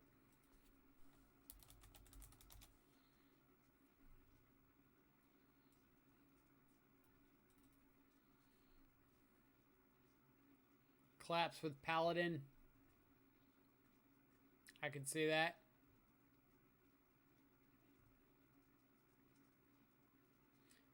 See, I think I'm going to run to the bathroom real quick. And then we wouldn't have time to play a Shadow League, but I think I've got time for a third Hammer Time League. So I'll be right back and we'll get started with that.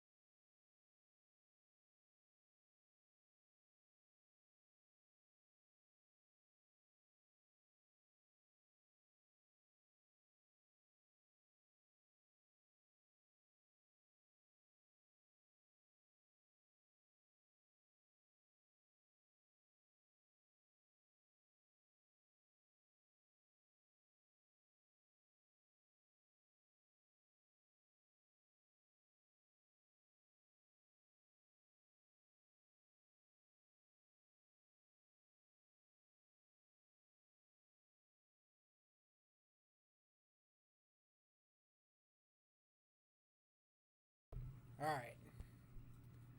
League number 3. Let's see what happens.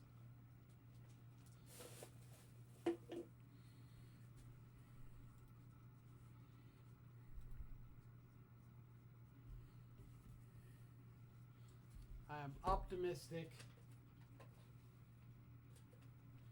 I think this is going to be an easy 5-0. Finish up on a 12-3 for the day with the deck.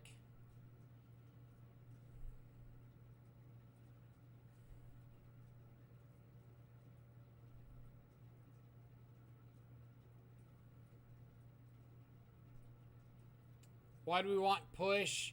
Well, I am no expert on the list that had them, and there were quite a few lists that did. But my guess would be things like the Rakdos decks, Prowess, opposing Hammer Time decks. Like, I think those would be kind of the big reasons.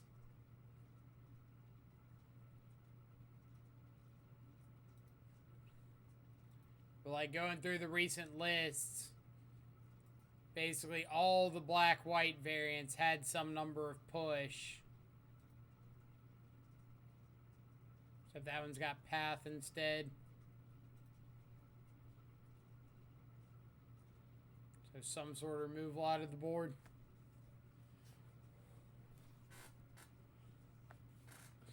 Yours didn't, but I didn't use your list. You weren't available. You weren't here when I needed to pick a list.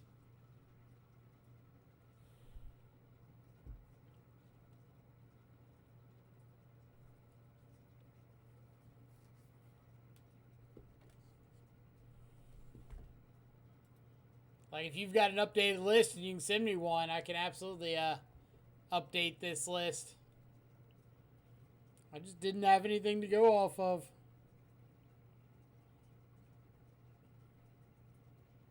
I assumed if push was in the list, it was in the list for a reason. Oh. Come back, opponent.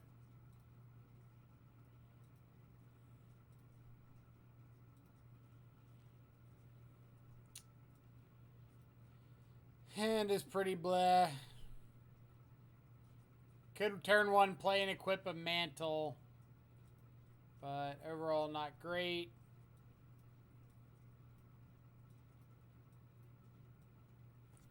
So like this, do you keep this?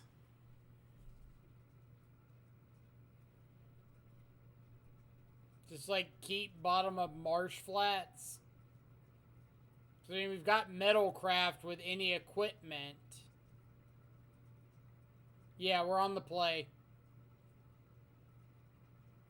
Or do we like Mole for a turn 2 or 3 kill?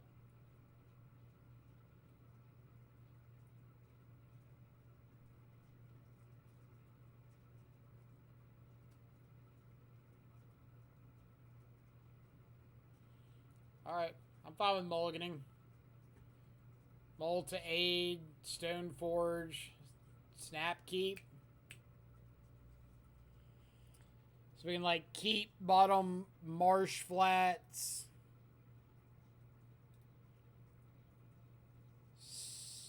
Marsh Flats Bobble.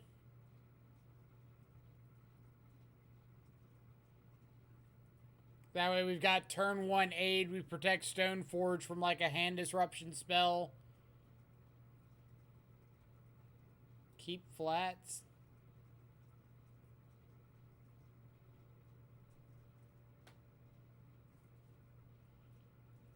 Flats is better than dual land. Well, I guess game 1, yeah, there's no black cards in the deck. So it's 1 life as opposed to 2.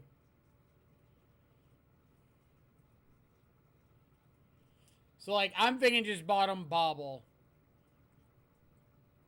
Turn 1 Sigarda's aid. Turn 2 Stoneforge a hammer.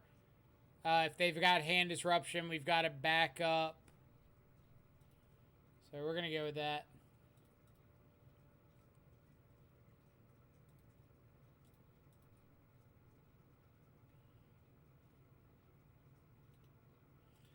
I kind of like keeping second Stoneforge in the blind. Because if they just go like turn one Thoughtseize, and all we've got is Stoneforge plus Bauble, we're kind of in trouble. Drawing third land there is pretty nice.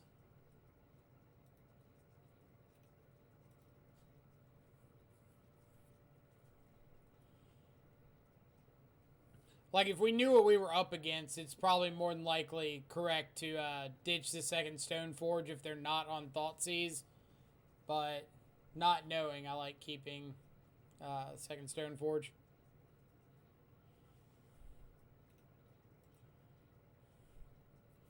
So they could just be dead this turn.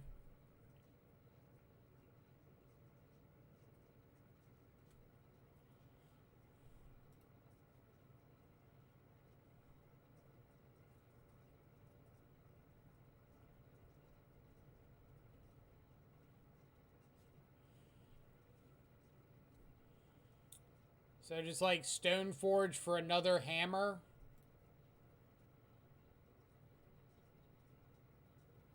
Yeah. That makes both of our threats lethal.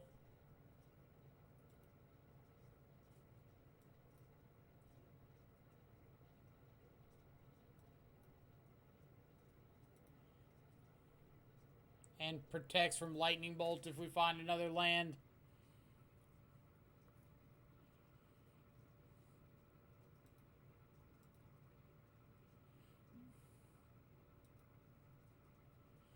Do you blind flash in the hammer into turn?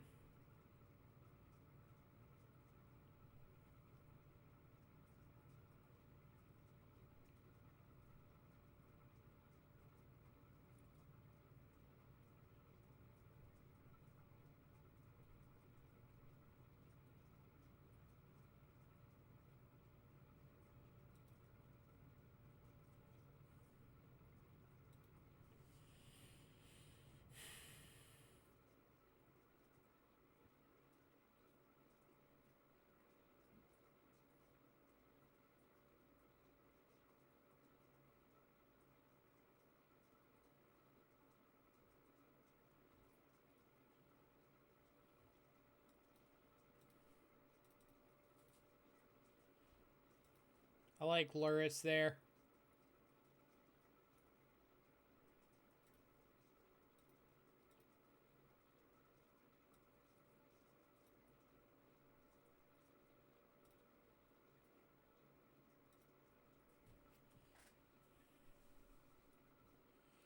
Like, if opponents just time walking themselves 3 turns in a row, that feels pretty good.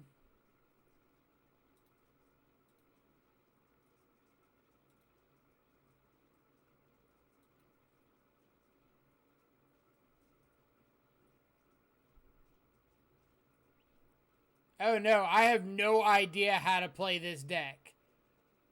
So anything you have to say, absolutely, bring it on. So my thought here is just Lurrus, play Stoneforge. Or like attack for 1, Lurrus, play Stoneforge.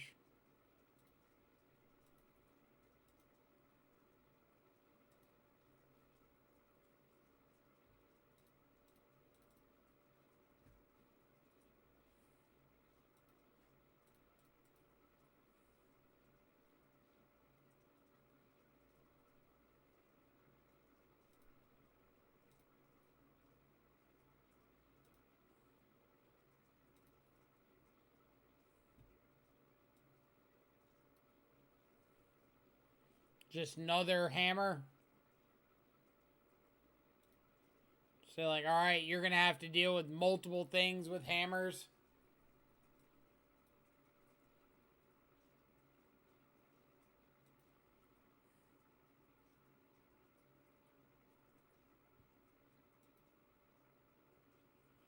And I guess it's like if at any point they just tap down to cast something at sorcery speed, we probably just kill them. Alright. So that probably means they're dead, right?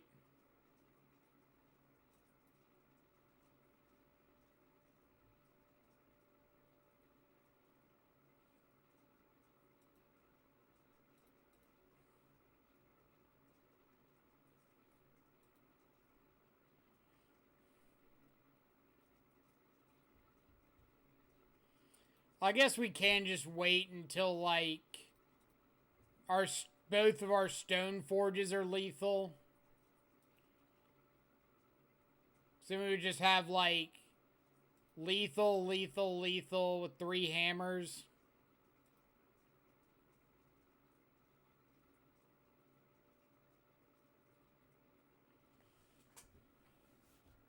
We could draw, like, a paladin or something. That'd be really nice.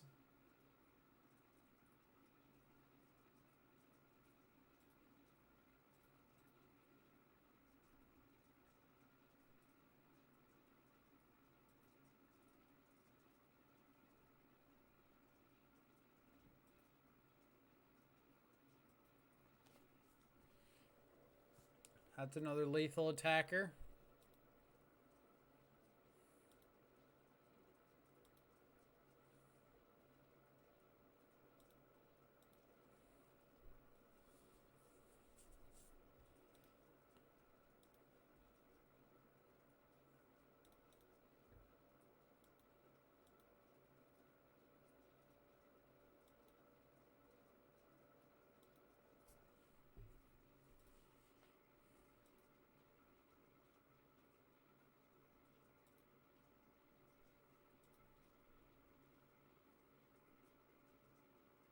Like hammer right there.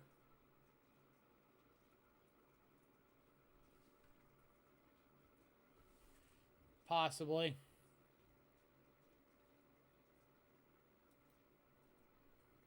But if this is... Or they can't Kroxa escape Kroxa.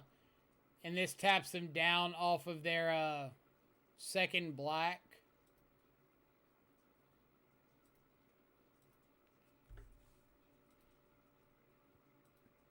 So this is probably like easy GG here. Oh, and Paladin. Who?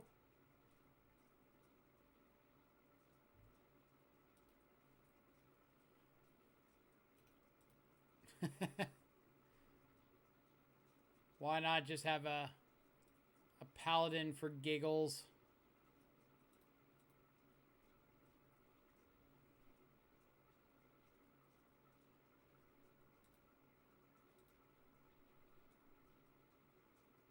Go you.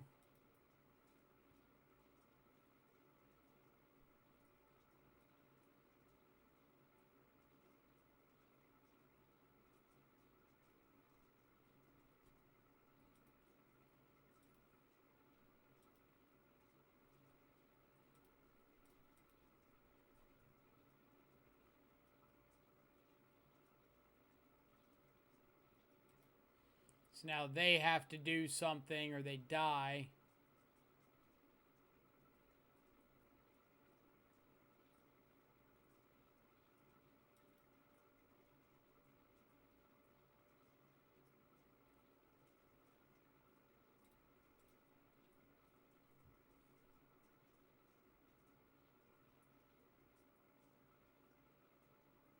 All right. That was pretty fantastic. So, Snap Auriok Champions. Unearth is pretty good here. Easy magic. I can see it.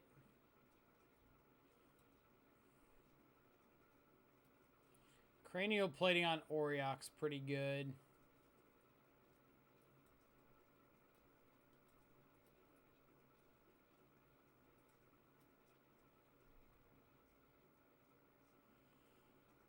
We'll play dude, just remember Paladin moving shit around is gas. That's fair. So, like, playing Paladin first main, playing the hammers, drawing, and then even if they have removal, just getting to move the hammers onto another thing. That is good to remember.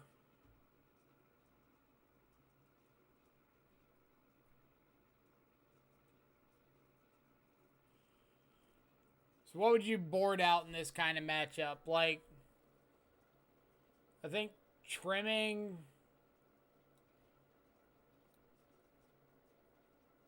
Like, spring leaves feel underwhelming.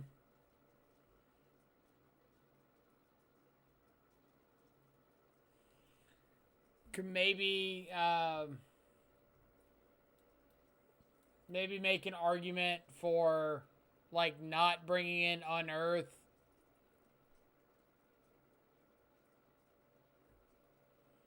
And Memnites. So this is 18 artifacts. So I can trim one Memnite.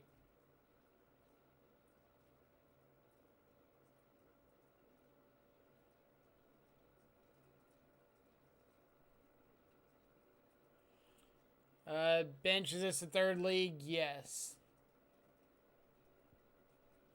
Maybe like Giver's a little exciting. Or less exciting. Like maybe their amount of removal just overwhelms Giver too well. Something like that. Or we gotta keep artifacts. Let's do like that. Unearth, Flourish, or Champion is one of your best top decks late game. Makes sense.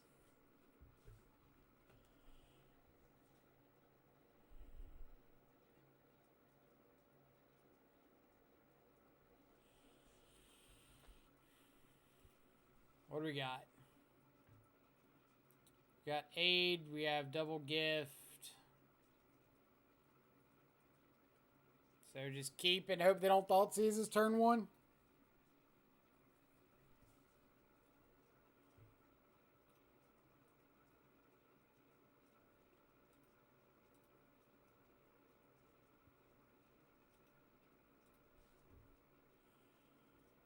Auriok off the top.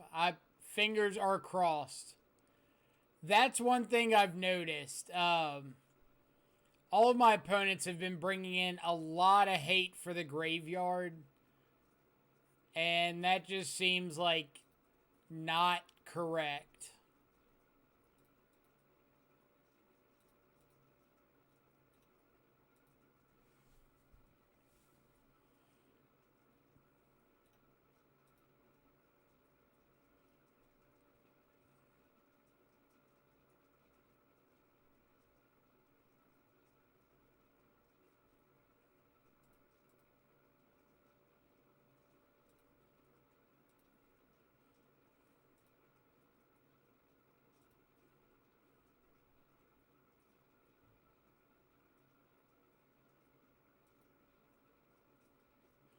Do I just like get double hammer here?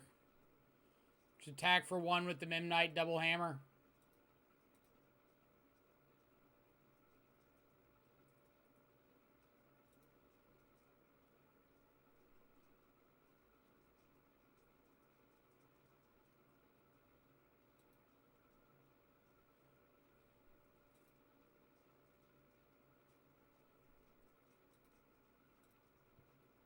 Seemed like a really aggressive push.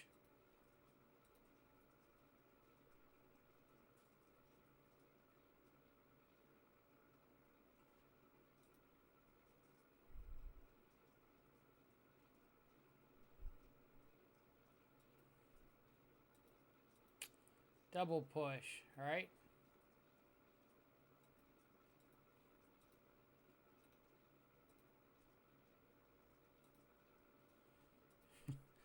Well, ironically, we don't care much about a Thoughtseize.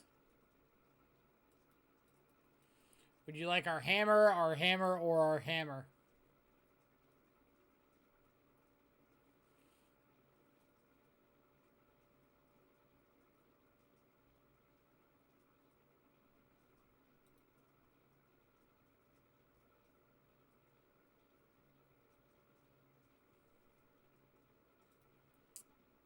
That seems pretty good.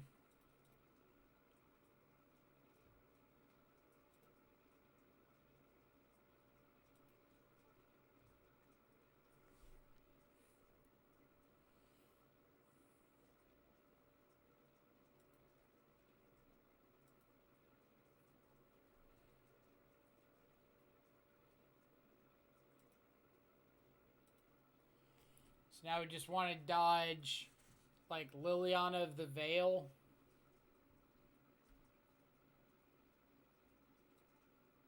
Sure. Would you like our hammer or our hammer or our hammer?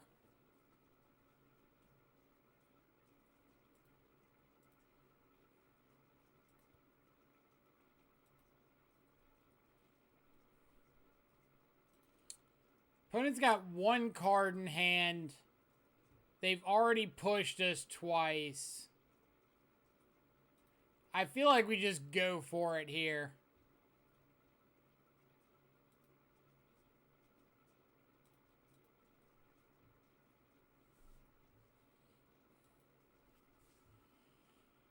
Like, if they've got third hammer or third push, they've got third push.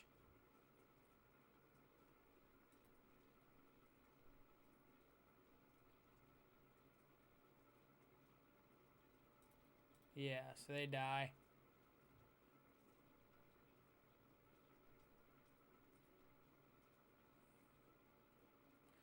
All it takes is 4 Colossus hammers, and you've got yourself a 2-0 win.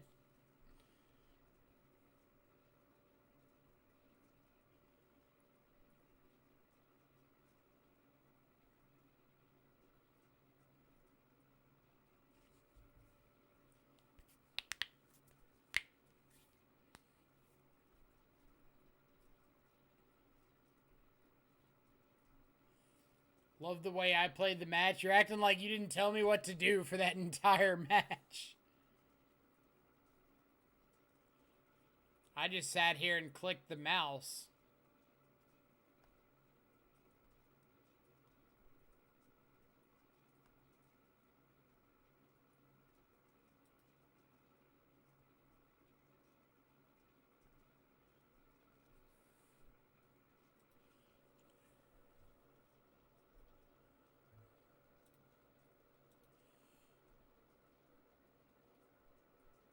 Connor forgets to play the hammer sometimes. I can see where that would be an easy one to skip over.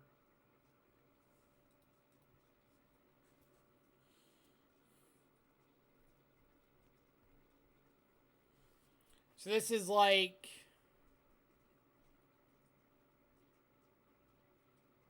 This is one of those need to find a second land games.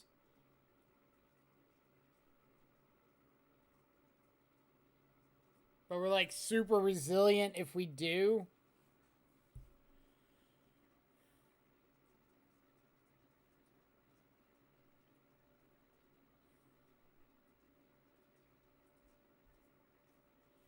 I think we keep it.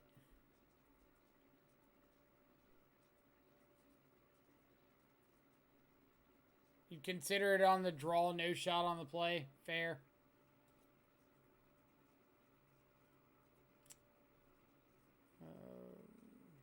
No on that one.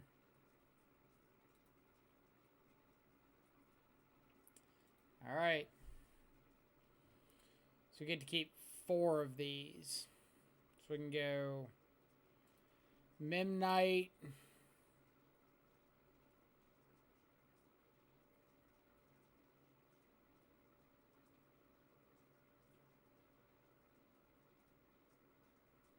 Memnite Plains Bauble.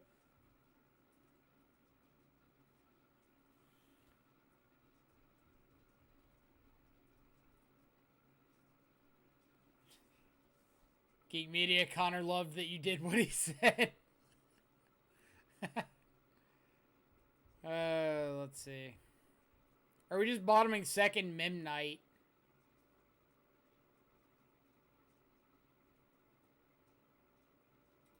Yeah, I kind of like that.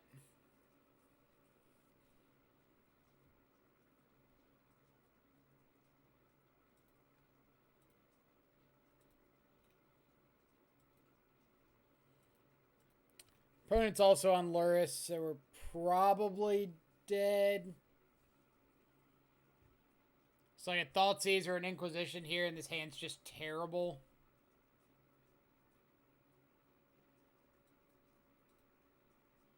Oh, it's a mirror.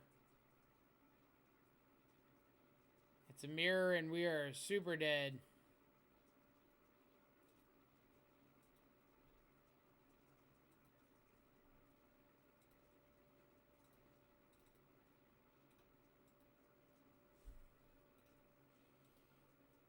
What are those fatal pushes in the sideboard for?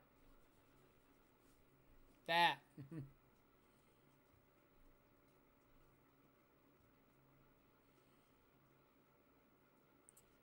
No blocks.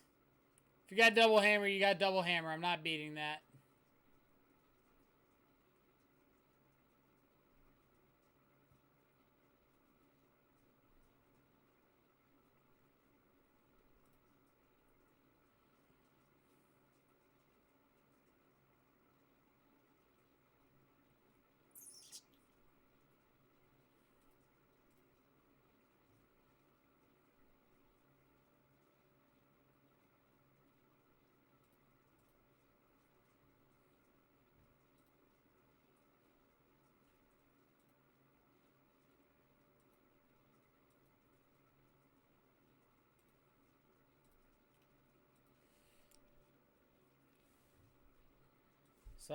Something weird.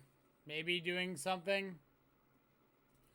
We got the biggest threat on board. That's got to count for, like, some number of percentage points, right?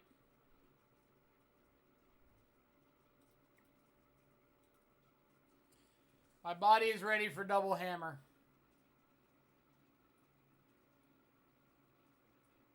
Like, what does attacking do for us? Blocking, we've got the biggest threat on the board. They have to have double hammer to kill us.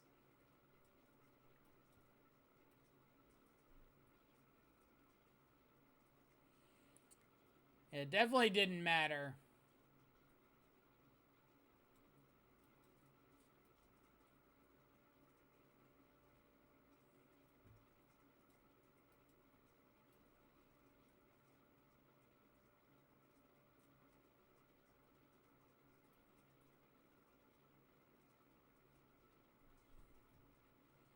Needle 2.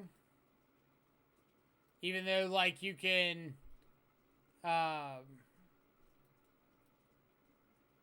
guess if you're on the play, being able to, like, get something down and then needle it after you get yours down could be fine.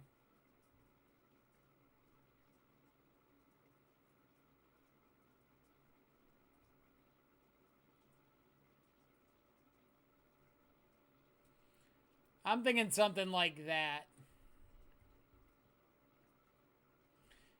Narrator, they did, in fact, have double hammer. And we died.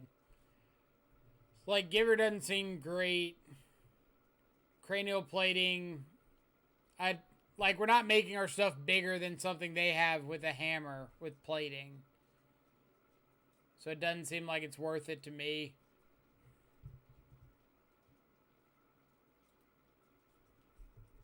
The mirror is interesting. That could mean any number of terrifying things.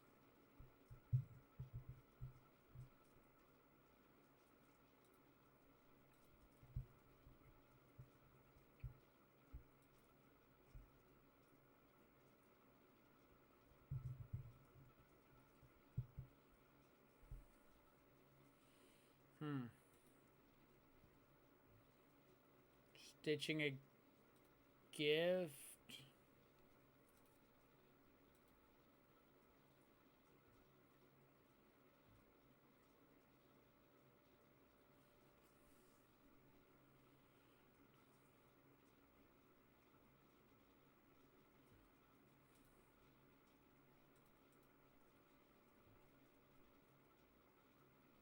I think I just want to play Springleaf Drum here.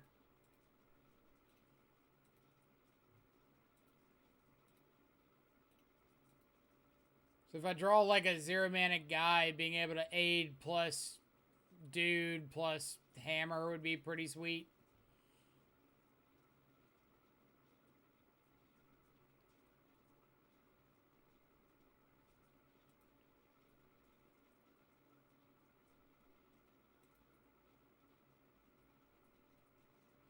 If I draw a 0-mana guy, being able to do all the stuff would be sweet.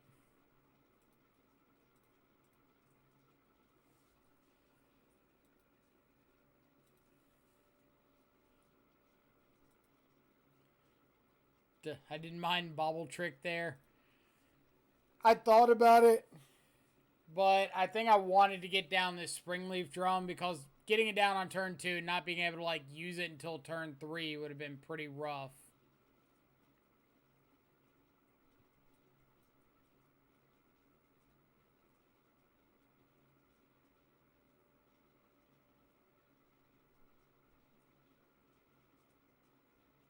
Do I just double hammer up this Memnite here?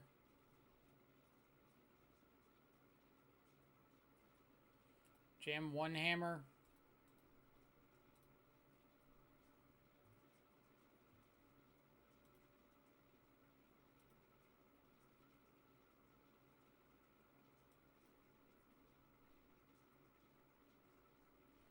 So I can Steel Shaper's Gift for Shadow Spear.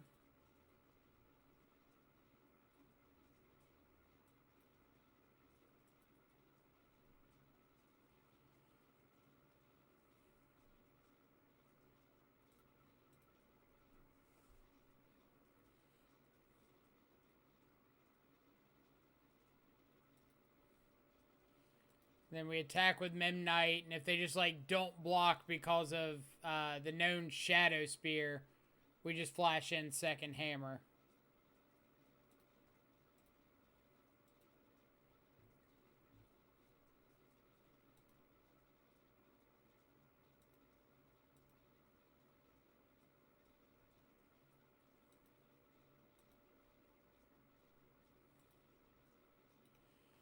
Or they have path.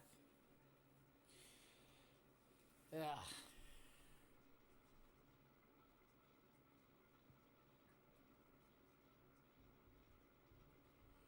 So we're just losing to path regardless, right?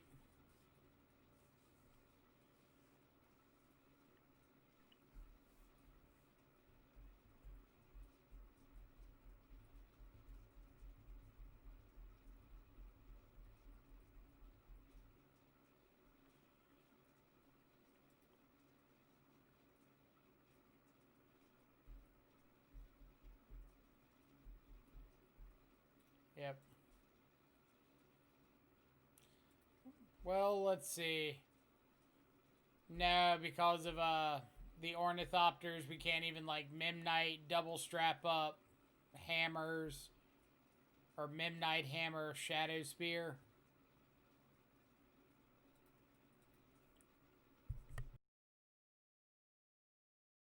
Guess we might as well just like make them do it, right?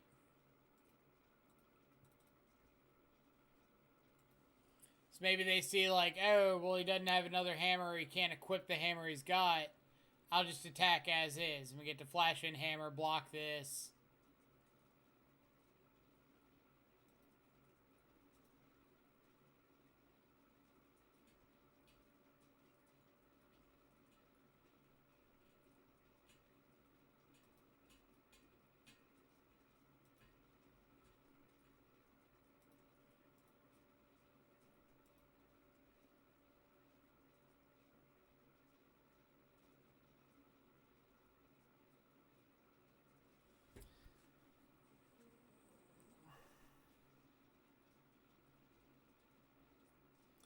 Am I supposed to trade with the Paladin here?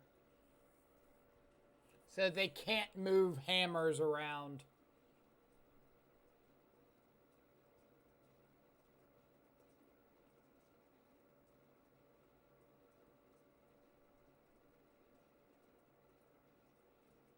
Or do I just block the ink or the Memnite?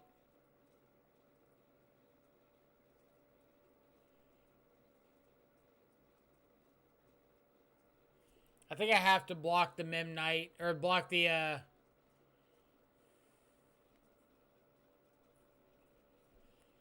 not dead. I've got lifelink.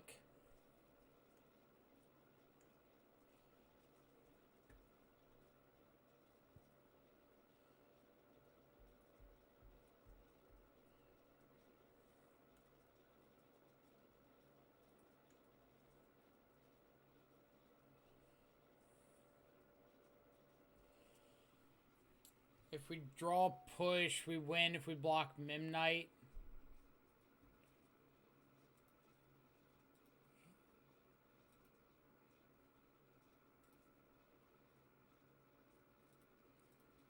Odds on second Path to Exile.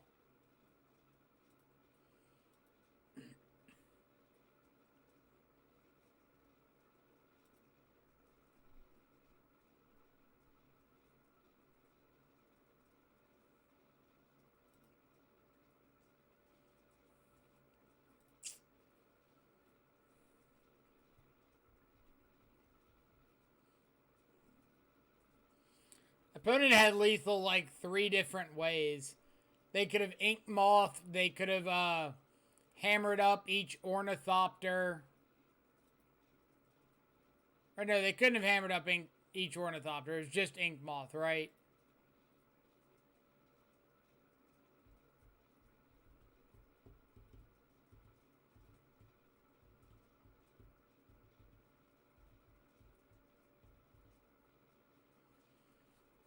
Yeah. Activate Ink Moth, equip it with the hammer, it loses flying, reactivate it, give it flying again.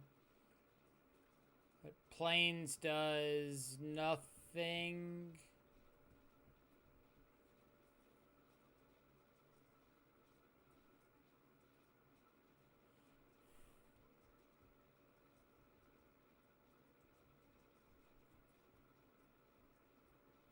Yeah. We're dead regardless of attacks on the way back. That mirror is weird.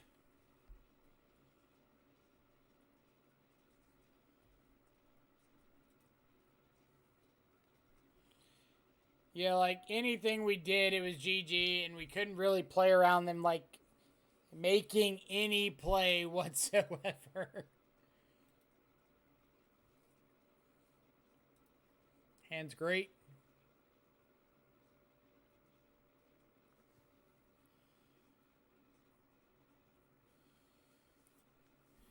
Unfortunately, a lot of people do not know that too. It's almost like shadow combat math.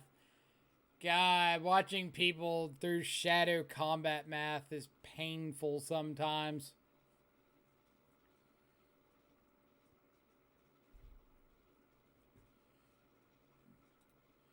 Just like take it at straight face value and assume there's no depth to it whatsoever.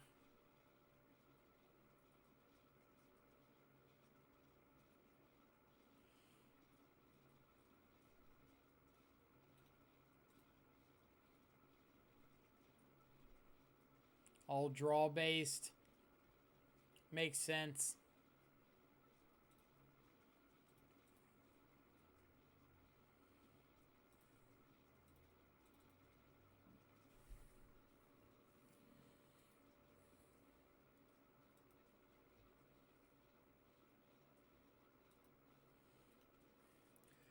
I also noticed that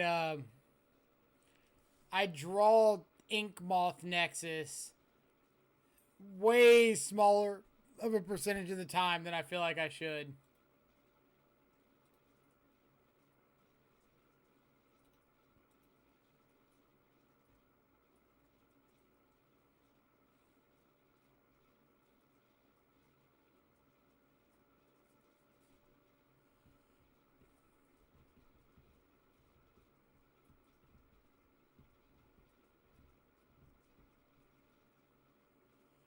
Ink Moths don't like you like they like me. No argument. As we draw an Ink Moth off the top. Shut up, Thomas. Get wrecked.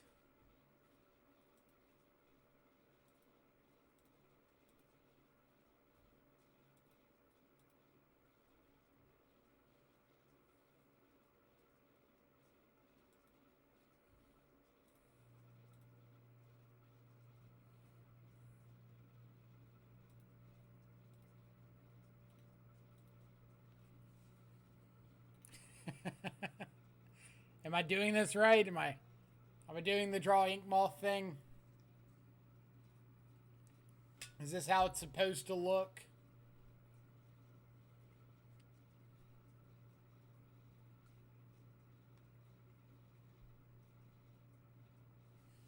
You don't see my stream enough to see all of like the called top deck battle rages and Gurmag anglers and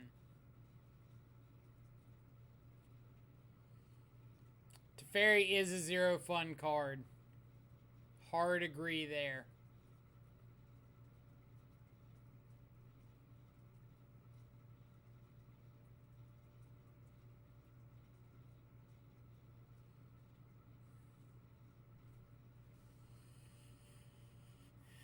So we can go like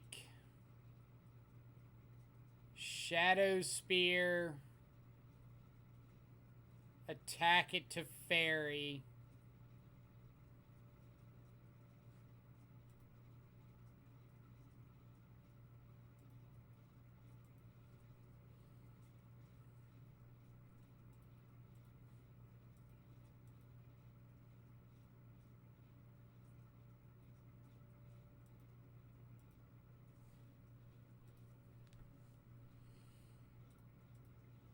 So opponent's just got like 17 copies of Path to Exile.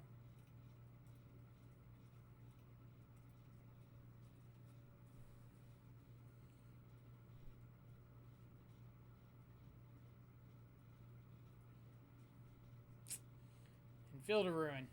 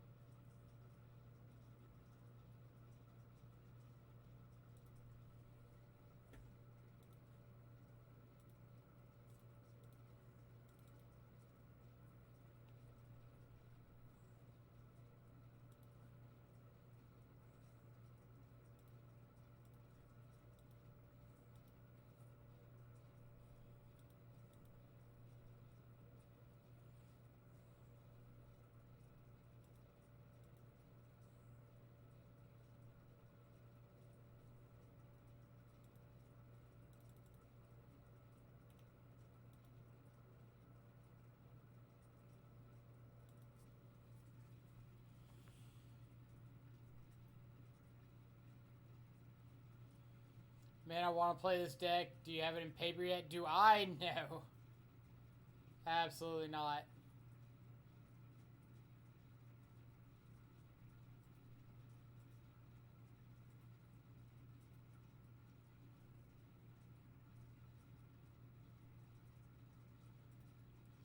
So we can beat single path. We just can't beat double path.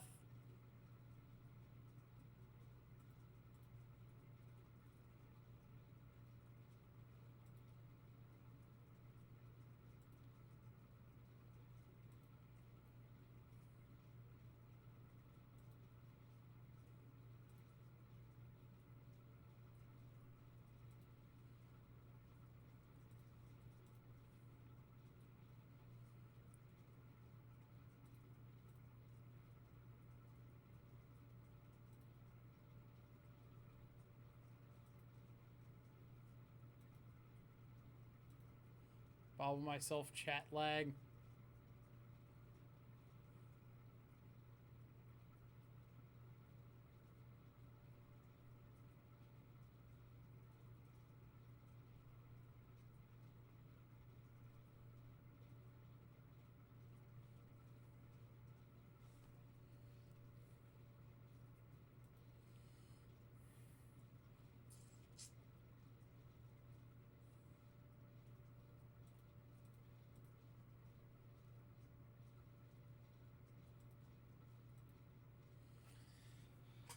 Oh, man. Double path, Mana Leak to Fairy, Mystic Sanctuary online turn 4. It's a pretty rough one to try to beat. Oh. Pretty rough one. Alright, so Thoughtseize is easy here.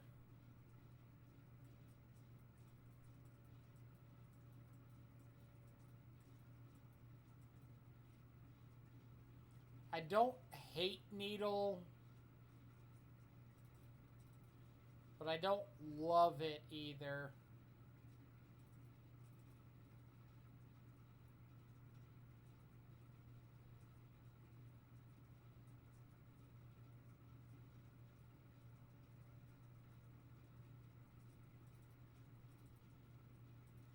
But I like a needle over a Paradise Mantle.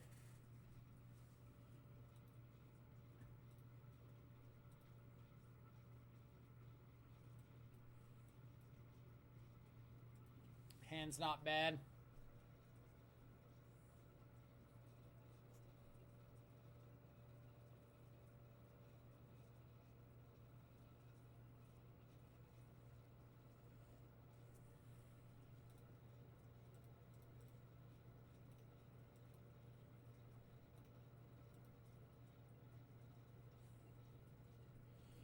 Path me. Path me, opponent. Do it. Do it.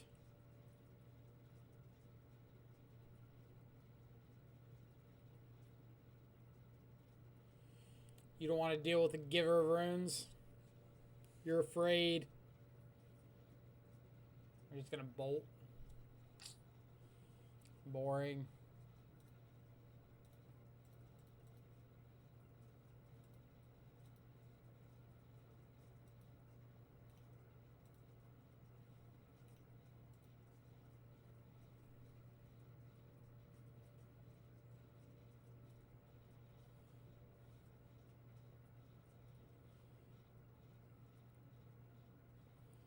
I mean...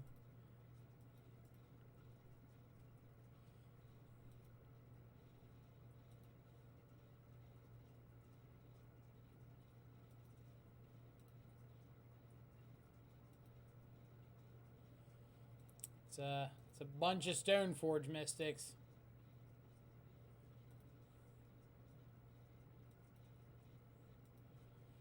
And if the opponent just like messes up next turn and plays an Uro,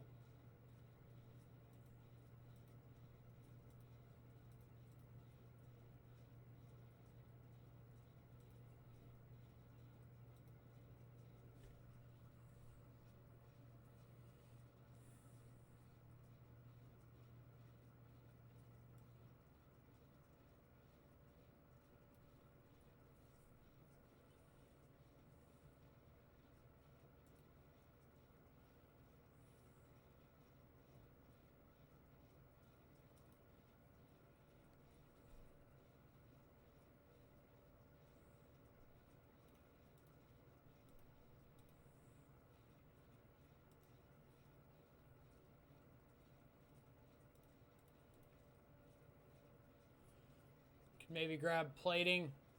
Yeah, I like grabbing plating.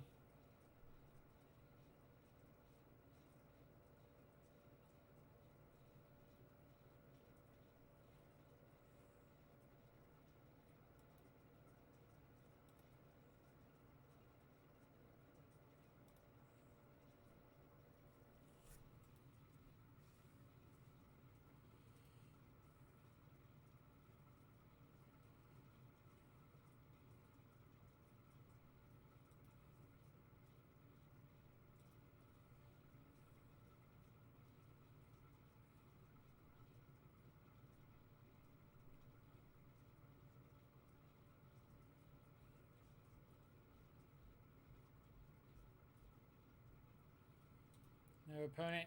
Main phase things.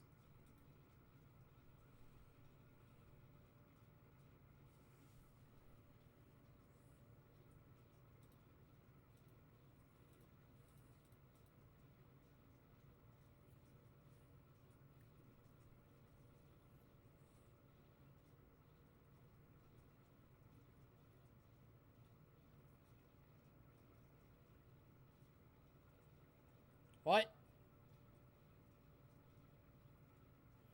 Come again?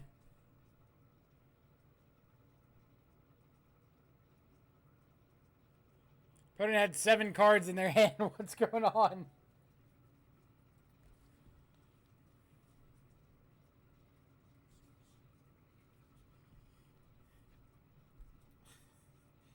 I mean, you do love to see it, but You're also pretty curious as to why you saw it.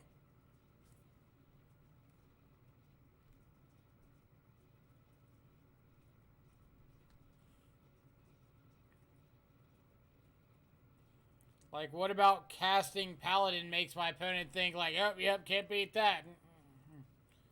Get out of here.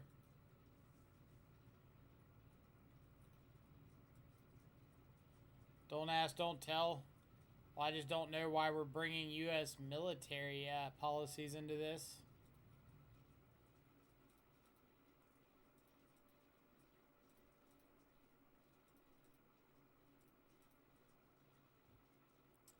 Storm count 6.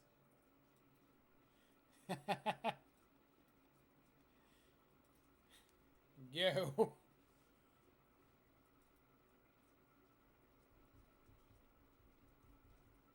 Who was making jokes about Affinity looking weird here? Or weird nowadays? Looks fine to me.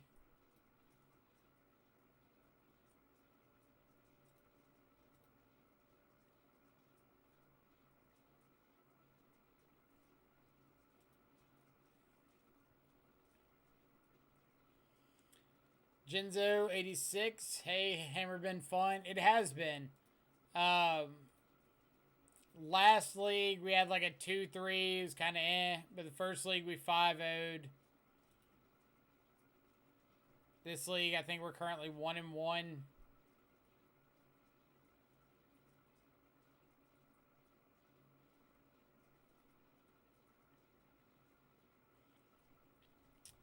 One and one with a whole bunch of Sigarda's aides.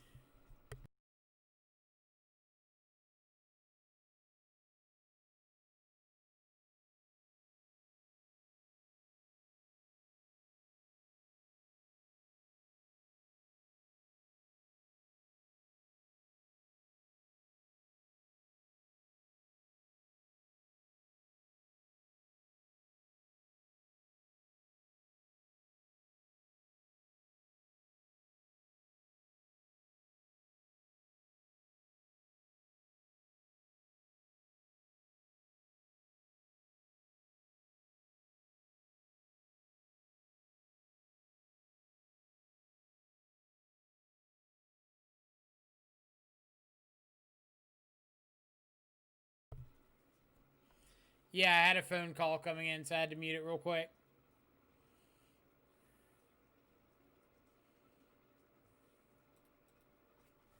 Am I just like jamming Sigarda's aides into this? Into this open mana?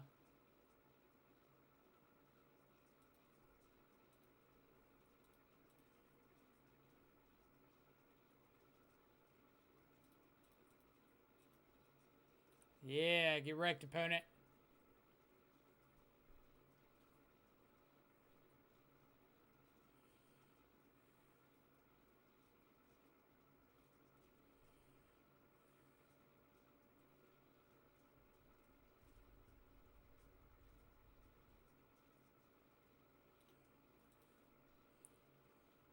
I don't know if I'd say they're better as unknown cards.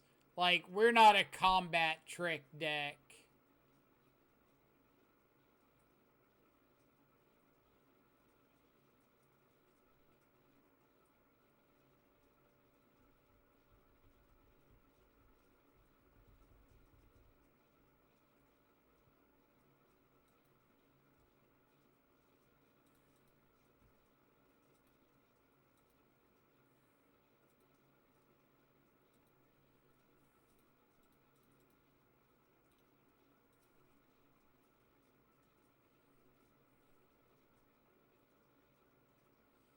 Yeah, like, we're so far behind this match, I can't imagine it mattering.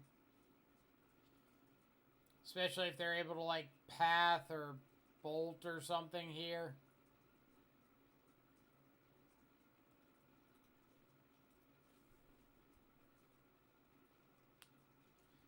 Does each Sigarda's aid trigger separately so you can musical chair and equipment around?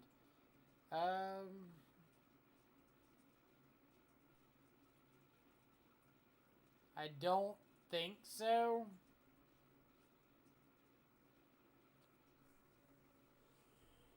But me not thinking so doesn't mean that it doesn't.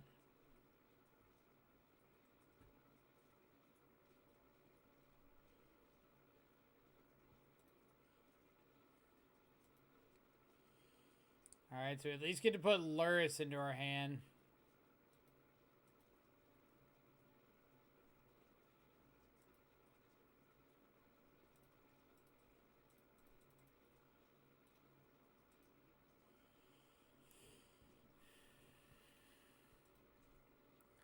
So they get back Uro here. We... What? We draw Hammer.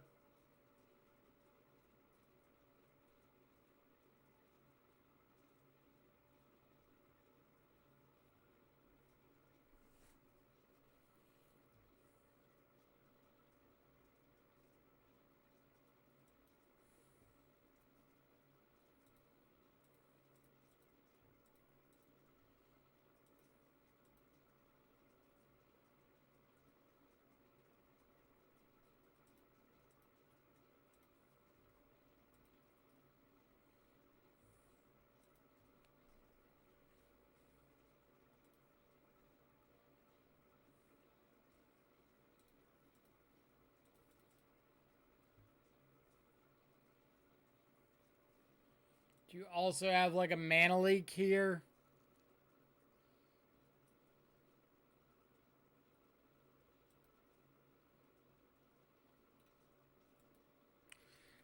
Oh, man. Chill out, opponent.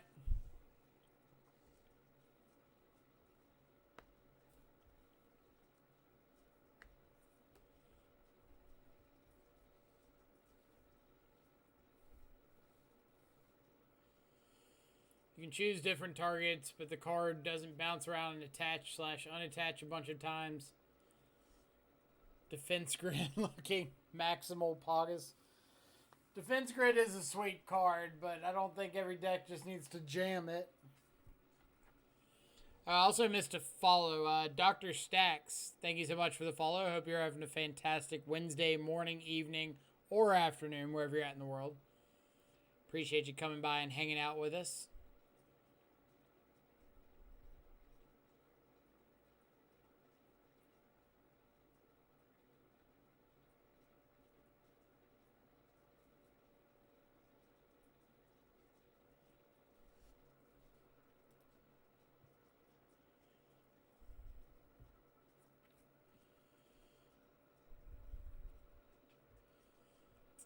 All right.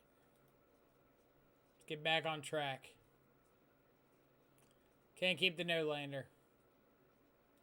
Especially not against Dizzle Rizzle 8.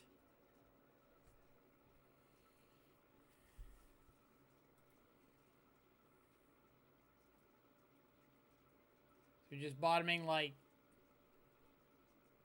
Drum here.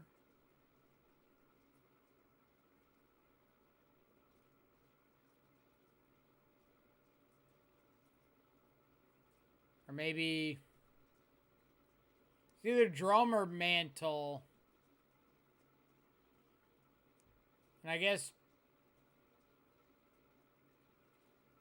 Drum's a little bit better.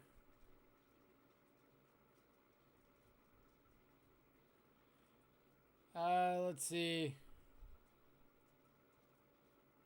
We got a bunch of birthdays apparently. Dr. Stacks, happy birthday. Mike, it's Kelsey's birthday today. Tell her happy birthday. Happy birthday, Kelsey. Also, happy birthday, Kelsey, from Kevin. Drum because we have aid. Fair.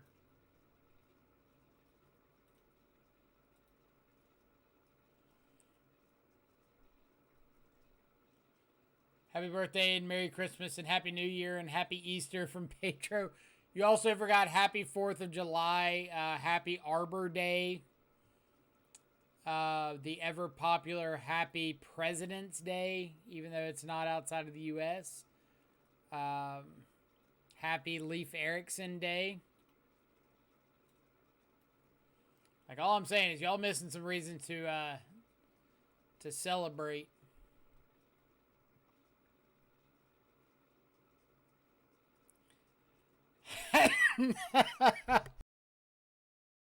Oh, man. Happy Stoneforge Mystic is amazing day.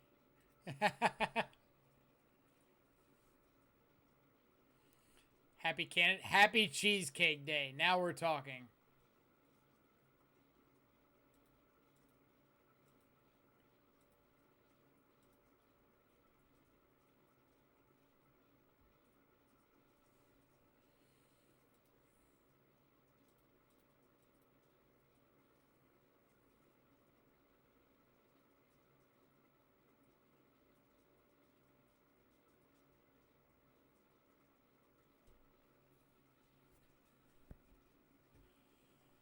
Counter my giver. Or repeal my aid. Sure.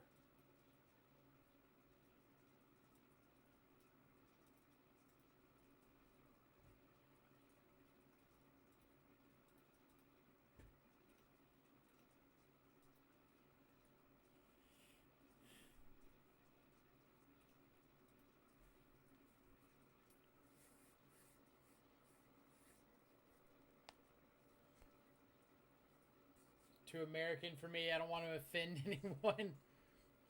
Should have been giver. Next turn, aid plus mana on giver to use mana.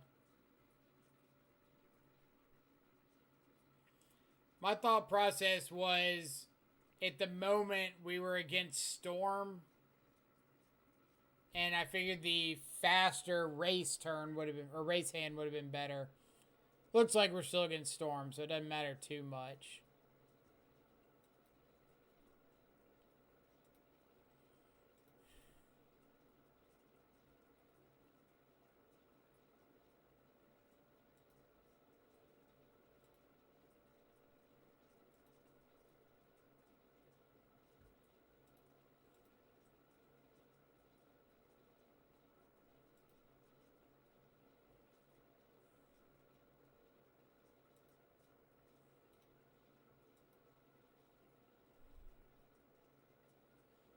Is it control? Are you sure it's not Storm?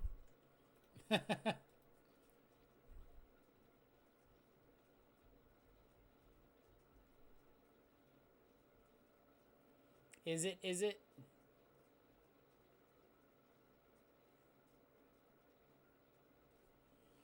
Are we dead, opponent? Well, that doesn't kill us.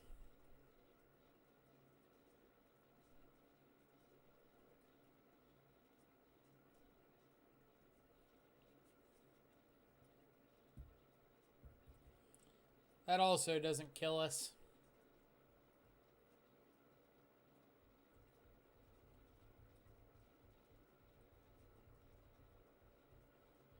I do believe it is GG.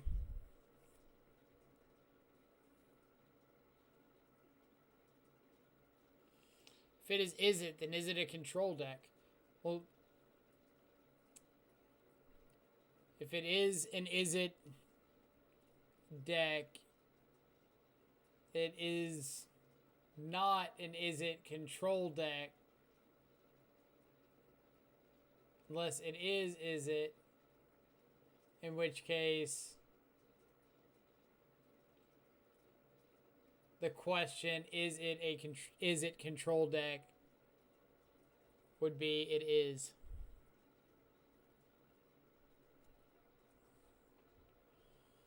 Alright, so you can have... You can't kill me this turn, so I'll just give you the 2 bears.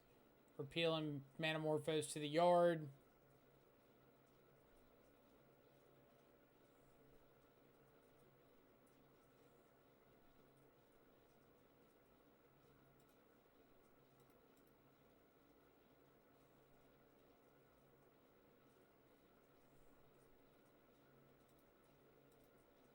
Oh, no, no, no! No, I wanted to target. God, I wanted to target, not...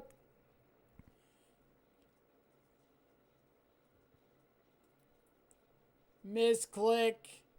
Misclick. No.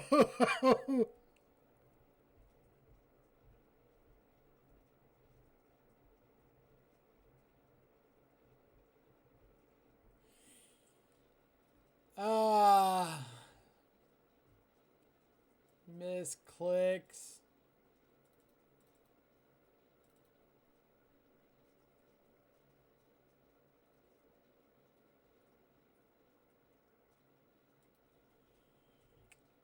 God. Magic Online, that's what happened indeed.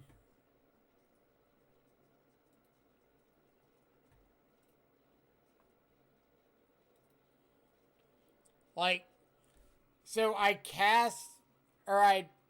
clicked the hammer, and for whatever reason, I was thinking that I had tapped my non-Ink Moth land to float the mana, and that the hammer was on the stack, and I was targeting.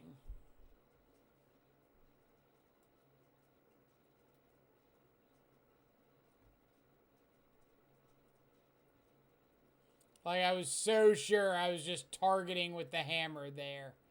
And that it had already gone on the stack, and I didn't need to worry about it.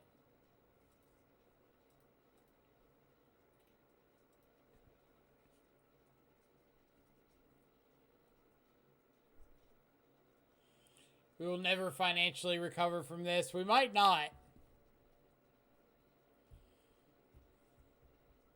If it weren't for those play points in the first 5-0, like, I don't even know if we'd make our money back from donation day.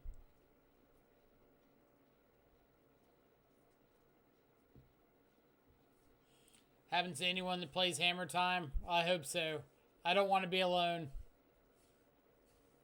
I can cry on Kevin's shoulder. That's all I need in life. That is absolutely all I need in life.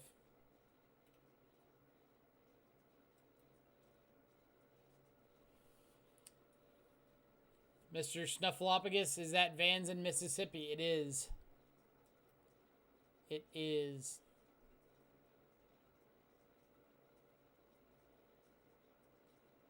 Is it? It is. It is it?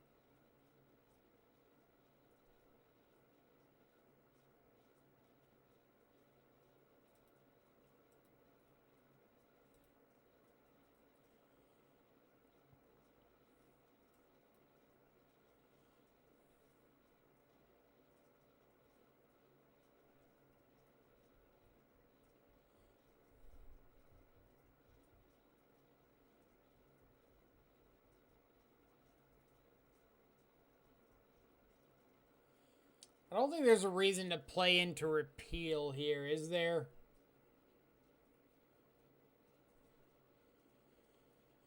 But I mean, I guess if we go like...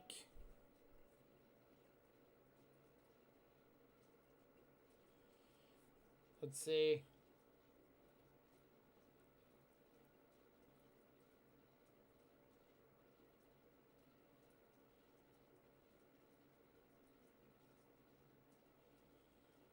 Bench. It wasn't that I thought it needed a target when I cast it. I thought that I had already put the hammer on the stack. And it was asking for a target. I didn't think that the hammer hadn't gone on the stack yet.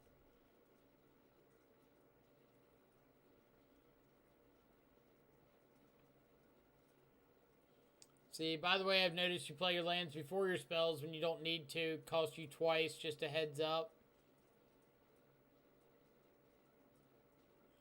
Play my lands before my spells. Are you talking about, like, right now, playing a land before Ornithopter or before something else?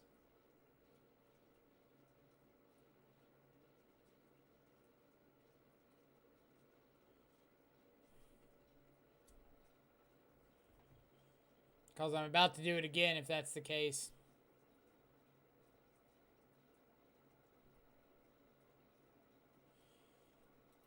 Oh, tap my lands before my spells?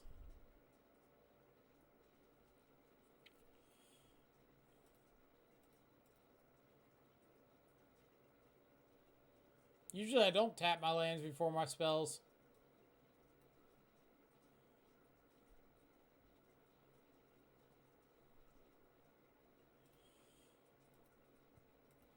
So here, going for a chip point of Infect.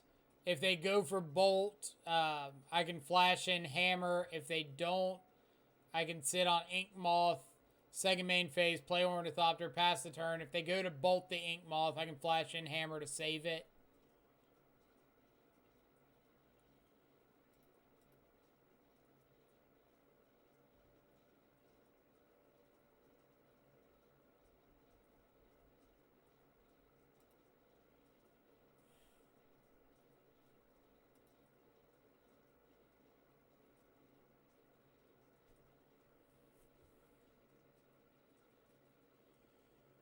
Just like repeal my Sigarda's Aid. Nope.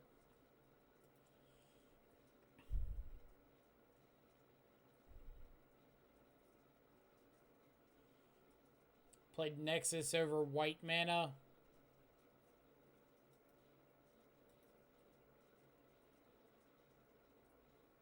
So, I guess that would be another question of the deck. Like, if you're always playing to what you could potentially draw, isn't playing out the Nexus earlier better? So that you know you're going to have it when a Summoning Sickness situation comes up?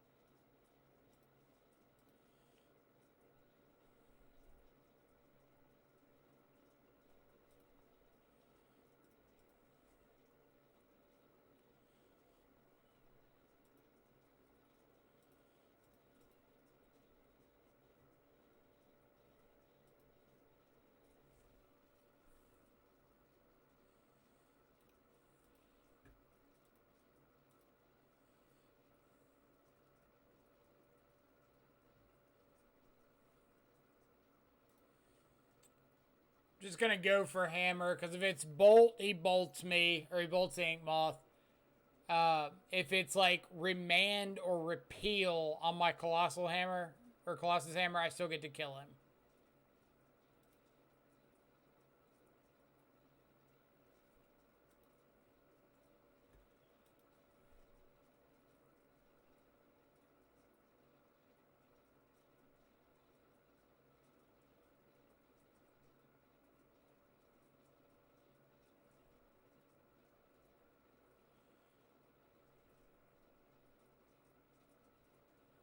A Braid.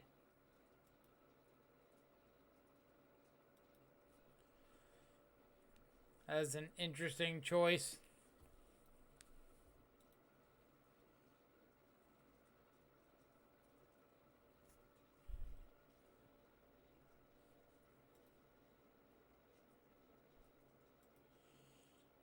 You had 3 mana in play, Paladin in hand, went play Nexus, play Paladin, they remanded.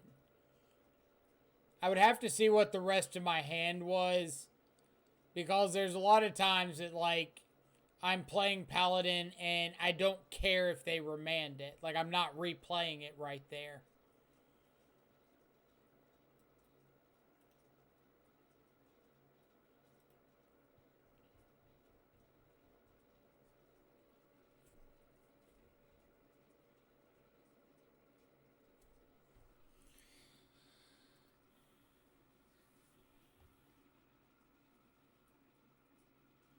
So they go Ritual, Gifts, or Ritual, Manamorphose, Past in Flames.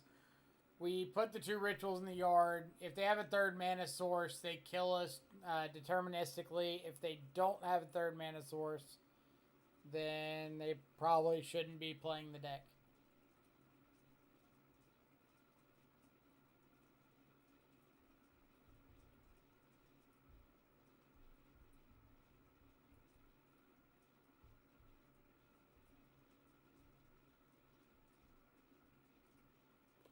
It was last game, played Nexus, and then something that got repealed, Aid, but could have played Paladin from hand if played a white land over Nexus.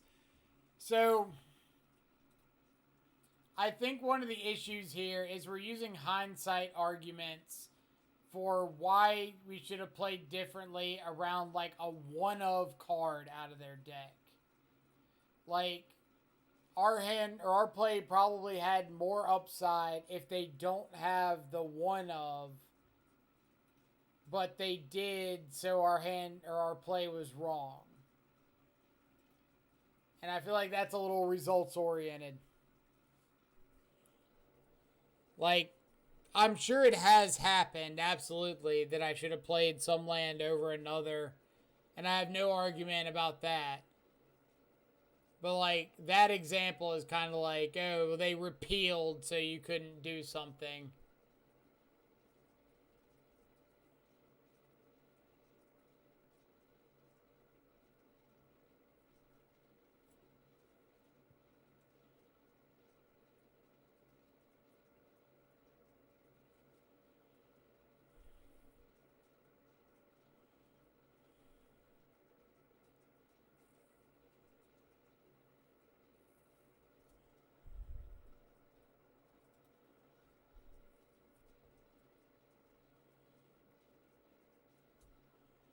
Yeah, I'll have to go back and look at it.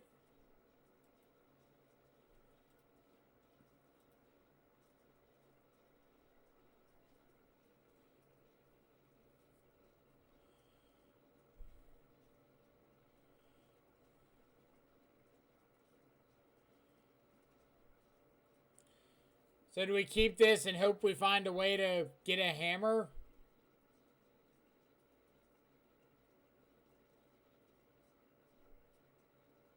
Like, are we on the keep any hand that lets us freely equip a hammer play?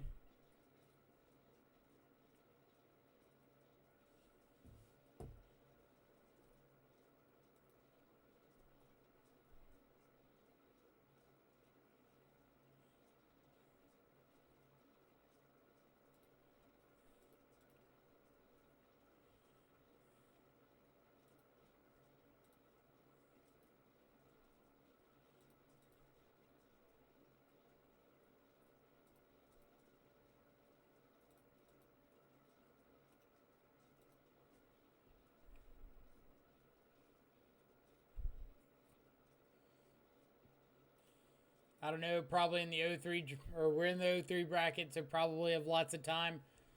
We'll see. That doesn't look like an O3 deck.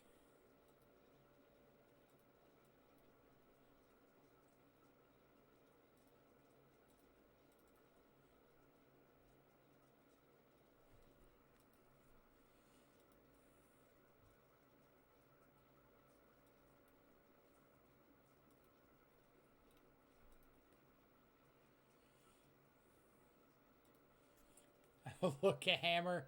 The odds were with us. Little, somewhere between a quarter and fifth odds, we got there.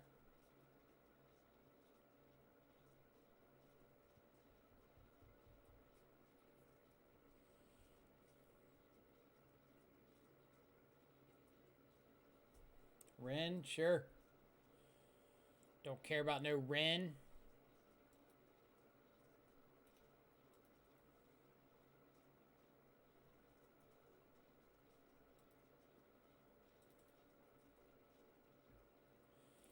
Play around Force of Negation.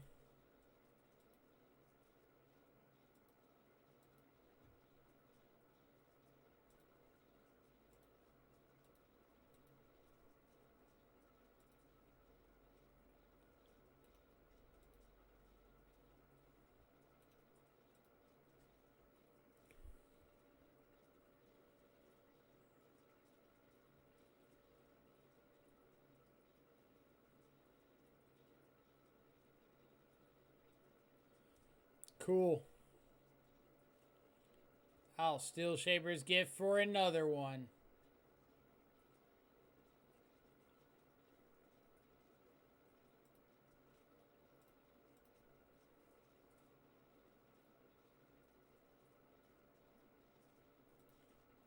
And I'll Stoneforge it in too. Oh!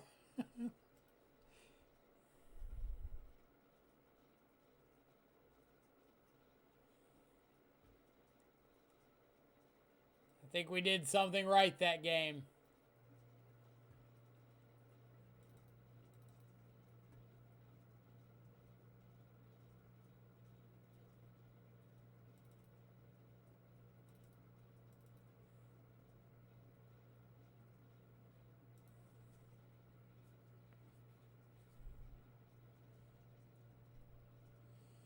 I beat Double Chalice on 0 and 1 with Stoneforge.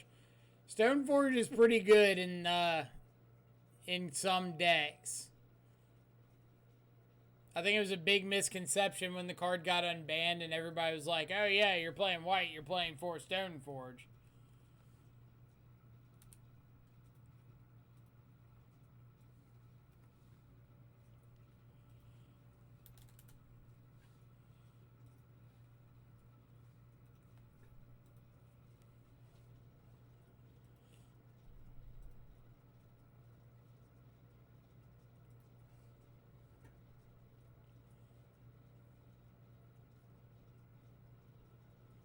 Absolutely second screen.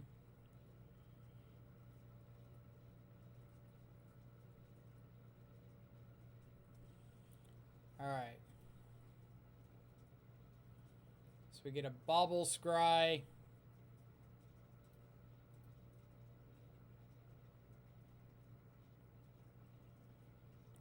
Snow-covered plains, not too thrilled about that.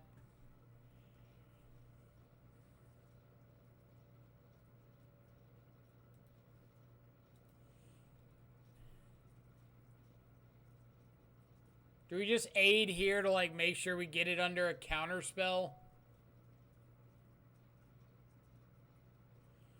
Home time. Good luck with the rest of the stream. Appreciate it. Thanks for stopping by, Thomas. 8 it is.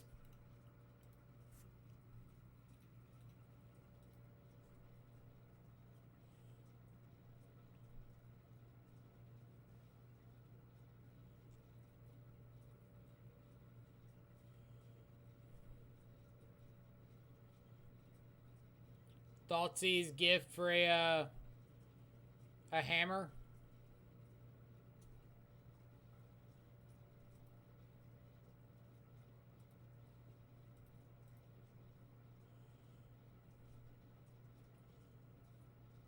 Played too much Pioneer. Hammer makes me want to turn 9 Thoughtseize.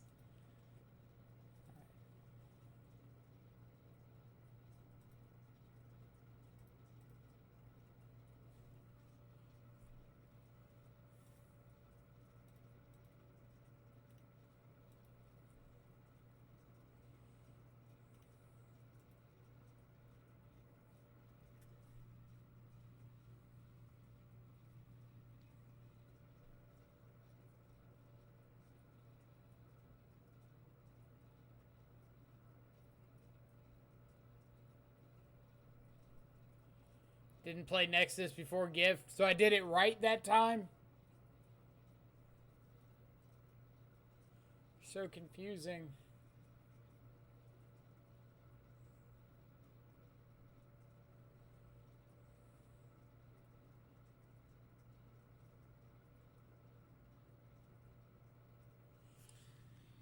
Alright, so we got the obvious path signal.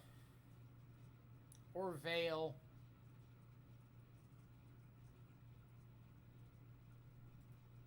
So it's probably just like attack for 1.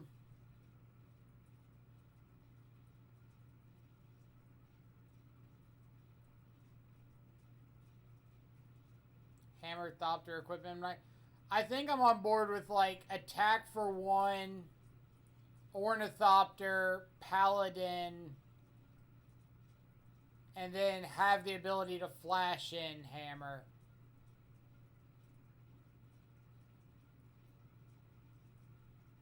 But I guess if we can just do that all instant speed, it's fine.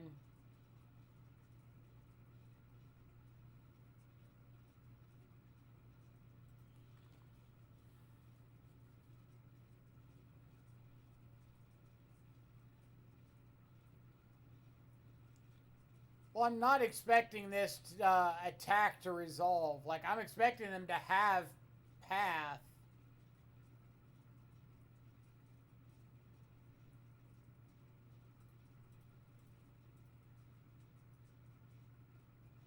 I just want to draw a card off this Pure Steel Paladin.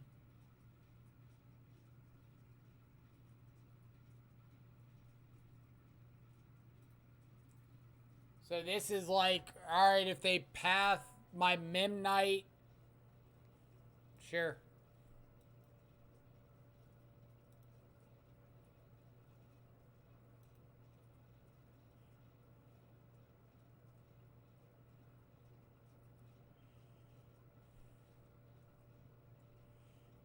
Hammer is on Mem Knight.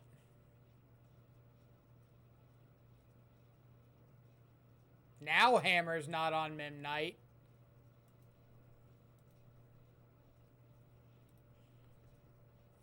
So we can't do much about them having all the answers. But like, my line would have given up 11 damage to draw a card.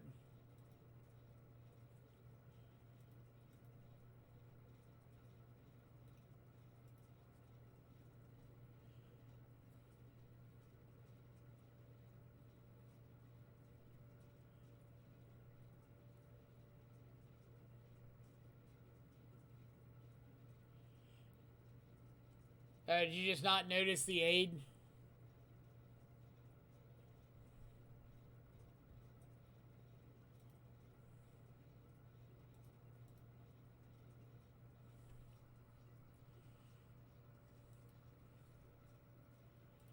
So here I just want to kill Teferi, then play Memnite Stoneforge.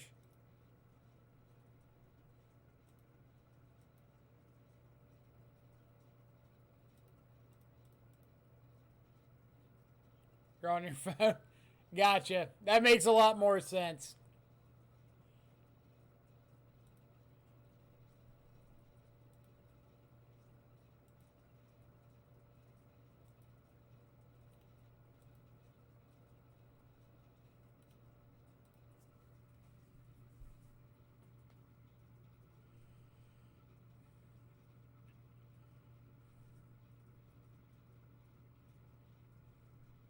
Sure. Land off the top. Land off the top.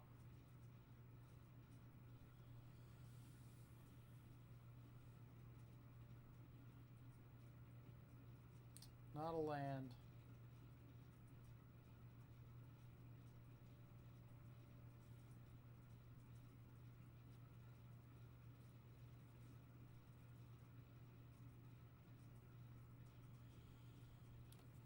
So we go for the infect kill. They can have bolt.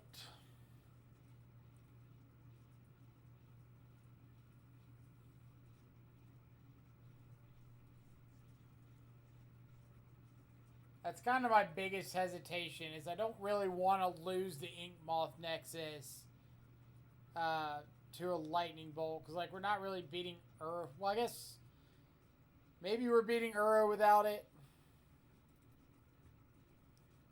So maybe this is just Paladin attack with Ornithopter and Memnite. Stoneforge and a hammer.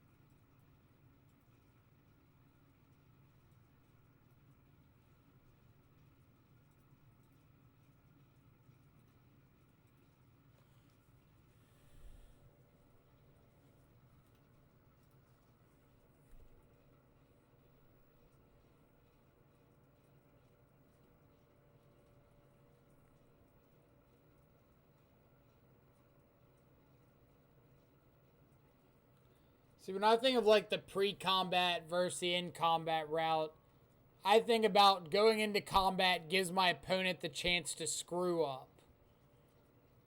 Like, they could respond to, or going to combat Bolt Paladin or something and just mess up.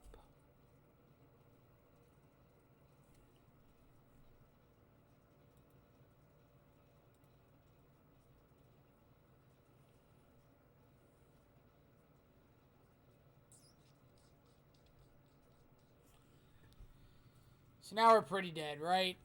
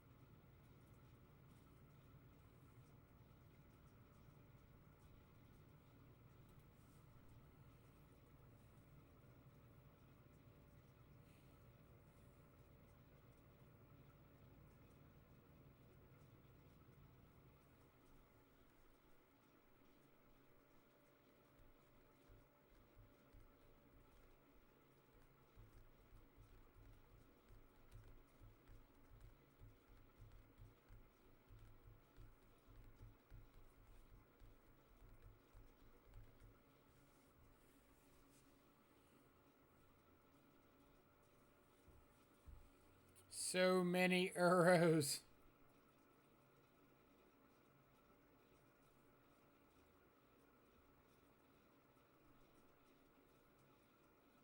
Paladin. Not a paladin.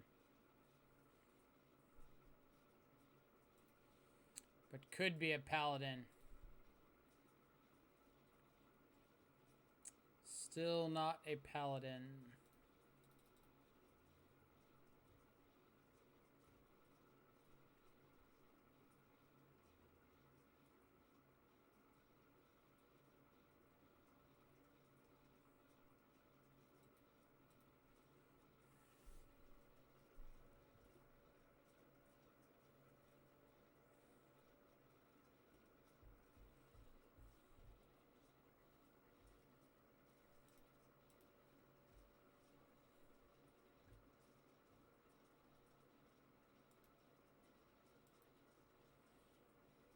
Stay away, opponent.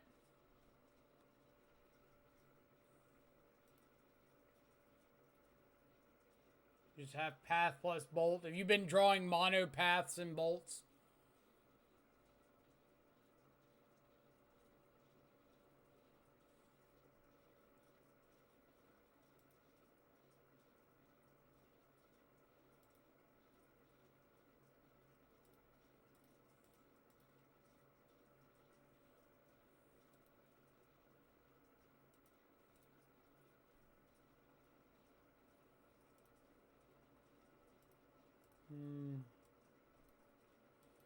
Yeah, I'm not blocking on the crackback.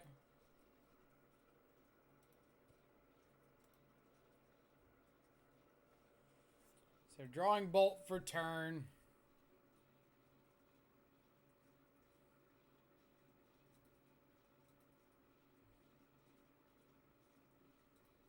They're drawing island off Uro.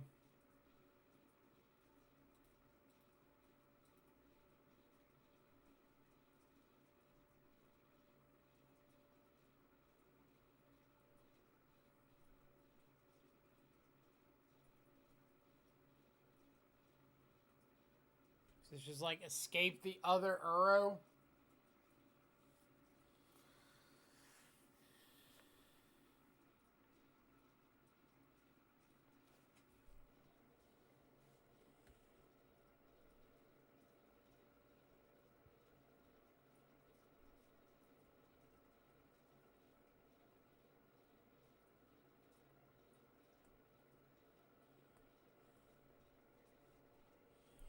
Hammer off the top one time.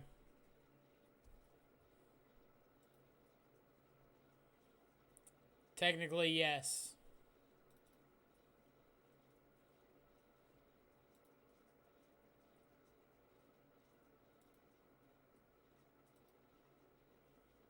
Boom.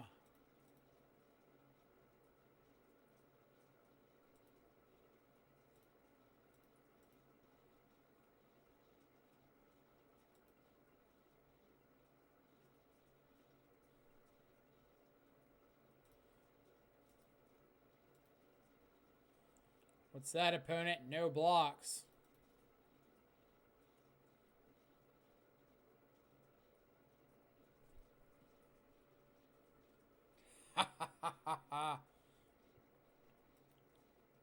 Alright. Pretty fun series of donation leagues there. I'm not going to lie, I've never played Hammer Time before today. So it's really cool to get to try the deck out, as well as manage to hit a trophy with it. So I can't be too upset with that one.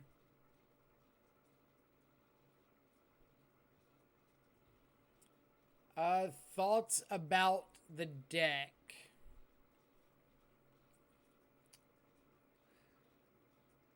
I think that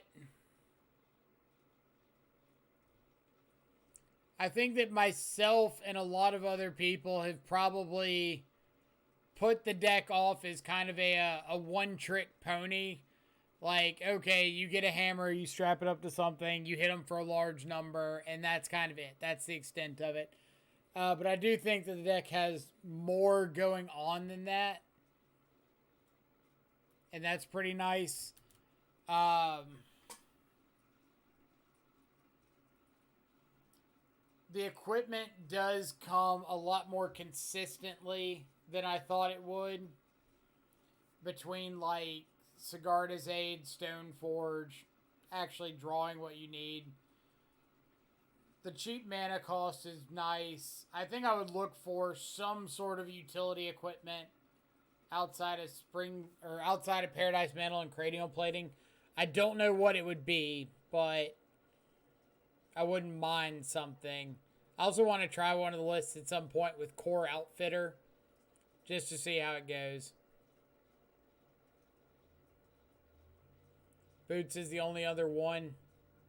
I've seen Swiftfoot boots in a couple lists, but I don't know how good it is. Like, I'd have to get more leagues with the actual deck under my belt to make any sort of judgment. Other than that, yeah, deck's sweet. Give it a shot. Maybe this deck needs something like Glinthawk to bounce the hammer. Now we're on to something.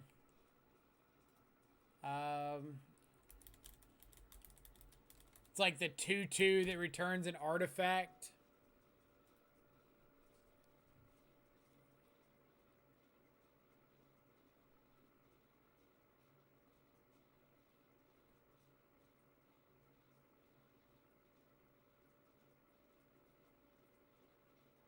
I don't hate it. Just like another creature that you get to replay your hammers and stuff. Who knows? Maybe we'll try out the deck again in a future stream. But in the meantime, I'm going to send everybody over to Jarvis U, who is currently playing some modern Rakdos mid-range with Ari Lax. So if you're wanting to check that out, feel free to hang around, share some love from the channel. As always, appreciate everybody coming and hanging out. Thanks to Connor Man for all of the help with the lines with this deck.